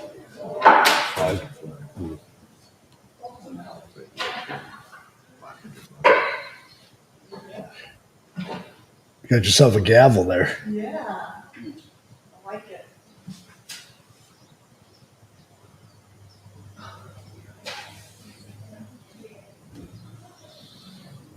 Okay, folks. Come on, join us. Have a seat. It's about to start. Keep your clothes on, though.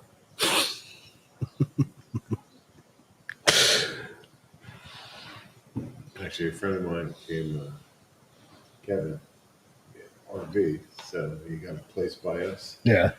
Turned out to be a nudist RV. Really? What's up, Dave? You have us for tonight? Yep. Okay, I wasn't sure. Yep. It's going to start at 7, so after this is over, 4, go get dinner and whatnot. And like 6:30, Okay. Get ready. Meeting here in front, or? Yeah, probably in the front area. I'm pretty sure that front doors are going to be locked at one time. They're going to be closed, and everything's going to be in the back. So it's best so you don't have to walk around your bib is to park in the back. And the way to do that, put this on you can go airplane up to mode. this next street, These phones, follow do you and know? make a left. It's the second Do you know how to put these on opening airplane in the fence. You're going to pass the big building. That's the next left. Okay. And go in there, and there's double doors right on the other side of the steps. Okay. That's where you come in. Okay, cool. I don't know if you're bringing gear in or doing anything. I just got a couple things.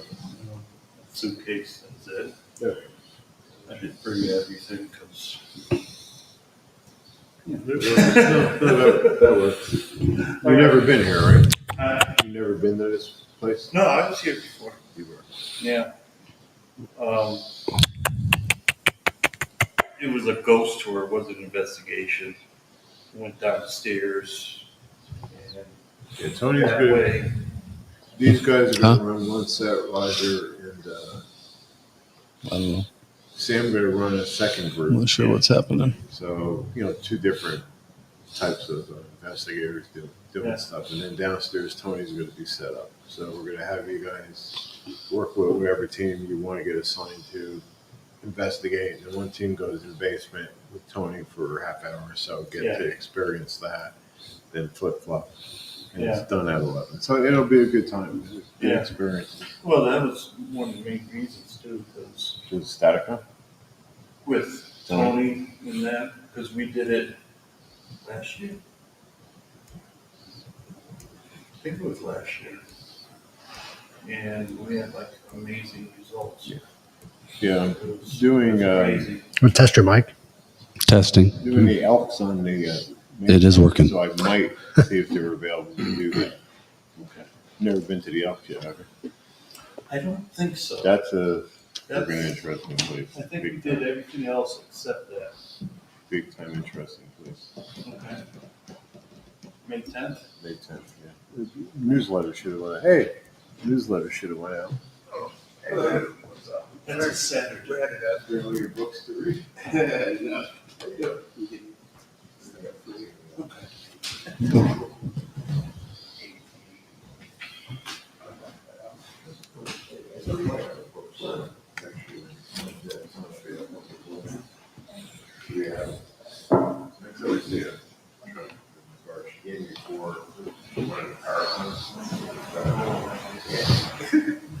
Hey, what's up, buddy? How you doing? How you been?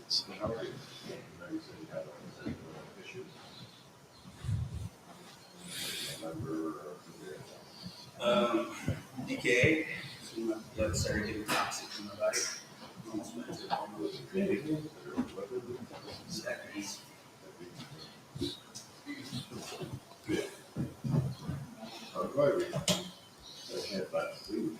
We're here for a while. Yeah, we've been here for a while.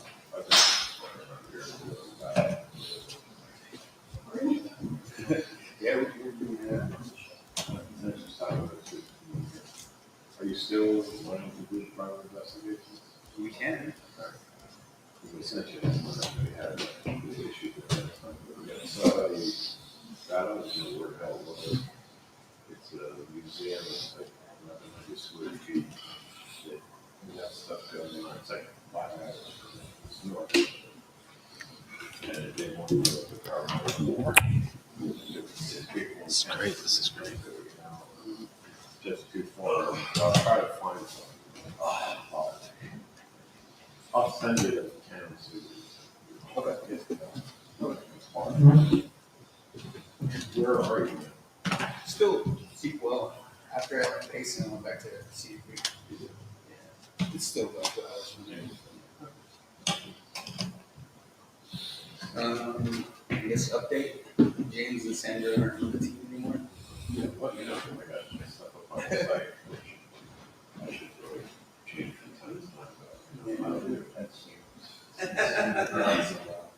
Who is it? The Dazzy seems to be upper than I have a record.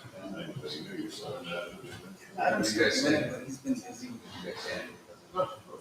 Yeah. He's tight. That's what's. Thank you, sir. Appreciate it.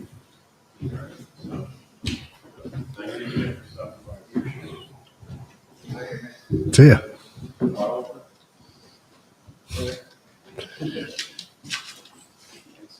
You're welcome. We'll see you.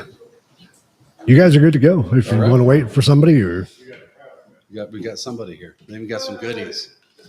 All right, guys. Thank you for coming. We are the Phoenix, Arizona Paranormal Society, PAPS for short. We are located in obviously Phoenix, Arizona. What we do are we are a group of about 6 to 8 members, all from all parts of Phoenix. We primarily focus on investigating private residences, so people's homes. We'll get anywhere from 5 to 10 emails, messages a month about wanting us to come into their homes. Obviously, we don't do them all. We do vet them fairly carefully. A lot of people just like having ghost hunters come in their house and they think it's really cool. So we're really careful where we go. Several factors dictate whether we go into a home or not. The location of it, obviously, and we'll do a history on the house. If we don't think it's a lot's going on in the house, then we might just pass it up, or see if another group wants to take it. But there's several different reasons. But we usually go around probably 2 to 3 weekends a month. We're out investigating, pretty much all local. Now, every once in a while, Laura and I might go on vacation out of town, out of state, and we'll throw some investigations in there too, because we like to stay in haunted locations. So we also do tours every once in a while. In the past, we've done the Gilbert Museum, we've done the Mesa Museum, done the Buckhorn Baths in Mesa, as well as the Phoenix, the Pioneer Living History Museum in North Phoenix before it changed owners. We really did that a lot. So we like to do fundraisers like Vinny does with his group. So we haven't done any this year yet, but we might start up on the Gilbert Museum pretty quick. What's your radius for investigation? All over Phoenix. It doesn't matter. I mean, we've done Tucson, Tubac. We've gone up to Munns Park, Happy Jack, Prescott, Cottonwood area. So if we all have, day jobs. So it just depends if everybody's available, if we have a team enough that's available to go a certain night. We do really like to focus on homes with children. They seem to need our help the most. So what we do is what you see on TV with Ghost Adventures, Ghost Hunters, all those. We have all the same equipment that they use, and basically with the knowledge between the team, everybody, we think we do a pretty good job handling situations. We'll tell them, we'll be brutally honest with them. If we don't think it's paranormal, then we'll tell them. If we do, we just try to keep helping the family move on after the investigation. Several times we've been out 2 or 3 times to locations.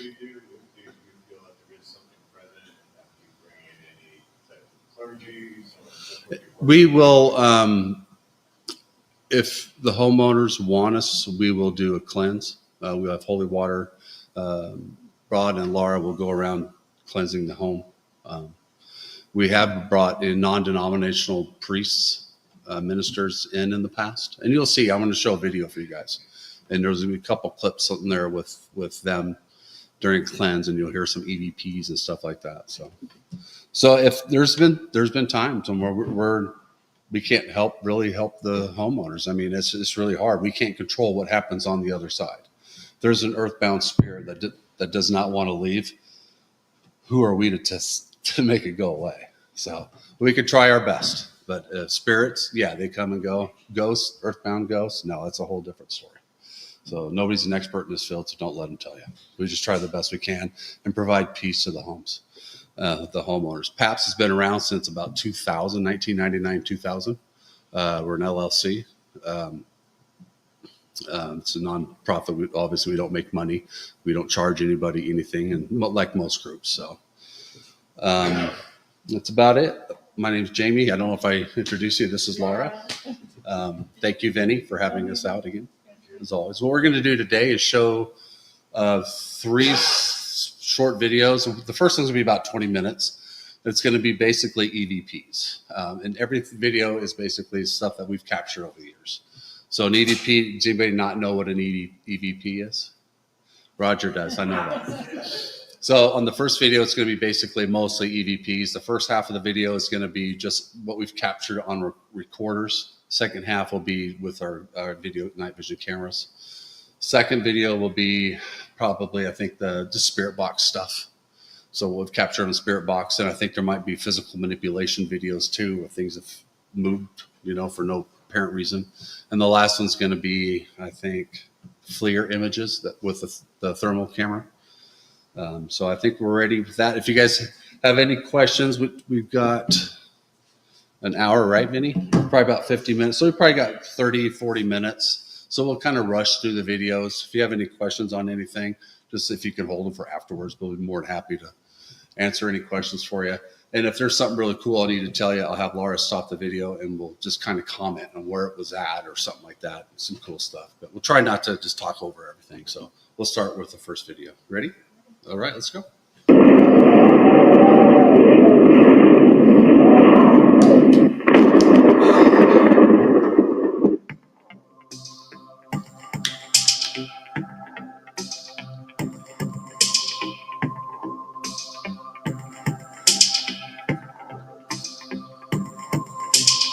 Do you guys see that okay back there in here?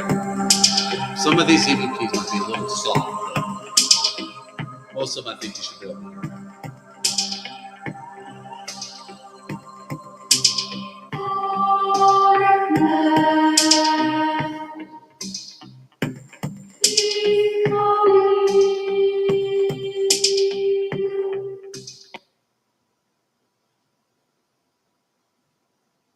And all of them we've played twice. We replay them except for this very first one. As soon as Adam opened up the closet door, he just stepped inside and said, "Whoa, my meter's going off," and Rod's went off too. Really? There's something hiding in the closet in here. Yep. Really? If you're sitting on the couch all wrapped up in a blanket, I'm not getting up. Sorry. Yeah. What was that? The hell was that? No. If you're sitting on the couch all wrapped up in a blanket, I'm not getting up. Sorry. Yeah. What was that? The hell was that? No. Without this, anything you with this? What about the wine room? Without this, anything you with this? What about the wine room? Wait till we come back in. Yeah. Let's do it, yeah. Wait till we come back in. Yeah. Excuse me. What does that say? It's going to... Excuse me. What does that say? It's going to... So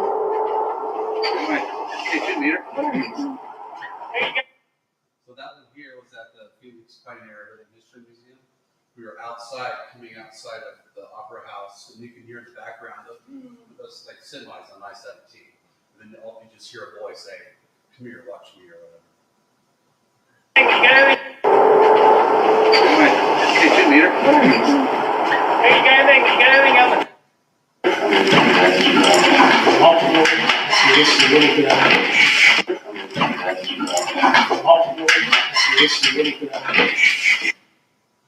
Claim that you were pulled by your ankles, right? By my ankles? Yeah. That's the night? Claim that you were pulled by your ankles, right? By my ankles? Yeah. That's the night? Anybody know what that is? The Queen Mary, yeah. So the CVP paid a room check was when we were staying on the Queen Mary. What? That was right in Nancy was talking about a long time ago was the room 12. Nancy was talking about a long time ago was the room 12. Oh, I got you.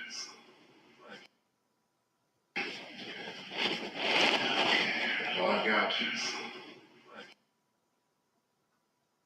You probably know the children, I don't have their names. It doesn't really matter, but we can't allow you to scare the children.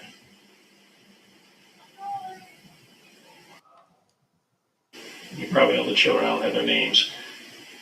It doesn't really matter, but we can't allow you to scare the children.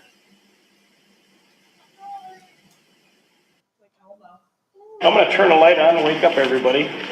Where's the light at for right here, Mary? Okay. That's right, I'll wait for you. So Rod's looking for the light switch, and then you get that. I'm gonna turn the light on and wake up everybody. Where's the light at for right here, Mary? Okay. That's right, I'll wait for you.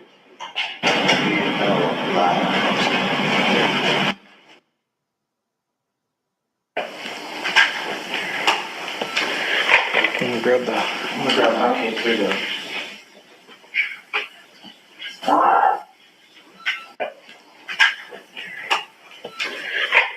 grab the alcohol through the.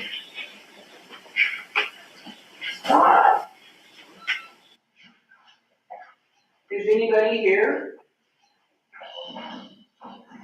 Have a lot of folks that came to visit tonight. We need to kind of let them know that we really are for real. Would you know the masseuse's name? It's crazy. Is anybody here? Have a lot of folks that came to visit tonight. We need to kind of let them know that we really are for real. Would you know the masseuse's name? Thanks, chance.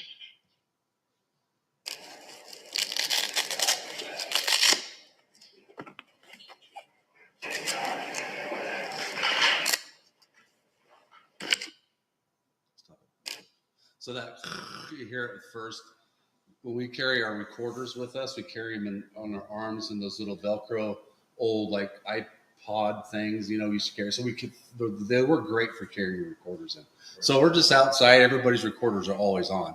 So we're just, you know, doing that and getting them sight. When we're doing that, we're catching EVPs. We turn our recorders on before we get into where we're investigating because we've noticed that we were hearing things while we were still carrying our cases. So we get out of the vehicle, we turn our recorder on, and then we set up. So we catch so much when we first enter these places. The last video we put on our YouTube channel a couple of weeks ago, I mean, we always, you know, have our cameras on as we're walking in because we always capture stuff. And it was like they acknowledge us going in to look for them. And you can hear it right on the camera. A lot of the times they're like, who are they? Yeah. You know, what are they doing here? So they're surprised. Mm-hmm. They know. Yeah. So it's weird.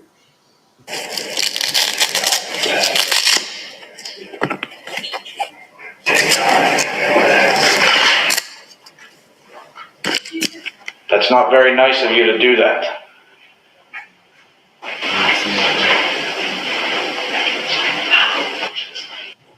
That's not very nice of you to do that.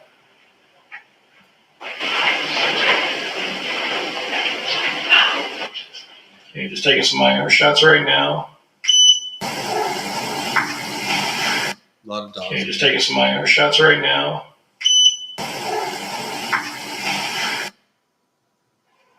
Be gone, whoever you may be.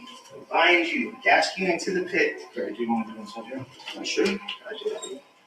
They find you, be gone, whoever you may be gone. We cast you out. You sound like another cat. We bind you in the name of the Father, Son. Be gone, whoever you may be. We'll find you, cast you into the pit. Sorry, do you want to do this subject? I should. They bind you, be gone, whoever you may be gone. So this house, they had no animals, no pets, but it used to be a sanctuary house for rescues. And they would capture so much stuff in their house. Well, that home, the rescue turned out to be not much of a rescue. Yeah. There's some nefarious stuff that went on in that house. Yeah. So they had activity. That's why they called us out. But they know that they have a, you know, ghost pets there. So now they think they have one cat and one dog. So they have toys and a food dish, and they call one Spook and one Casper. You sound like another cat. We bind you in the name of the Father, Son. You can see us. It stopped it. Yeah. And this is just down in the hallway. This here, if you guys, it's down in the room right down in the end. Yeah. Yeah. You can see us. It stopped it. Yeah, but let's. Did God become flesh and wood amongst us?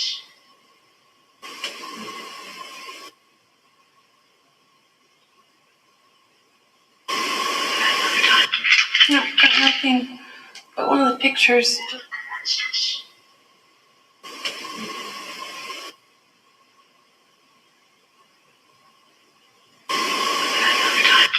No, got nothing. But one of the pictures just moved. It did? Yeah. I mean, the sound I heard. Short hallway to the front door. Kitchen looks about the same size, but it seems short.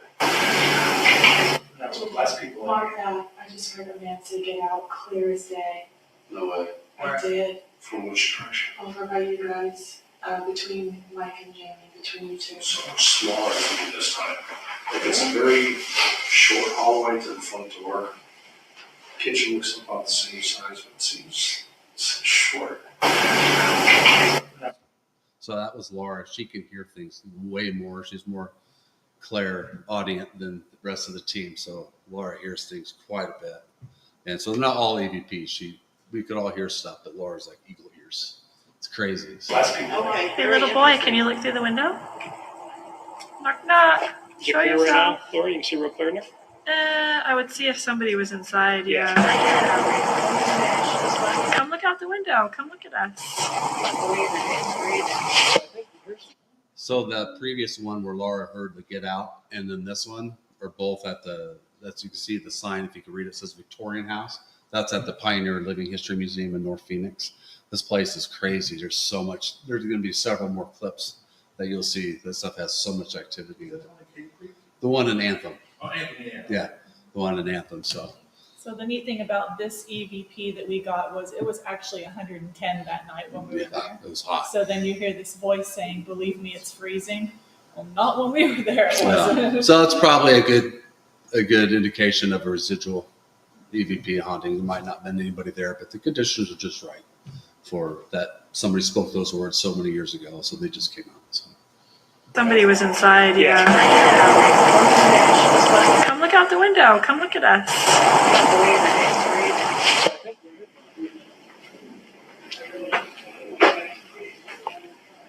It's at the Sheraton Hotel, Crown Plaza, downtown.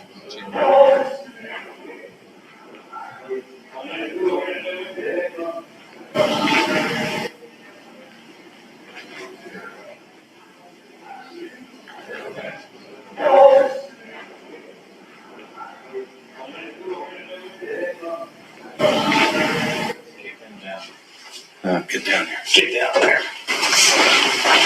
You might be able to do both at the same time anyway, depending on where they're at. So we can. I mean, it's a big upstairs, so. Kick them down. Get down here. Get down there. You might be able to do both at the same time anyway, depending on where they're at. Sounds like fun. So we might have to rewind it a little bit. So this next one, we're at a house in Glendale, I think, somewhere on the West Valley, and it's a pretty active house. They had a little boy, I think like around 5 years old, kept saying you'd see a little boy in the house and hear him and talk to him constantly. And the parents, we were just done talking to the parents about it in the boy's bedroom. And then we're just kind of walking out, and then this EVP comes out. Where they're at. One.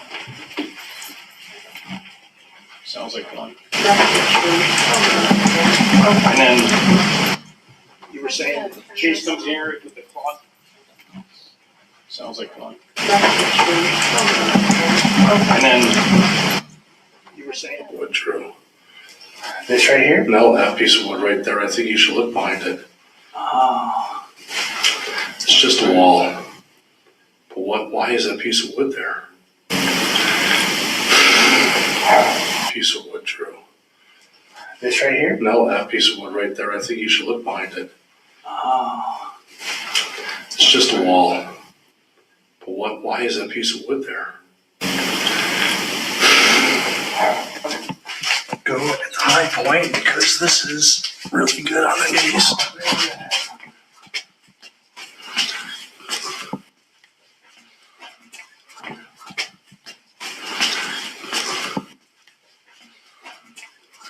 Issues with this house at all, but then they sold it years before they bought it, like years. Okay. And then it was owned by somebody else, and then, I mean, it's just been, every single time somebody had bought it, they would remodel it. And Yeah. just would do it every time. just every single time, something new changed, so. Yeah, so. What was that? Did you just take a big breath? It was on the right side. No, it So was, we all it heard was that. Years before they bought it, like years. Okay. And then it was owned by somebody else, and then, I mean, it's just been, every single time somebody had bought it, they would remodel it. And Yeah. just would do it every time. just every single time, something new changed, so. Yeah, What so. was that? Did you just take a big breath? It was on the right side. No, it was no. That's 3 now. Just want to make sure that. Ooh, was that a? Yes. Yeah, I heard that. Was that down? No. It sounded like a gentleman though. So yeah, it's a guy. Yep. Right here's a guy. Let me say something, sir. It almost feels like they're following and talking in my mic. I just want to make sure that. Ooh, was that a? Yes. Yeah, I heard that. Was that down? No. It sounded like a gentleman though. So yeah, it's a guy. Yep. Right here's a guy. Let me say something, sir.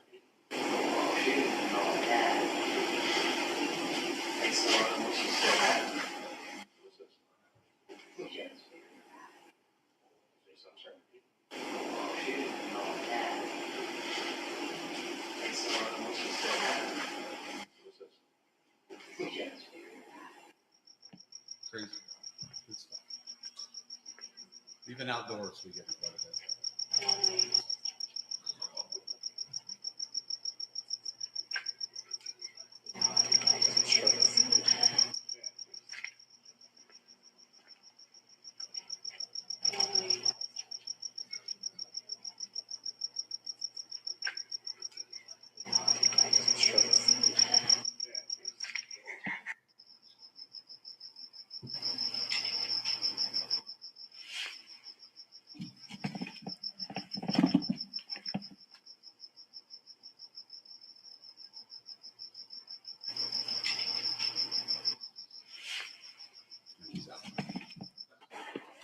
The problem is we're not hearing these. Yeah.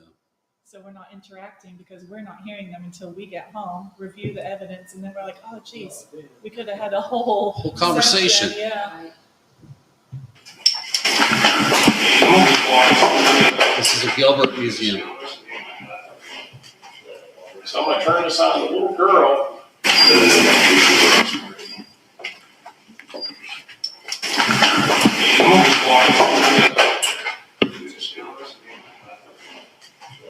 So I'm going to turn this on to the little girl.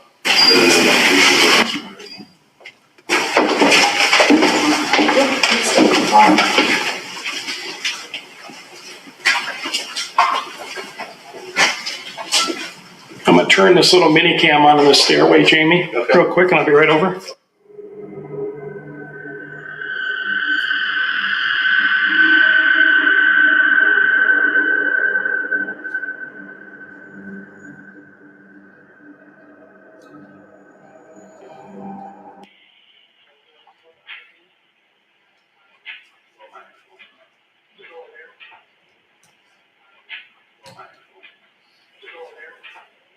And one little pinprick of an orb too. So. How are you?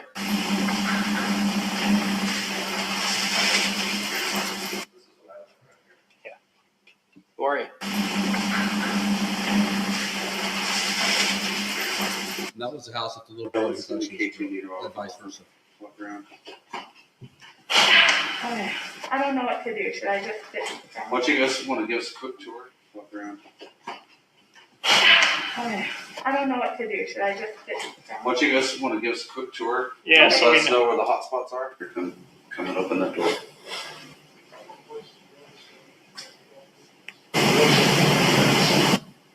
Mark that. Did you hear something? Was it like a breath? No, it was a voice. Okay. So I heard that.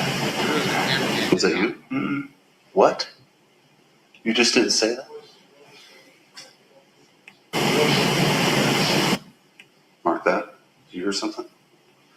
Was it like a breath? No, it was a voice. Okay. Was that you? Mm-mm. What?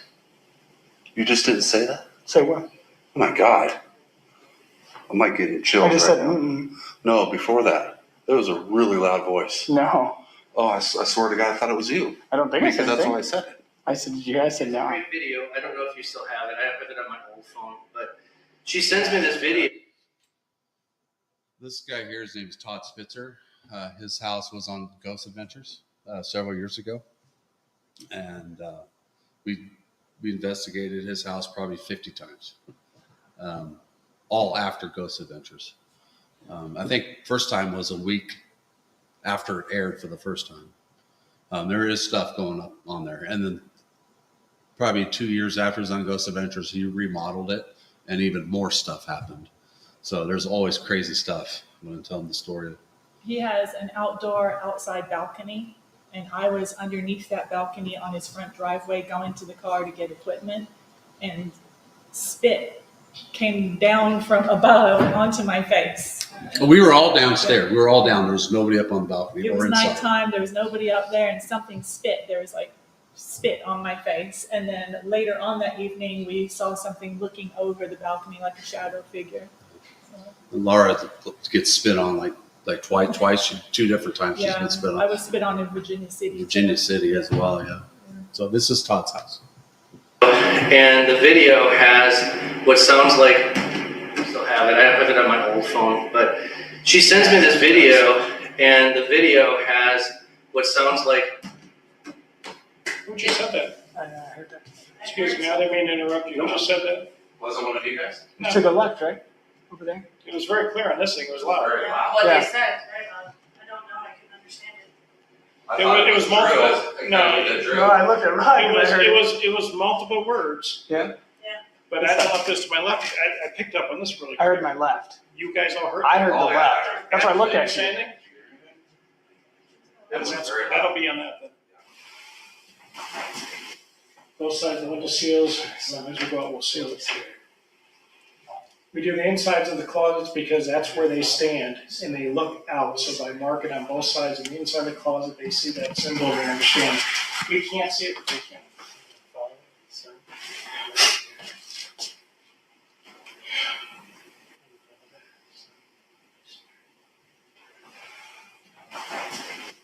Both sides of the window seals, as we go out, we'll seal it. We do the insides of the closets because that's where they stand and they look out. So by marking on both sides of the inside of the closet, they see that symbol and they understand. We can't see it, but they can.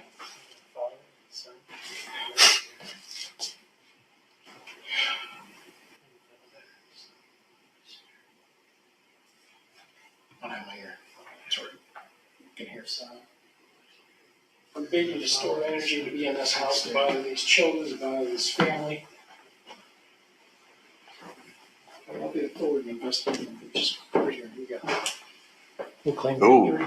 Did you guys have it right now? Good. Good. I just got chills. I was walking out there. Right here, right. My legs are chilly. Yeah, I'm chilled right now. Yep. Yep, get them both on top. Oh boy. Who's in the, Jamie? Yeah. Right here. What is it? Okay. Just so you know why you're always seeing the bottom of us is we're trying not to get the client's face on camera. It would be hours of blurring out faces, so we try and keep the cameras low when the client is in the room with us. Right here for me. Just gonna stand across here. I want to hear right here. Watch on the way out. And our cameramen are that good. I'm teasing.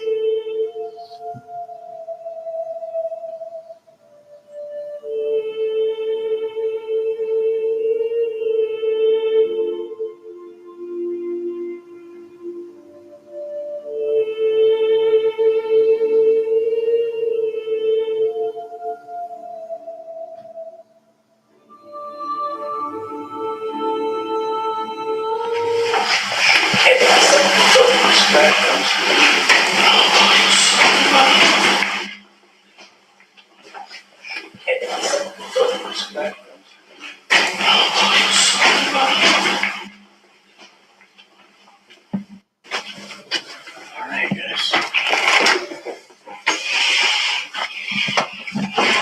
Feel better? Whose house is?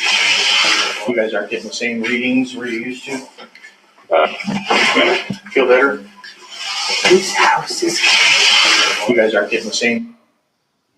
Yeah, that's one of the better ones we've ever got over the years.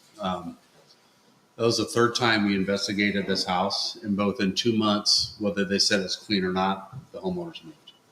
It was crazy stuff in that house. And that was our non-denomination. And that wasn't, yeah, Our priest had just gone through and done a cleansing. yeah. So, like I said, no matter what we do or anybody else does, it's up to the other side what they want to do. Okay, any questions on the video on that EVP part? Do you find you get more EVPs through, just walking through and stuff that you don't hear than if you try to get them to talk to you? Probably 50-50. I mean, yeah, I mean, that's not just at anywhere, we're investigating. That's anywhere throughout the day we go. We can just go across the street to somebody's house and get an EVP. I mean, the grocery store will get an EVP. We're not even investigating. Very often when we go into a location, there'll be a lot of activity right away, and then it kind of tapers off while we're there. So I don't know if there's that adrenaline, that excitement, that wondering who we are, what we're doing there, and then, oh, they're here for me, I'm out. Yeah. That's what it seems like. What, the majority of EVPs I've noticed in personal experiences, why is it so much hostility? Why is it get out, leave? I think they're confused. I don't think they know where they are. But each case is individual. It's not always like that. I just don't think they know what's happening, or we're in their space. Maybe that was their home, their place, their favorite spot, and now we're in it. So I think they're just confused a lot of the time. Yeah, and there's no repercussions to where they're at, the way they talk to us, because they can talk to us any way they want. But we'll be clear, none of these I would ever consider demonic in nature. Ever would I ever say that? They're just dark, mean people. Confused. They Confused. just don't know, Yep. Lots of things. And the other ones before we go to the next quick video. That was the longest video. So The Spitzer house, do you think it's partially due to the grounds because it's right against that mountain, right? well, it's on the mountain, it's on an old reservation, and there's a history with the house with a girl at the house as well, a neighbor girl. So we won't get into that. I could tell you off air. Fair. All right, so the next one is going to be the spirit box. Sure. So I'm sure y'all know what a spirit box is. The radio that goes. These are just really quick clips. It literally some could be 1 to 2 seconds long, and it's just going to replay it and then move on to the next one because it's a little bit. Hello. Hello.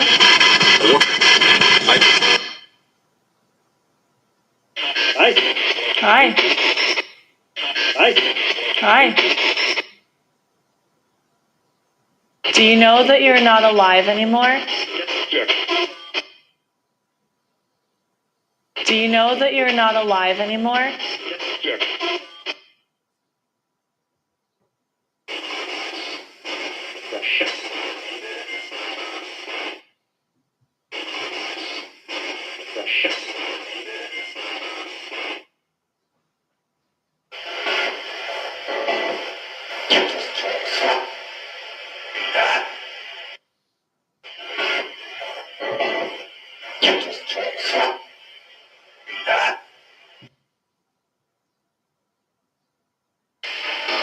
Is it daytime or nighttime for you? Is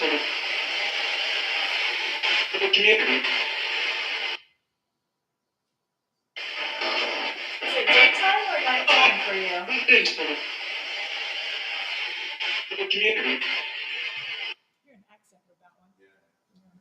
Can you see me?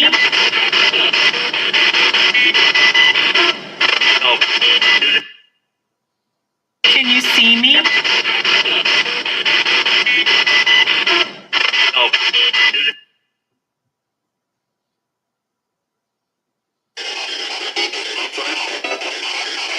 I'm fine.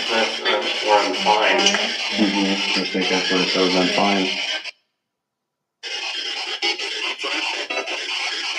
I'm fine.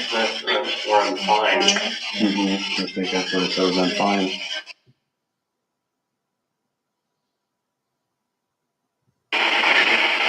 That was really good.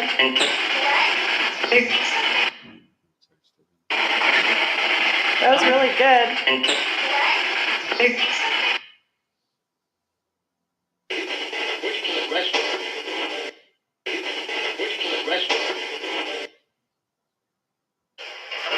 Can you see us? Yeah.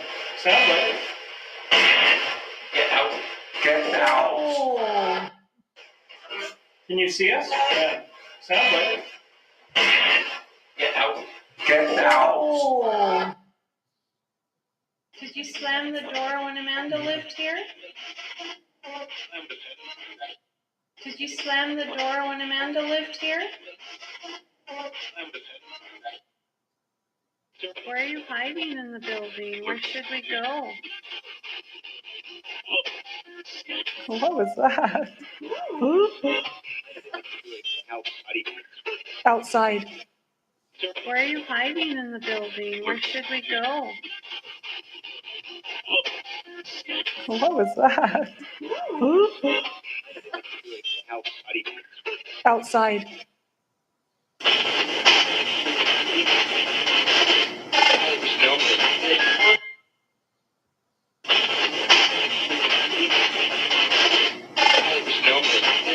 You were talking to me on that one. Is there anything we can do for you? Is there anything we can do for you?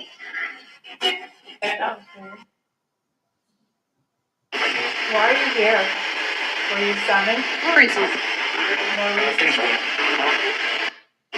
Why are you here? Were you summoned? No reason.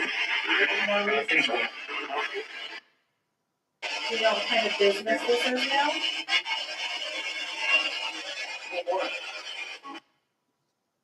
Do you know what kind of business this is now?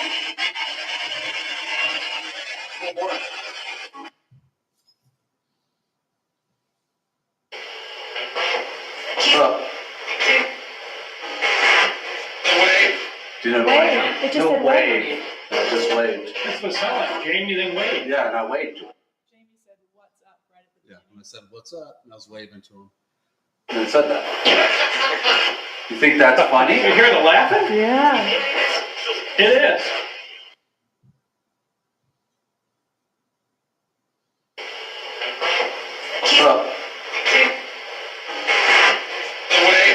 Do you know Wait, it just no said wave. I just waved. That's what it sounded like. Jamie then waved. Yeah, and I waved to him. And said that. You think that's funny? You hear the laughing? Yeah. It is.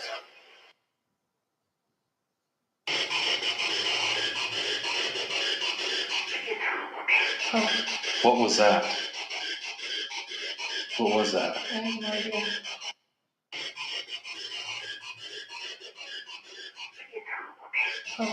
What was that? Do you guys remember Monty's the Casa Vieja in Tempe? That's where this was captured.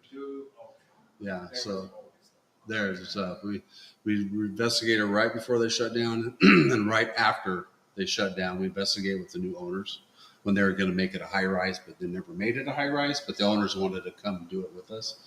But this was in one of the fireplace room, where just Laura and I were in there, and it had been quiet in that room all night with this spirit box, and I was getting mad. I kind of raised my voice before that because nobody was answering Laura's questions. So I said, "You need to answer," and then she kind of yelled at me, "Keep it down, okay?" That was pretty cool. That's one of my favorite ones. What was that? I have no idea. That's it. So the one with the creepy doll where it says outside, there's one before that where it says lower. Oh, okay, Yeah. really? Okay, Yeah. probably is. Yeah. We've noticed even on the EDP one, it's like, oh, it's too much, but there's stuff there. Yeah.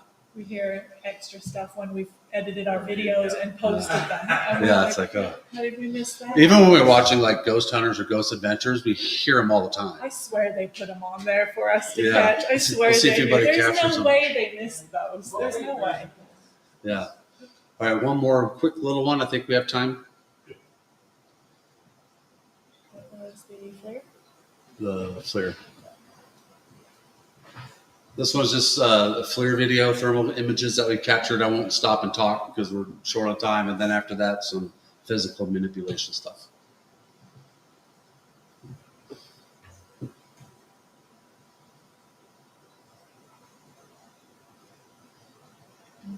Yeah. Infrared.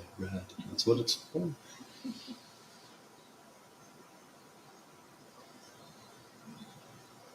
right, come on. So we'll put them in boxes, what we think we capture. We're not saying it's paranormal, but they're kind of interesting little images and figures, and we attach names to most of them. Like that one, if you look close, they have googly eyes, and Just looks like something is there leaning because there's a counter on there. And here next to Rod, looks like just a big face with a white nose and black eyes. If you see it, you can see it. We know a lot of stuff's pareidolia. So things just whatever your brain's familiar with. But that does look like Chewbacca. Yeah, Sasquatch. So yeah, like I said, we're not saying it's paranormal, but just interesting. Just like to show the people. And this is not really paranormal at all. It's just in a house that shouldn't be. It looks like it's on fire, like it's on the surface of the sun, and it shouldn't be. So that was really, really weird. This is a Victorian house. It looks like the little boy, literally, if you can use your eyes and imagination, looks like he's wearing overalls, like back in 1922.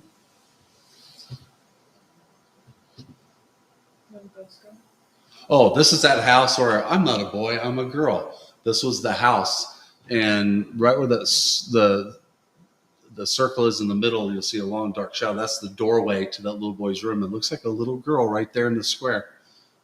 That's not true. I'm not a boy, I'm a girl. I'll show you. But that was the same house.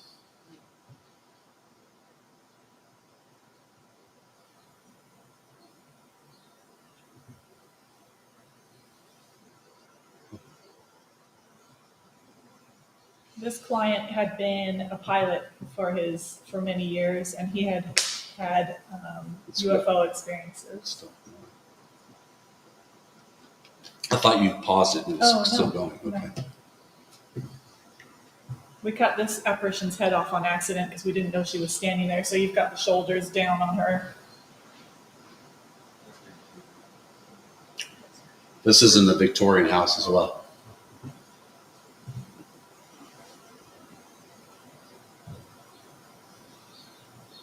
You see a little shadow like somebody sitting on the porch? Nobody there. We can try to debunk that thing. There's one light source. That's the Victorian house. Oh, here's some. Yeah, there's one box that's just moving by itself. I mean, there's nothing else moving. If it was windy, you would see the flaps moving back and forth, or orbs of dirt and stuff moving around in front of their camera they have in the backyard and stuff like that. Yeah. It twists. Yeah. Yeah. It'll replay it over and over again. Yeah. So, but nothing else is moving. You can tell it's not windy. At the bottom where that little squares are, that's a lattice. Then it goes away. And there's strawberries in that planter there. I mean, how do I know that? That's our backyard. That's our back patio. And we had an investigation that night. This happened that was at like 2 a.m, I think, or at midnight. And then at 4 a.m, the whole thing went. What happened between both spots, we don't know. But why it wasn't captured? The box wasn't captured on the next section that it moved into. Yeah. While investigating, keep it playing. While investigating at this house, this footage was off. They had a camera in their living room, like a ring camera, just in the living room. That's why it's kind of fuzzy and grainy. But she's a homeowner. She put her cell phone up on the table, and then it just flips. You can see it.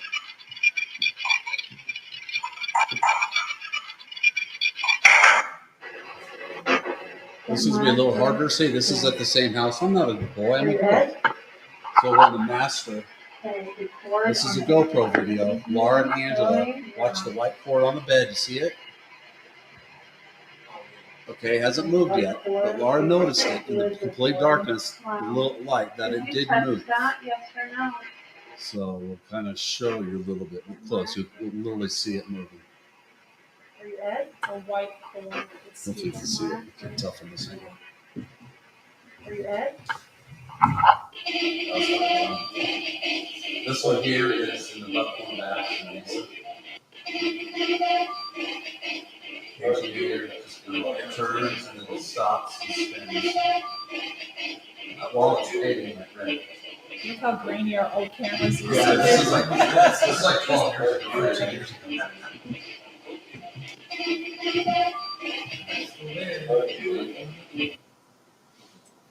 Is that it? There's still spots. Oh, okay. Well, yeah, that's it. We got one more little thing to share with you. We're going to share a piece of a clip off of a spirit box, and we're going to see if you can tell what it's saying before we reveal it to you. Or was it? Is it an EVP? Yeah. Okay, over the spirit box. Okay. Okay. So you're going to hear our team. They're going to be able to read it. It's okay. Okay. We're packing up for the night. We're done. We're at Monty's, La Casa Vieja. We're packing up, but we still have the recorders going. So you're going to hear our team chattering in the background. Rod says to Angela her name or something, and I want you to listen and see if you can hear what this female EVP is saying. And we're going to play it a couple times. We'll let you try and guess, and then we'll tell you what it says. It's one of our favorites.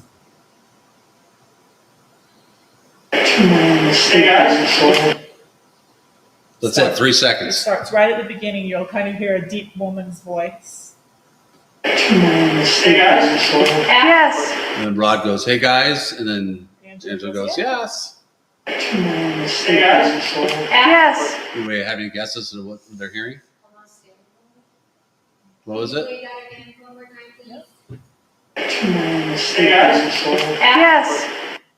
If it's a low voice that starts it out, it's 2 men are sleeping. Yeah, that's what 2 men something. 2 men are One sleeping. more time. Okay, one more time. Yes. We think it's saying tonight we're going to sleep with your soul. Yes. Tonight I'm going to sleep with your soul. I hear the soul now. Tonight I'm going to sleep with your soul. Yes. That's our interpretation. Thanks, guys. That's Thanks. it. See you later. Any questions? Did we get a prize for that? You did. You get to sleep with her soul. Yeah. Yep. So that wraps up our presentation. If you guys have any questions, let us know. Thank you very much. We'll wait for Tony and Shree, our next presenters.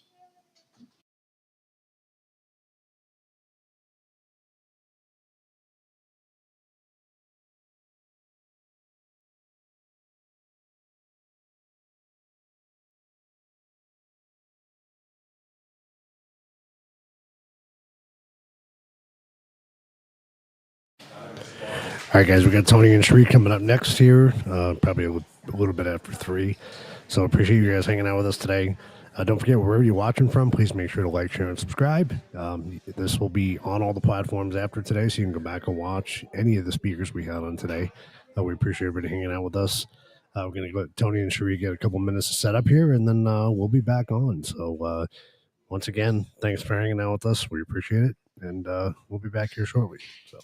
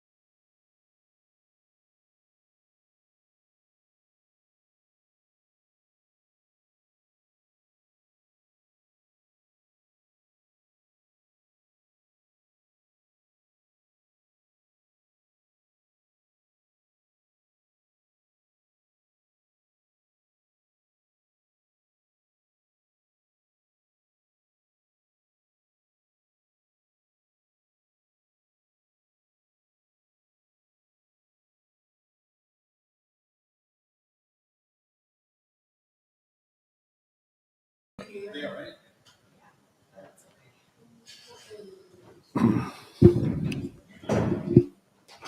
right, guys, we're coming back with Tony and Cherie here in just another minute. And thanks for hanging with us.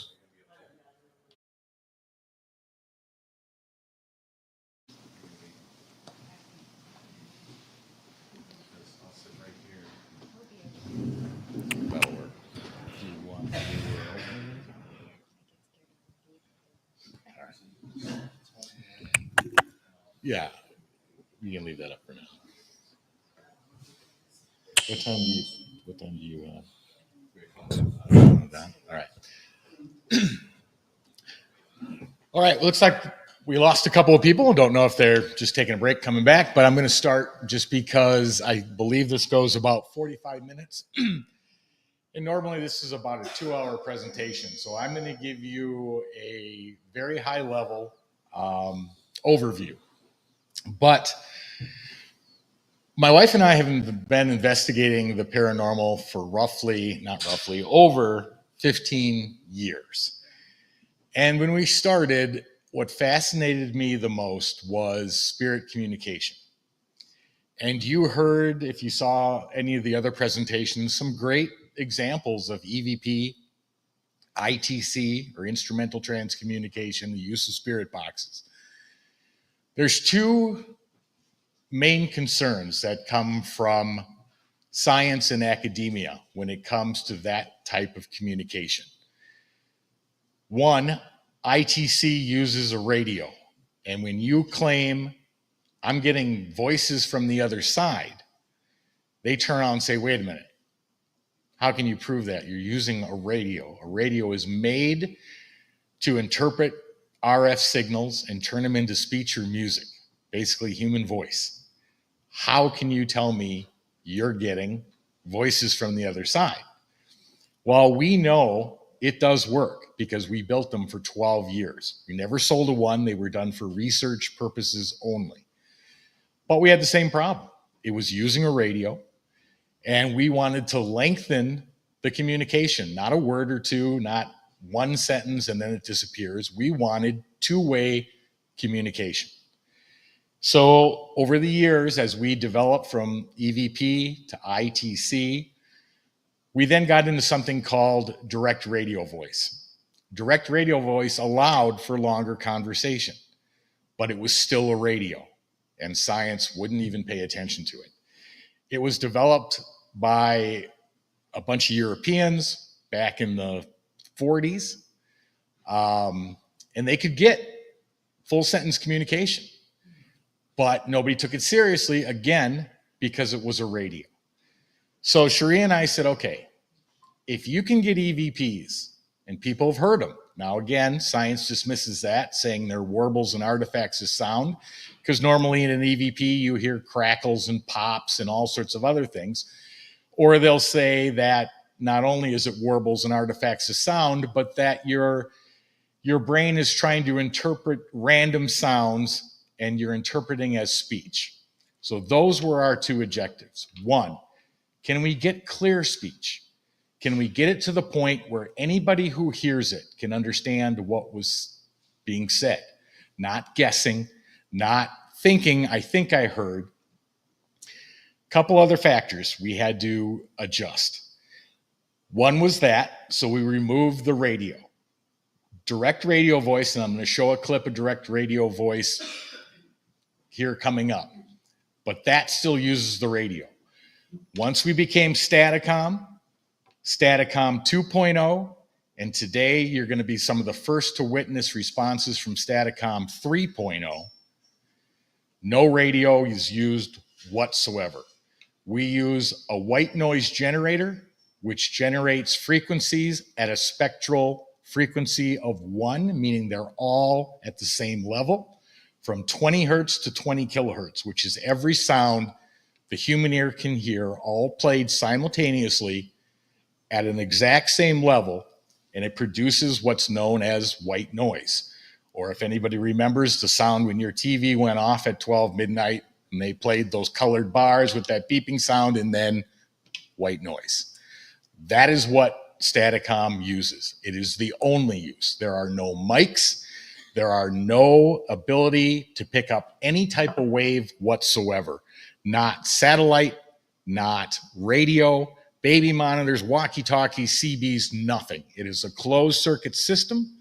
There is no outside pollution that can enter the system.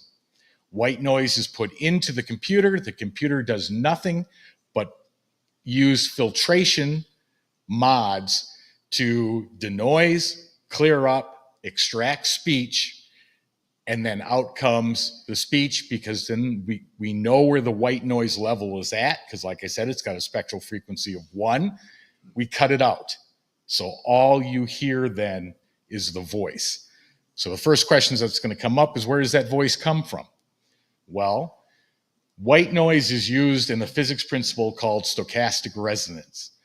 That principle says that a sound or a noise that is undetectable by human senses or by a sensor can be elevated with the use of white noise, which is exactly what we do.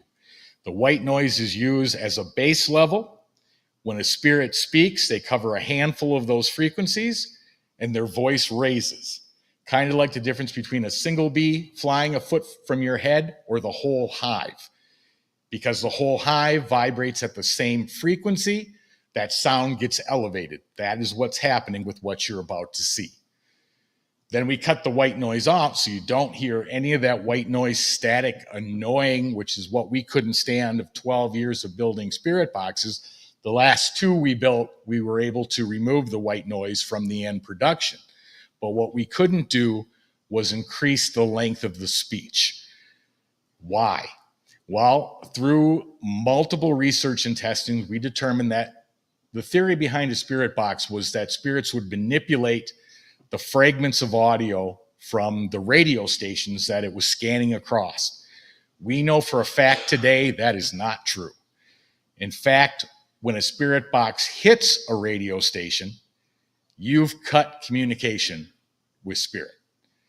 They do not use that. They use white noise, which is why we replaced the radio with a white noise generator. So if you want to pop to the next slide, I'm not going to go into all of this because, like I said, this is about a 2-hour presentation, but this literally lays out, everything from what do we try to accomplish when we do spirit communication, which is comfort from somebody who lost somebody, insight. How are they communicating? What do they have to say? What can they tell us? And of course, answers. Now, I've covered some of the other ones already, just in the brief statement that I made. I talked about stochastic resonance. How do we evaluate the audio? If we're only dealing with audio, and right now, Staticom's got visions to possibly include visual in the future, but one step at a time. But timing and relevance. What was the question asked? What answer came back? Was that answer in a timing and relevant manner answering the question that was asked? That's how we determine, A, if it's intelligent, and B, if it's true communication. With timing and relevance, are they answering the question that we asked? Who are we connecting with? The bottom line answer, we don't know. We can tell you what they've told us, and 98, 99% of the answers are clearly spirit or consciousness.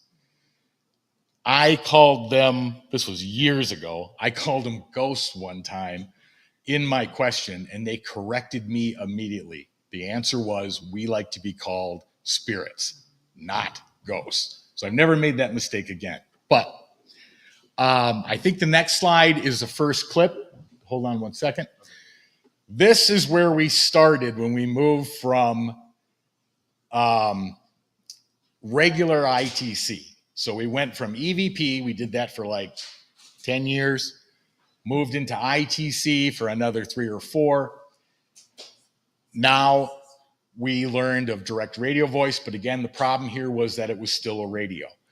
So I'm going to let him play this clip in just a second so you can hear the kind of communication we're talking about. Thank you.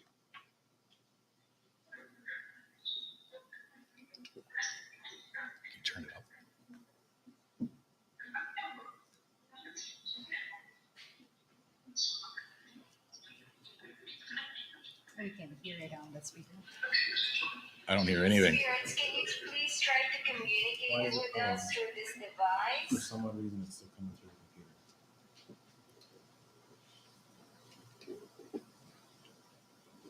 the computer.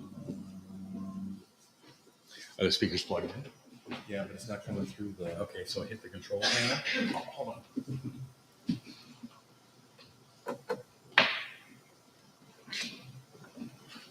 Oh yeah, that probably wasn't big sound.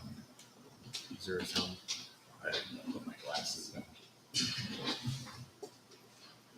Oh, I think I have one over here. Okay. Oh, there you go.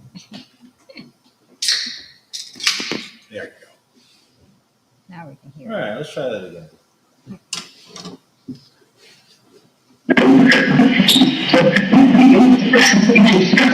Too loud, too loud.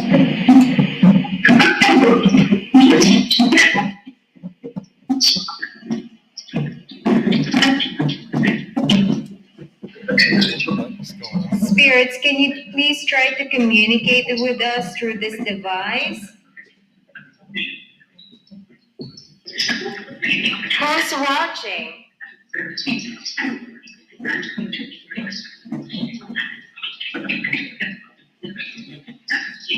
Bachi, that was weird. Do you want us to do the level? Bachi, are you keeping track of what we're doing?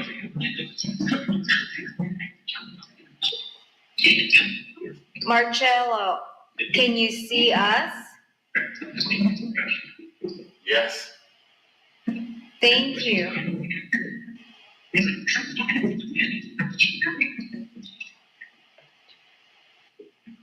Marcello, you started this method. It's working. Can you please try to communicate with us?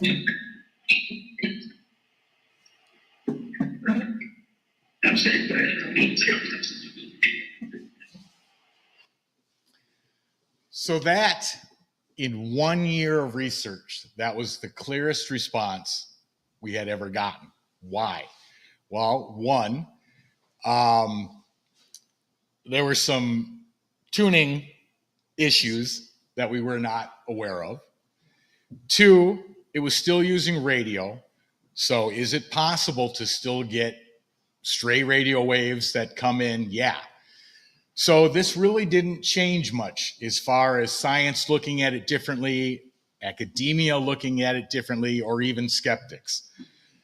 We knew we needed to correct that. Like I said, in a year, that was the clearest response we had received. So we knew upgrades were necessary. So now we're going to move to the next slide, which this became Staticom 2.0. Now, the differences here, the radio's gone, no more radio. We're using a white noise generator only. White noise generators being filtered, out come the voices. These voices should not be there. White noise contains no audio data whatsoever. No sentences, no words, not even syllables. Doesn't exist in the white noise configuration. So where these voices are coming from? Well, we have theories. And I think our theories are correct because after this, we've managed to upgrade to 3.0. But now you're going to hear, we ran 3.0 for 2 years, 3 years, something along there. And we got into the research questions. So in this clip he's about to play, they identify who I am. I ask them to just say Tony, and you'll hear it. They say my full name. So then I said, you know who I am. Can I know who you are?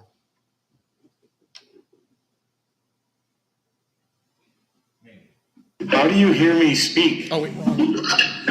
Sorry. Stop. Oh, because you have to hide Oh, the okay. Japan. Oh, okay.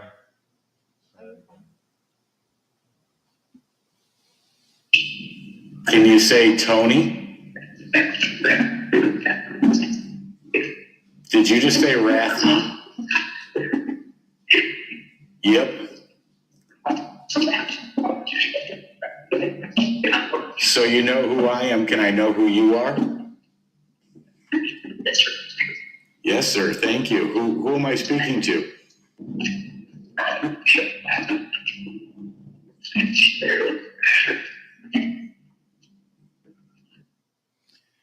First time we ever asked a question, got a response to a name with first and last name. Something never occurred, 12 years of spirit box building, just didn't happen. So we knew we were on the right track and we knew we were going down the right direction.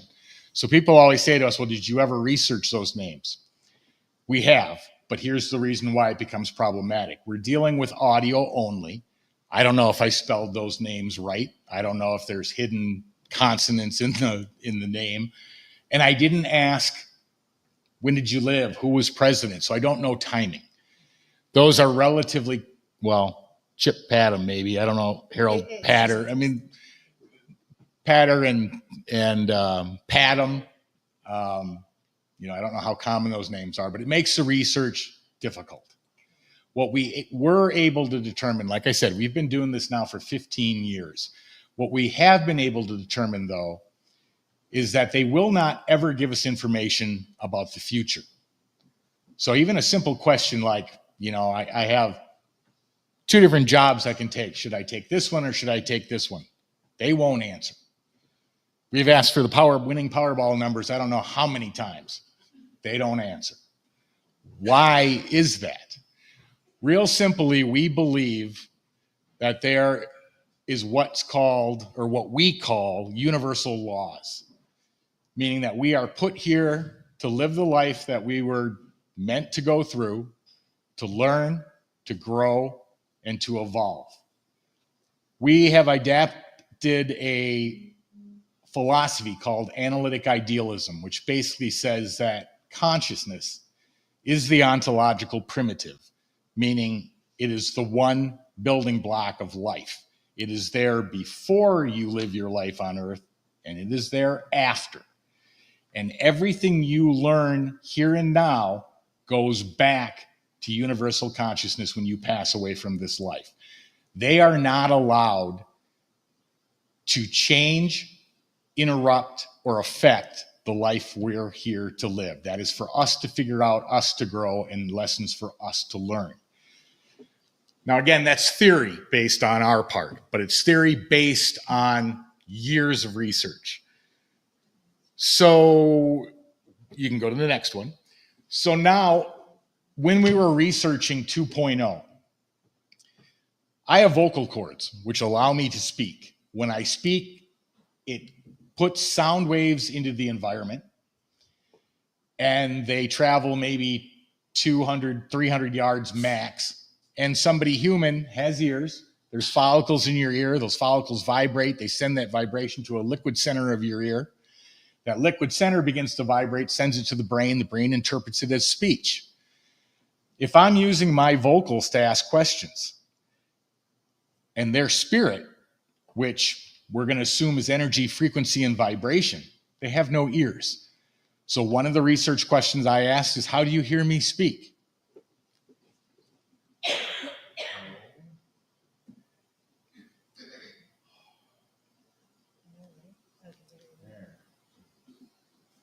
How do you hear me speak?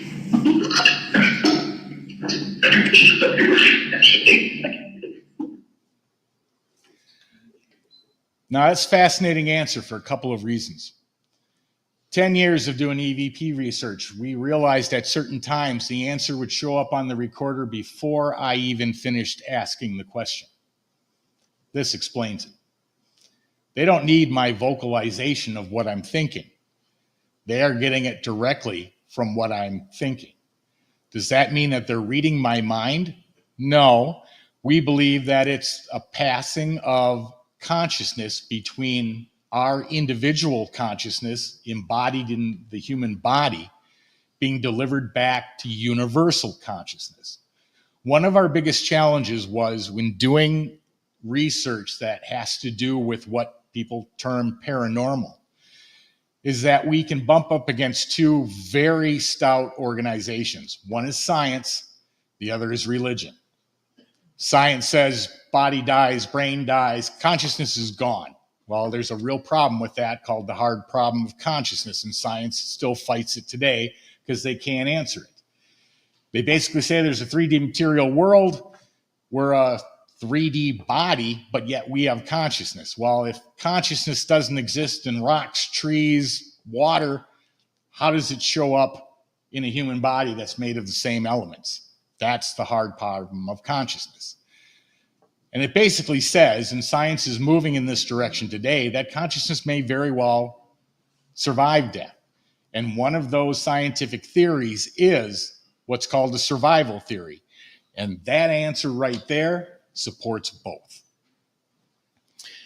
So now we're going to move from Staticom 2.0 to Staticom 3.0. And what was the difference?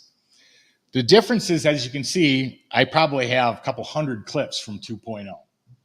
So we would get answers much clearer and much more often than we'd get from regular Staticom or DRV.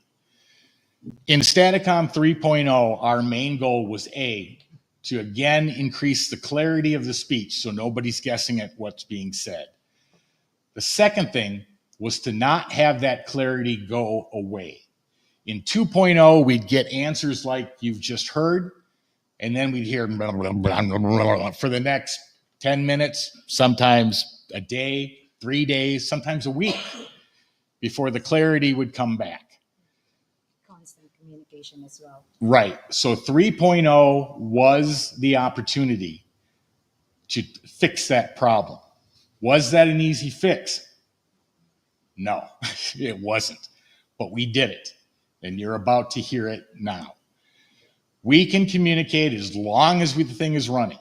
We can ask question after question, get answer after answer.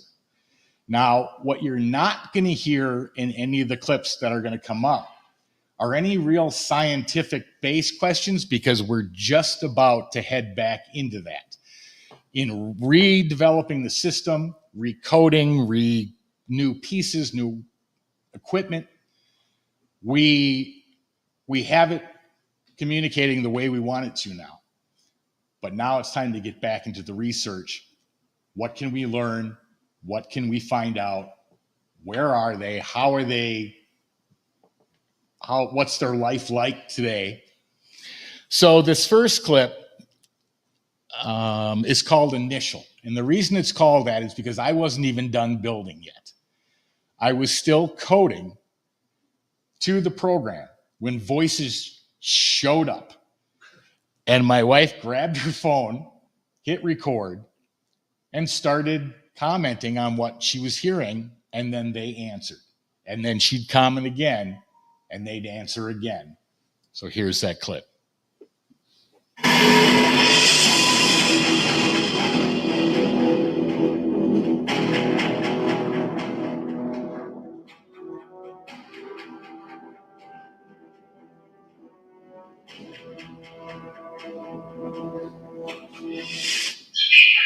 Speaker. Who are you trying to find? You're nervous.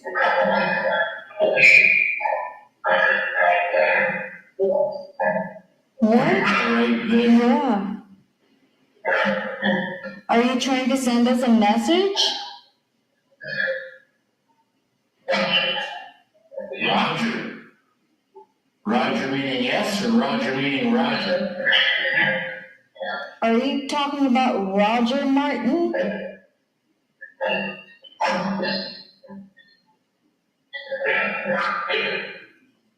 Yes, Martin.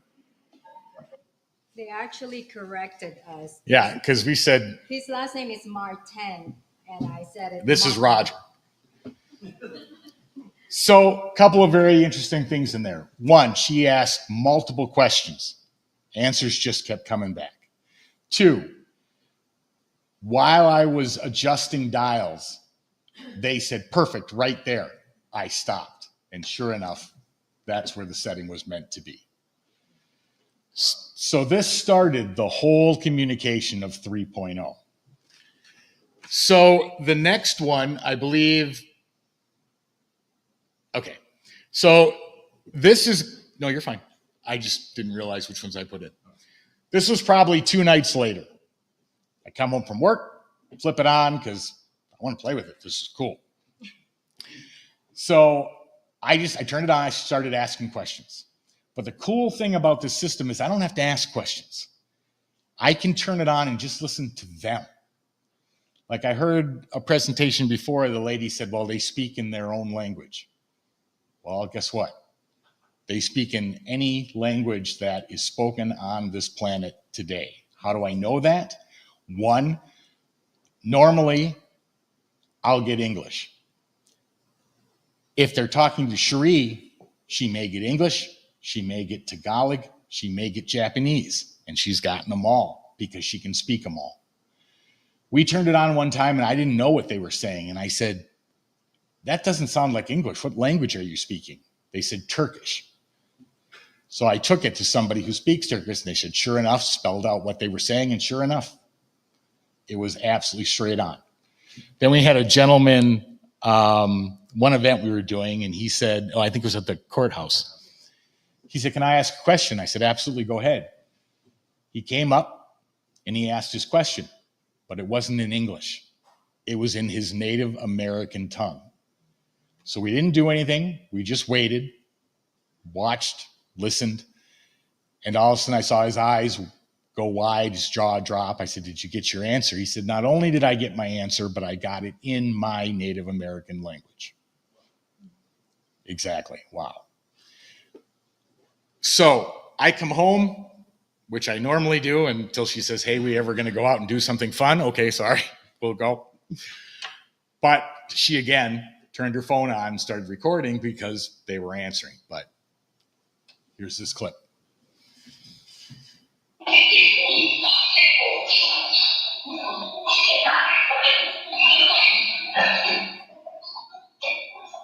Rathman, I heard you say Rathman. Yes. What did you want to say to Roger? It's Tony.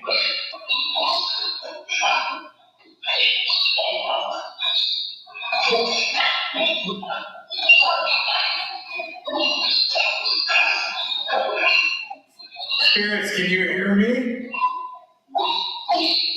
Yes, okay. That was a loud voice that just answered. What's your name? That's a strange name. How many spirits are here with us right now? A lot? A lot, yeah, that's what I thought you said. Because there's so many of you, is that why all the background chatter? They're talking?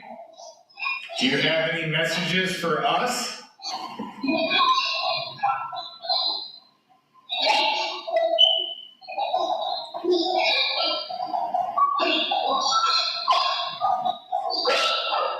Rathman, I heard that. So clearly, two-way communication. Taken us 15 years to make this happen. But the answers they're giving, like when I said, do you have any messages for us? Impressed, thankful, you've done it.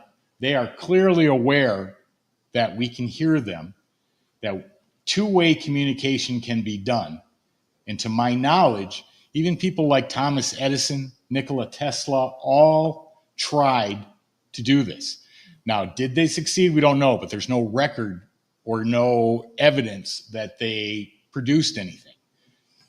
This is breaking the boundaries in that area, and we're very pleased with what it's doing so far, and there's a lot more left to be done. But like I said, that was day 3, 4 maybe. I mean, I come home, I flip on this method, and people, spirits, consciousness, whatever you want to call it, are answering questions with items that I may not even know. And one example was the first night it started talking, Cherie told me, I don't feel good. I'm in pain. And because it was running, I said, spirits, is my wife getting sick? They said, yes, it's possible. And I said, well, what should she take? And then this word came through, I didn't know the meaning of it, but the word was Percodan. I went to look it up. Percodan is a prescription strength pain reliever, mixture of oxycodone and aspirin. No, I'm not taking it. No, she didn't take it. She got better. But 94%, 95% of the information that they give us that we've been able to research has been 100% correct. Now, granted, that's why I stated prior that they don't give us future information, only past. But in order for that to occur is mind-blowing. I did not know what Percodan was. I had to look it up. I'll take questions at the end.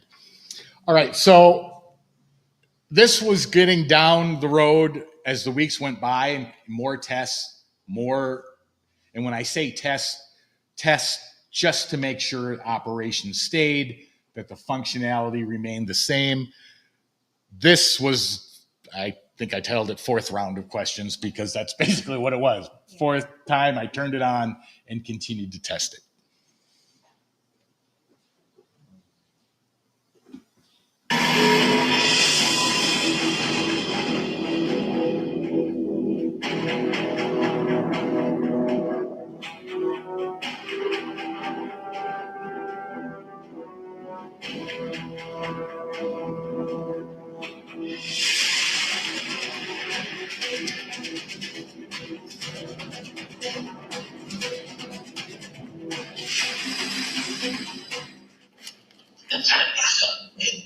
Time what?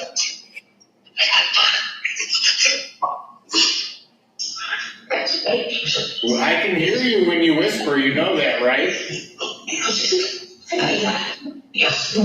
Spirits, if you're not familiar with this device is called Staticom. If you heard me say Staticom. Tagalog, right Now, there. will you say static for me, please?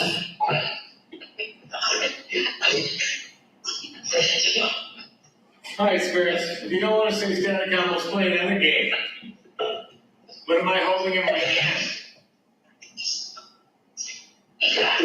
Glasses. They were correct. Thank you very much. How about pineapple? Can you say pineapple? Oh, perfect. Thank you.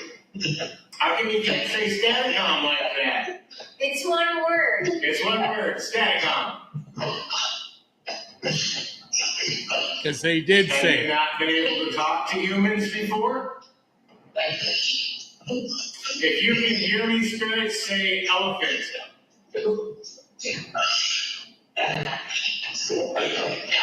Do you know Tony?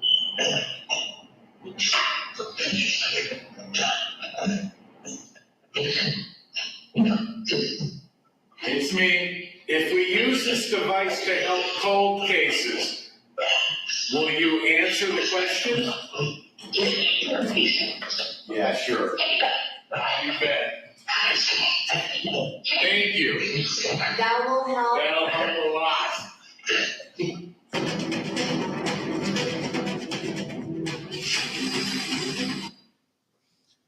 So we're pretty much blown away at this point because we were not able with prior methods to keep that communication going.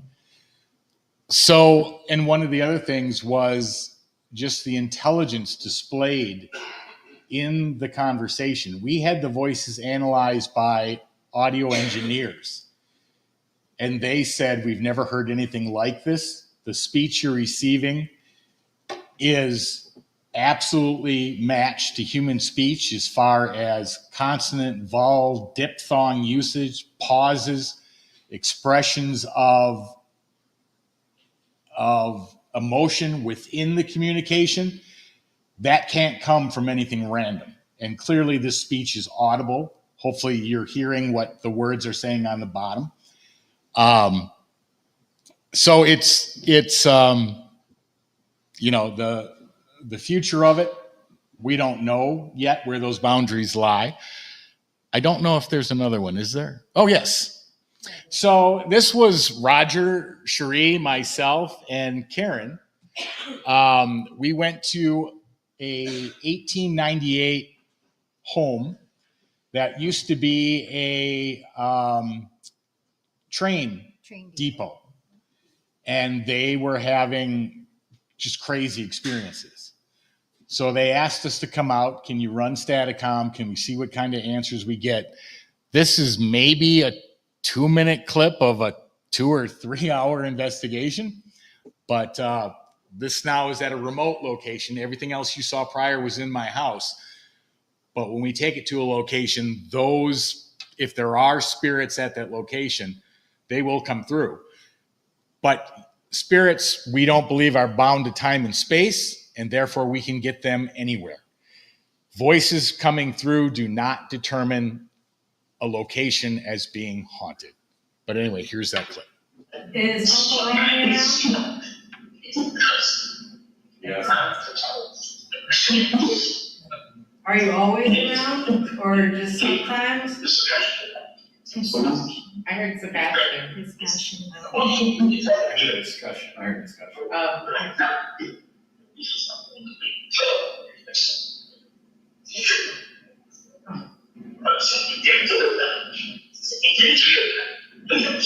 Did you hear that? Tell them. Tell them what spirits.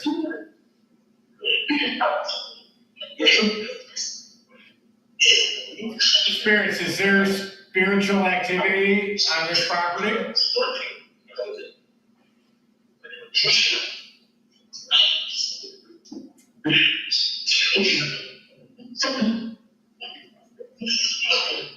Is there activity on this property? Yes. There certainly is, and that's what we said, yeah. There certainly is. Is there a vortex on this property? You can answer, spirits. What are the lights in the sky?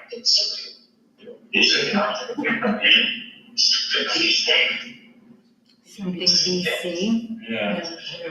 Something BC. First. Spirits, you know we can hear you when you whisper, right?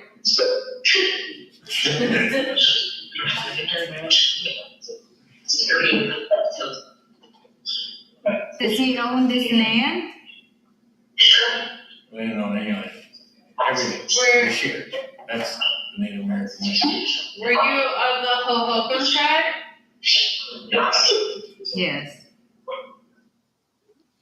So he clearly corrected her. Not the Hohokam, Also Navajo. about the shadow, you mentioned about shadow.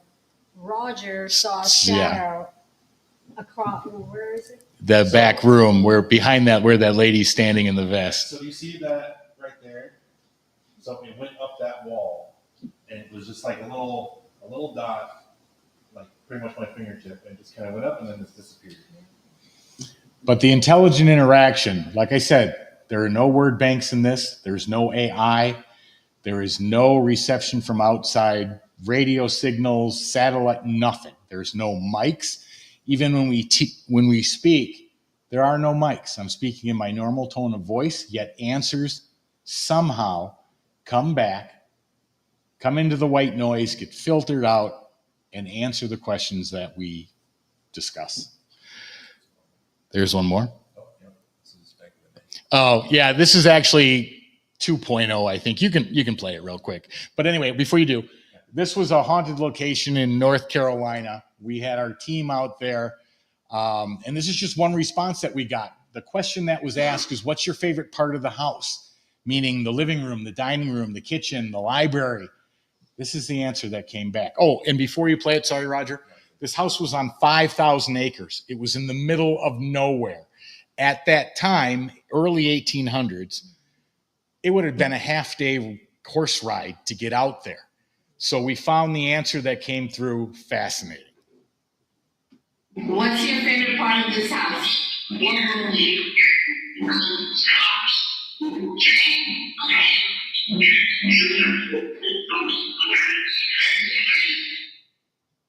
Now, this is not a Staticom 3.0.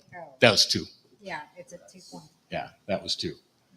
But just incredible, because those voices shouldn't even be there, let alone coming through with timing and relevance to the question asked. She asked, what's your favorite part of the house?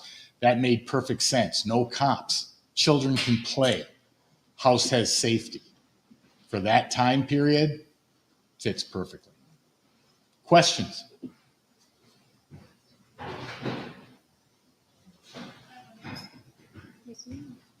Go ahead. In your experience, do you think that you have tapped into like the telephone system of communication for spirits? If it's a telephone system, they have a party line. Because as you can hear, there are more than one spirit communicating at once. How we explain how the voices are coming through, our definition is consciousness. Same way somebody who truly has psychic ability receives their information. It's consciousness, universal consciousness, still interacting with us as dissociated consciousness, meaning we're still part of it. That's where we came from. That information gets passed back. That's how psychics say, okay, I'm getting the impression or imagery of this or that. It just depends on how porous the individual is to accept it.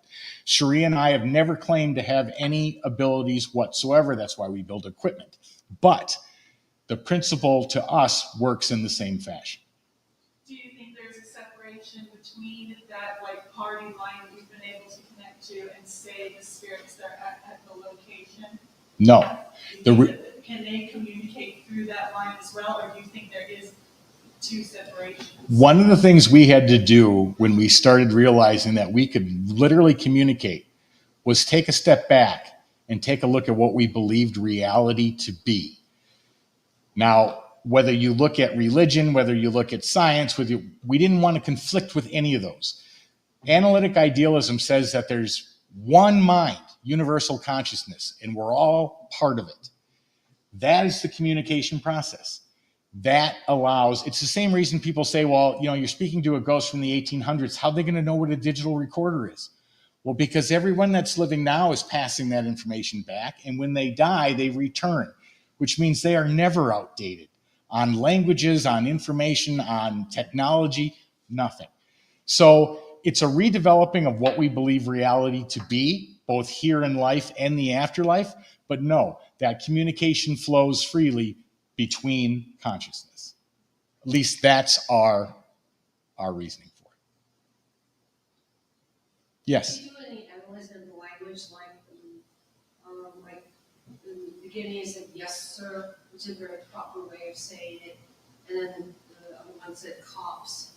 Like when did people start saying the police were cops instead of saying investigators? We actually looked that up on that clip about the cops, and it was about 6 years prior to it being said in this clip. But again, with the information that I'm saying is being passed, common current terminology, they'd know. It's part of universal consciousness that gets sent back. They are never outdated. And if you think about somebody getting left out and outdated into the time that they lived, how would universal consciousness grow if it's growing through the experience of everybody who's been here and lived? I have one more question. Sure. One of the clips said, "Be careful." The warning you. How do you feel that might pertain to? We think we know what the warning is. I'm not sure if I want to repeat it, but it's not demonic. It's not. The warnings and who would want to get a hold of this information and for what purposes. That's the warning, yeah. Because we had the FBI reach out to us when we did a cold case using a prior method. And their question to me was, where'd you get this information? So I explained it. And no, never got handcuffed. But his next question was, did you patent this? I said, no. He goes, why not? I said, because if I patent it, it becomes public information. And he said, good point. Other questions? Yes? So obviously you've established an audio connection between quantum realms. Have you ever done any experimentation that there's a visual connection? If you can understand what it took to do this. Well, I mean, like hold up a banana and say, what am I holding? Oh, Yeah, he's done with the it was in the last clip. You couldn't see me because Cherie didn't turn the camera. Okay, yeah, that We've held up glasses. How many fingers am I holding? What color's my shirt? Constantly. And the answers are always correct. Other questions? Yes. It could be because of my hearing, but when you're recording these events, you're recording directly into the mic. There is no mic. She's literally, the mic on the device that's doing the recording. Correct. Correct. And so you're coming in fairly clear, but that's coming through the speakers and through the mic.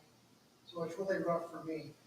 Do you record it on the computer so we can go back later and listen to it? It can be done. We don't normally do that because the processing power it takes to do this and then recording it on top of the same computer. So we usually use a secondary device. It's too many layers. Like Yeah. You're doing static common. You're trying to do the processing. Yeah. Which is also the problem. We've been asked for the last 3 months to run this online. We've been working nonstop on it. We enjoy hearing it on your end. So sorry if I feel like you can't hear it on your end.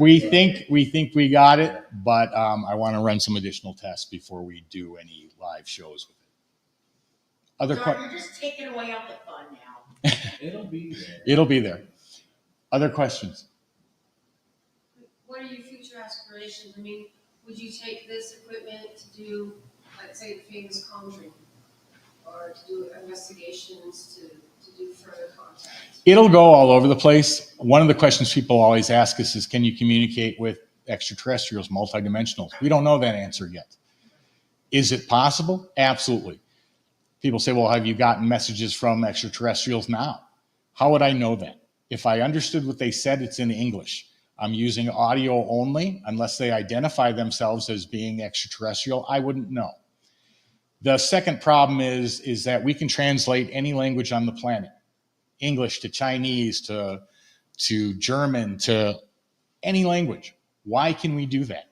Because we're all on the same planet. We interact with the same devices. So it's just a matter of finding out what the terminology is and then readjusting it to whatever language you're translating into. Who's seen translation for dolphin squeals? No one. Why? We don't know their environment. We don't even know where to start with the squeal representation to what it means. Can't be done. So unless an extraterrestrial has in-depth knowledge of our planet, our environment, we're going to believe we're talking to consciousness because that's who they identified themselves as. And also our goal, the reason why we do this experiment is because we wanted to also help other people, like the people over here, when they're with the loved ones, There is nothing worse than the loss. That's an excellent point, Sheree. There's nothing worse than the loss of a loved one. And when you can get information or when you can get a message that tells you they're not gone, they are still very much alive, just not here and now. In fact, if you just flip to the next slide and just play it briefly, as amazing as it is to be able to flip on a device, hit the play on the... But to be able to flip on a device and hear from somebody on the other side is incredible. But the most important thing is to express that to them here and now when they're in front of you. That is my mother. She passed away 3 years ago due to COVID. So I didn't see her when she died because I wasn't able to go to the Philippines to see her. So completely not. But when we did communicate with her, reach out to her, I was able to reach out to her. Okay. Any other questions? Yes. Actually, how when you were talking about foreign languages and you're mentioning your phone, I know when we went to Paris, Google Translate, would that work? They picked it up. When we have run it online with tests that Tracy just mentioned, because we've been doing test after test, absolutely. So sorry about your luck on that one. About the what? So sorry about your luck on that one. No, we fixed it, Tracy. It works. Oh, okay. Well, the light screen. Right. We've now got it to work. But when we were testing, when we go back to watch it, because things like StreamYard and others automatically it would pick up the voices coming through and it would spell out what they said. Anything else? Okay. Thank you.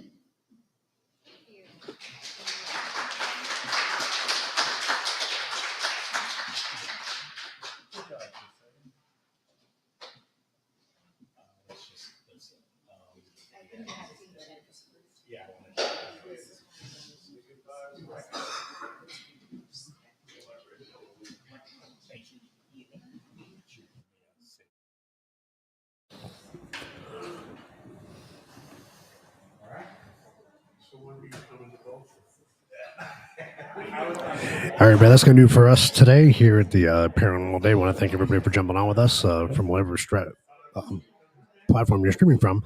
Make sure you go like, share, and subscribe. And don't forget, watch The Truth About Beer and every Tuesday at 7 o'clock. And once again, thanks everybody for joining us. And we'll see you on Tuesday. Hope everybody had a great time. Make sure, like I said, make sure you go like, share, and subscribe. And we'll see you soon. Thank you.